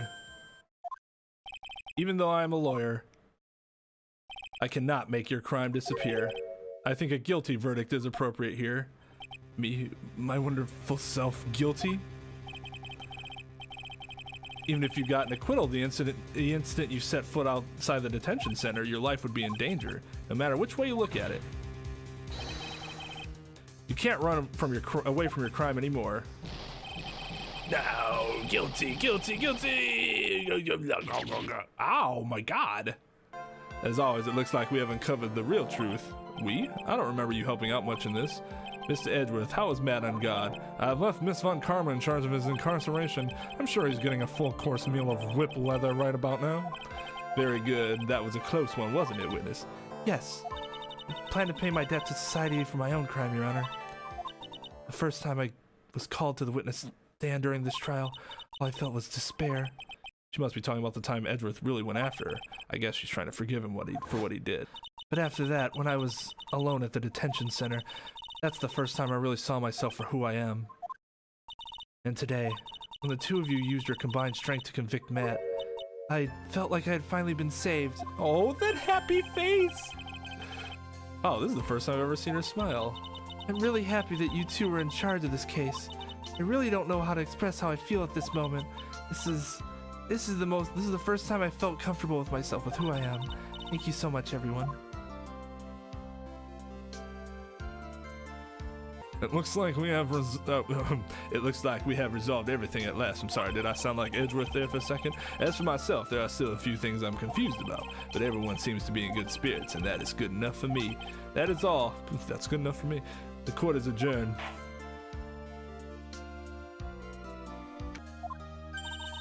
You were great out there, Phoenix. What I did out there was right, wasn't it? This is the first time you've not gotten your client off. You got them a guilty verdict this time, but you have to look past all that to what's really important. You now realize that there's something more than just getting a not guilty, right? Yes, I understand now. Phoenix, think back for a second. Think to the moments when Miss Von Karma arrived with the final piece of evidence. Think about the incredible decision you had to make. Is he guilty or is he not guilty? Those are your choices then, and your answer spoke to what being a lawyer means to you. Right. Edgeworth, I have good news. Maya is now safe in police custody. Really? Pearls! You're telling us the truth, right, Mr. Edgeworth? Yes, she's quite safe. She's on her way here as we speak in a patrol car. Oh, Mystic Maya's safe. You did it. You really did it, Mr. Nick. Ow, she punches deceptively hard for a kid. I believed in you. I kept saying to myself, Mr. Nick will save her. Mr. Nick will save her. Wah! Thanks? Oh, What's wrong? it's Von Karma. About earlier, thanks. Ow. Why are you still smiling, Mr. Phoenix, Wright? You lost. Your perfect win record has now been crushed. And yet, you are still happy? I don't think you'll ever understand, Miss Von Karma. How dare you? Don't worry, she may in time. After all, I was like that myself until a year ago. Edgeworth? For my own personal victories and for guilty verdicts, I used every dirty trick in the book, and so my win record remains spotless. But a man appeared and stood fast against that selfish me.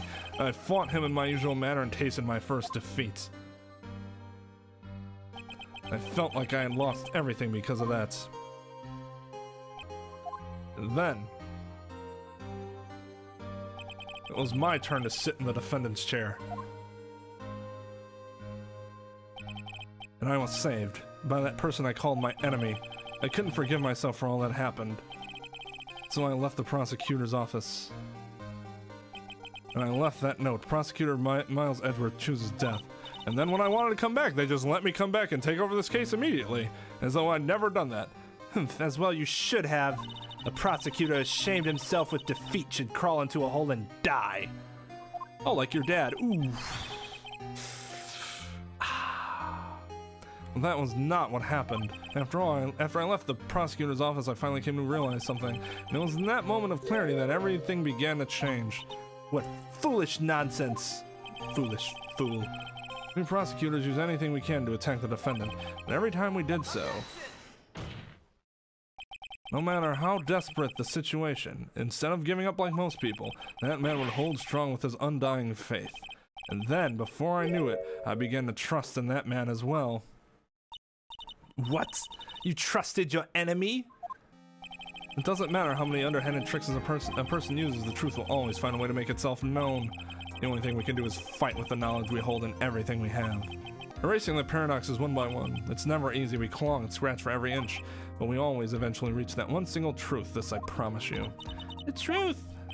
Yes, that's exactly why prosecutors and defense attorneys exist, but I'm sure you knew that already, didn't you, Wright? That's why you couldn't forgive me, this man who went into hiding, isn't that right? This man who only had his sights on victory, who ran away into the night. Ah, is Mr. Edgeworth right, Mr. Nick? You really let me down. When you disappeared, I felt betrayed. The reason I decided to become a lawyer to begin with was because I believed in the things you said to me all those years ago. And you betrayed your own words. That's why 1 year ago, I made up my mind. This case was good. It was a good case. The problem is that it went on way too long. The premise, all the stuff behind it, that was interesting. It just needed to end earlier. They could have, the ending was great, but they could have made that happen with much less padding. I decided that the Miles Edgeworth I knew had died. At least that's what I told myself. You pathetic fool. It's Von Karma. I don't want to hear the wretched whimpering of a disgraced loser. Von Karma is someone who's destined to be perfect. You know, her state of delusion is truly astonishing and impressive. She keeps talking about this being perfect, and it's like, you've lost twice to me. In fact, you've never beaten me. He beat me this time. He's 1 and 2 against me. 1 and 3 against me. But you're 0 and 2 still. Miles Edgeworth, you are no longer worthy. You are no longer worthy of being a Von Karma. And neither am I. It's over. It's all over. Francisca threw something on the ground just now. This is an electromagnetic receiver. Isn't that the thing she used to track Detective Gumshoe? I'll return it to the precinct later. There's something else. Ah, isn't that Miss Von Karma's whip? I'll never set foot in another courtroom again. I'm sure that's what she's saying by this action. You should keep this right. Yes, sir. Okay. Nick! Maya! Maya! Mystic Maya! Mystic Maya! Oh, that's sweet. What a nice picture. I'll tell you what, Phoenix got some broad shoulders, man. Oh, Nick, I knew you'd come through. You got Engarde convicted like I knew you would, and on top of that, you even rescued me. Well, of course I did. You know I would never desert you. We sure pressed our luck this trial. You're really lucky to be standing here. Whatever, whatever. Look, it's over, okay? Besides, if I did croak, I'd just come back and haunt you like a bad ghost through Pearly. Is this really that easy to do something like that? Thanks a lot, Nick. Don't mention it. Maya. Oh, Mr. Edgeworth. I'm really relieved you're alright. Hey, it's like you've made some real progress, Mr. Edgeworth. Well, I suppose I'm a little different from who I was a year ago. I'm really hungry. Burgers! Burgers! I think it's time to get out of this depressing place. Huh? Where are we going? Food, Nick! Food! Grub! Chow! I'm starved. I'm so hungry, even you look like a nice juicy burger on a bun to me, Nick. You think I look like a burger? I mean, I have buns, but I'm a prime rib at least. Come with us, Mr. Edgeworth, please. If you insist. So how about we hit up our usual burger joint? Don't be silly, Nick. Huh? This case messed up that awesome evening and got in the way of my gourmet food. So I decided that we're gonna make up for it by having another feast. Another feast? Come on, Nick, food! We're gonna go eat that rotten food that's been sitting there for days? Hey, pal, sorry to keep you guys waiting. Oh my god, you should be in the hospital still, Mr. Concussion. Gumshoe, are you alright? Yeah, but I'm really embarrassed, and quite frankly, I'm having a hard time standing in this room with so many bright lights. I should probably go to a darker room to lie my head. Yeah, but I'm really embarrassed. I didn't think I would hit a telephone pole of all things. A telephone pole? Then was it red light that got him? You did it again, city boy. I felt like my dear old heart was gonna give out on me, and I ain't joking. Yeah, it was more exciting than the very last episode of The Steel Samurai. Thanks. Now look at here, Mr. Snooty Prosecutor. Don't you reckon you bully Mr. Wright too hard? If you don't start being a lot nicer to him, he might just kick it tonight even. I'll keep that in mind. Well, come on now, everyone gather around. Y'all gonna get your picture taken by a genuine professional photographer. Looks like Lotta brought herself a new camera. Well, pal, at least we can put this messy case behind us now. Come on, tonight's all about eating, so let's chow down. Amen to that, pal. Amen. That's true. He probably doesn't even like acknowledge that he has a concussion. Like his mind's just like, oh yeah, sure, we're not concussed. What even is a concussion? You know, when you think about it, you were the one who saved the day, detective. Oh, me? You really think so? He's right. If it wasn't for the 3 items you took, I think this trial would have had a very different ending. Well, you know, it's... Oh. Huh? Wait. That's odd. When I ran off with the things from the killer's hideout, I was sure I took 4 things in total, sir. What? 4? Yeah, I'm sure I put one of the items in my coat pocket. There was a 4th item? Oh, come on, y'all, it's over. But whoo boy, I tell you, you realize something else. Between getting accused of murder and getting kidnapped, never a dull moment with you, huh? You think? Why does she look so happy about that? Being shut away for 2 whole days. Weren't you scared? Yeah, it was really scary. I felt so hopeless. So to keep my mind off things, I drew a picture. Sounds like you had it rough, gal. So where's this picture of yours? Yeah, I want to see it. I want to see Mystic Maya's picture. You know, I don't know where it went. Aw, that's too bad. Well, it's all right. Wasn't anything important anyway. It sure is nice to finally see them both smiling again. What is it, Edgeworth? This thing is picking something up. Ah, that's Miss Von Karma's receiver. Thanks to her, I had the most awful experience in my life, sir. Can't believe she stuck a tracking device on me. That's odd. Even though you're standing right here, tracking device seems to be in a different location. Oh, it's probably busted or something, sir.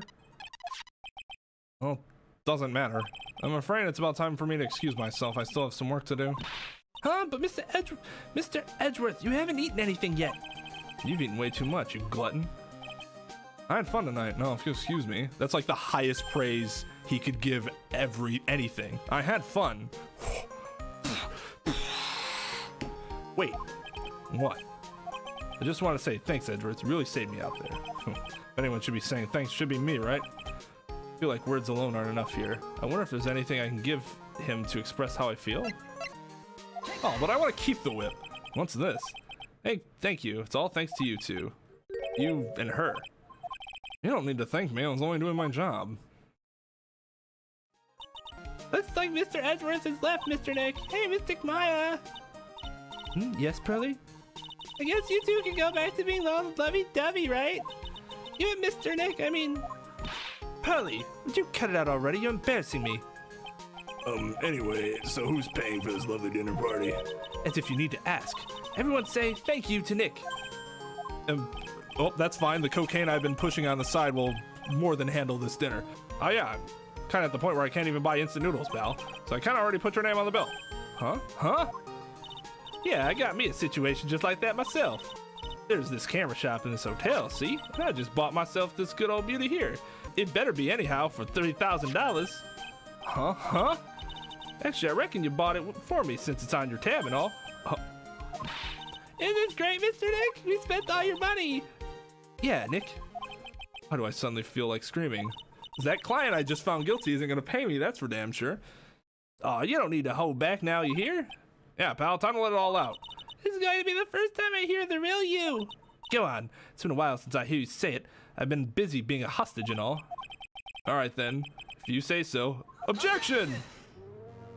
Really came through for me, Nick. I had to hide that letter, but I knew you'd find it. I really feel like I've been living on the edge lately. I mean, I've escaped death 3 times now. Pretty cool, huh? Feel like a pro. I'm so happy that you can save Mystic Maya, Mr. Nick. And I'm so happy for the two of you. Speaking of which, I think this hotel is a popular place for honeymooners, so I sort of made reservations for the two of you, just in case. Well, pal, it looks like something. Mr. Edgeworth had a long talk with the chief, and he got me reinstated for my sake. Or he said things like, letting that one go is bad for all of society. I knew it. Crashing headlong into everything is the only way to live, pal. Why am I having shortness of breath? I'm Maggie Bird. I'm retiring this uniform today, sir. I'm going to be a waitress from now on. And bring smiles and joy to people who come by the restaurant, sir. Completely forgot about her. Hope you'll stop by sometime, Mr. Wright. I like Maggie. She's cool. She's a little cutie. Shipped so hard before. Yes, are you here to visit a patient? I'm Director Hottie. Ho ho. Recently, yes. That girl, you know, I haven't seen her around. Yes. But I remember if I even laid so much as an eye on her, it would go crack. Yeah. That whip. Didn't even matter if I got whipped, though. Yes. Oh. What's this dress? It's just an ordinary electric razor recharging on the stand. I can't believe this. Really? How long did they plan on making me do this? Ah, but it's Edgy Pooh's idea, so it means it must have a deep, hidden meaning. But why do I get the feeling they wouldn't forget about me, would they? I would never. It was never like this in the old days. Everyone called me Queen Wendy, treat me like royalty, and man, to go and feel pain on my heel, or feel a burn. Speaking of burn, playing with fire is very dangerous. Because of that, I threw in a warehouse there to store the scenery burned out. I appreciate everything you and Mr. Edgeworth did for me from the bottom of my heart. Oh, that's right. I received a letter from Miss Von Karma. She said that after I get out, I should feel free to consult her about anything at all. I'm really thankful to have met everyone. That's the happiest person in jail I've ever seen, and it's just so wholesome and heartwarming. Oh, I love Adrian. It's been difficult for me in this country as well. As such, I will take a short leave of absence. If you'd like to request my services, please be sure to visit my homepage.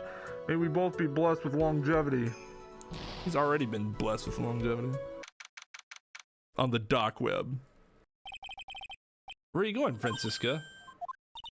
How did you know I was here? What's this? I heard you were planning things on a certain person. Things like tracking devices in his coat, for example. That's just like you. I only planted it there because he was always wearing it. This filthy, drab coat of his. I don't know how it ended up in my luggage, but it's going in the trash, I promise you that. Oh, that's right. Speaking of that man, he told me something very interesting. When I ran off with the things from the killer's hideout, I was sure I took 4 things in the total, sir. 4 things? It seems he put the last one in his coat pocket. He put it in here. It doesn't matter anymore. The case is already over. What are you going to do now? That's none of your business. Are you running away? Shut up. You don't understand a thing. You can't possibly understand what it means to be Manfred von Karma's daughter. Franziska. So many expectations from everyone around me, expectations I must fulfill. I'm expected to win no matter what, and failure, such a thing is not an option for me. My father was a genius, there's no doubt about that, but me, I'm no genius. I've always known that. Oh my god. She's undressing herself and mentally, and this is interesting. This is really interesting. But I had to be one, I had to. You may not be a genius like your father, but you're a prosecutor. You have been and always will be. No, I'm not. Not anymore. I've even thrown my whip away. Speaking of that, Wright gave me this to hold on to. Right, you knew something like this would happen, didn't you? I'm going to say this again. We prosecutors do not fight for personal honor or pride. I hope you will think deeply about what you should be striking down with that whip. You haven't changed a bit. You've always left me alone and walked on ahead without me. Miles Edgeworth, I've always hated you. And then finally my chance to take revenge on you arrived. If I could win against that man, if I could make Phoenix Wright bow down in defeat, then this girl you left behind would have risen higher than you. And that was supposed to be my revenge. I see. You know, I can't do it. I can't change who I am. I can't throw away everything I've been until today. I believe you can, just like how Adrian Andrews did. Adrian Andrews? You were going to use her during the trial, right? But you were dependent on your father by using his tactics, isn't that right? Today, you chased after me after I had left you behind all these years. And that's why we're standing here now, side by side. But I have no intention of stopping. If you say you are going to quit your walk down the prosecutor's path, then this is where we part ways, Franziska von Karma.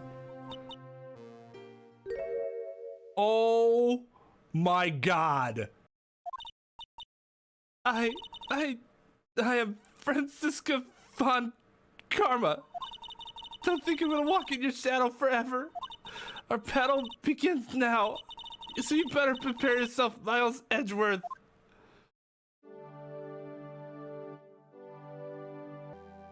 This does forgive the existence of the blue blood. Her and Adrian put together forgives the existence of anything. It might even forgive the existence of Chapter 5 of the first game.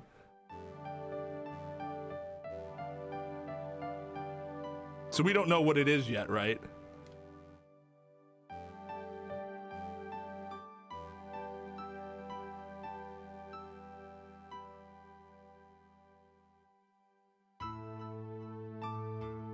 Oh.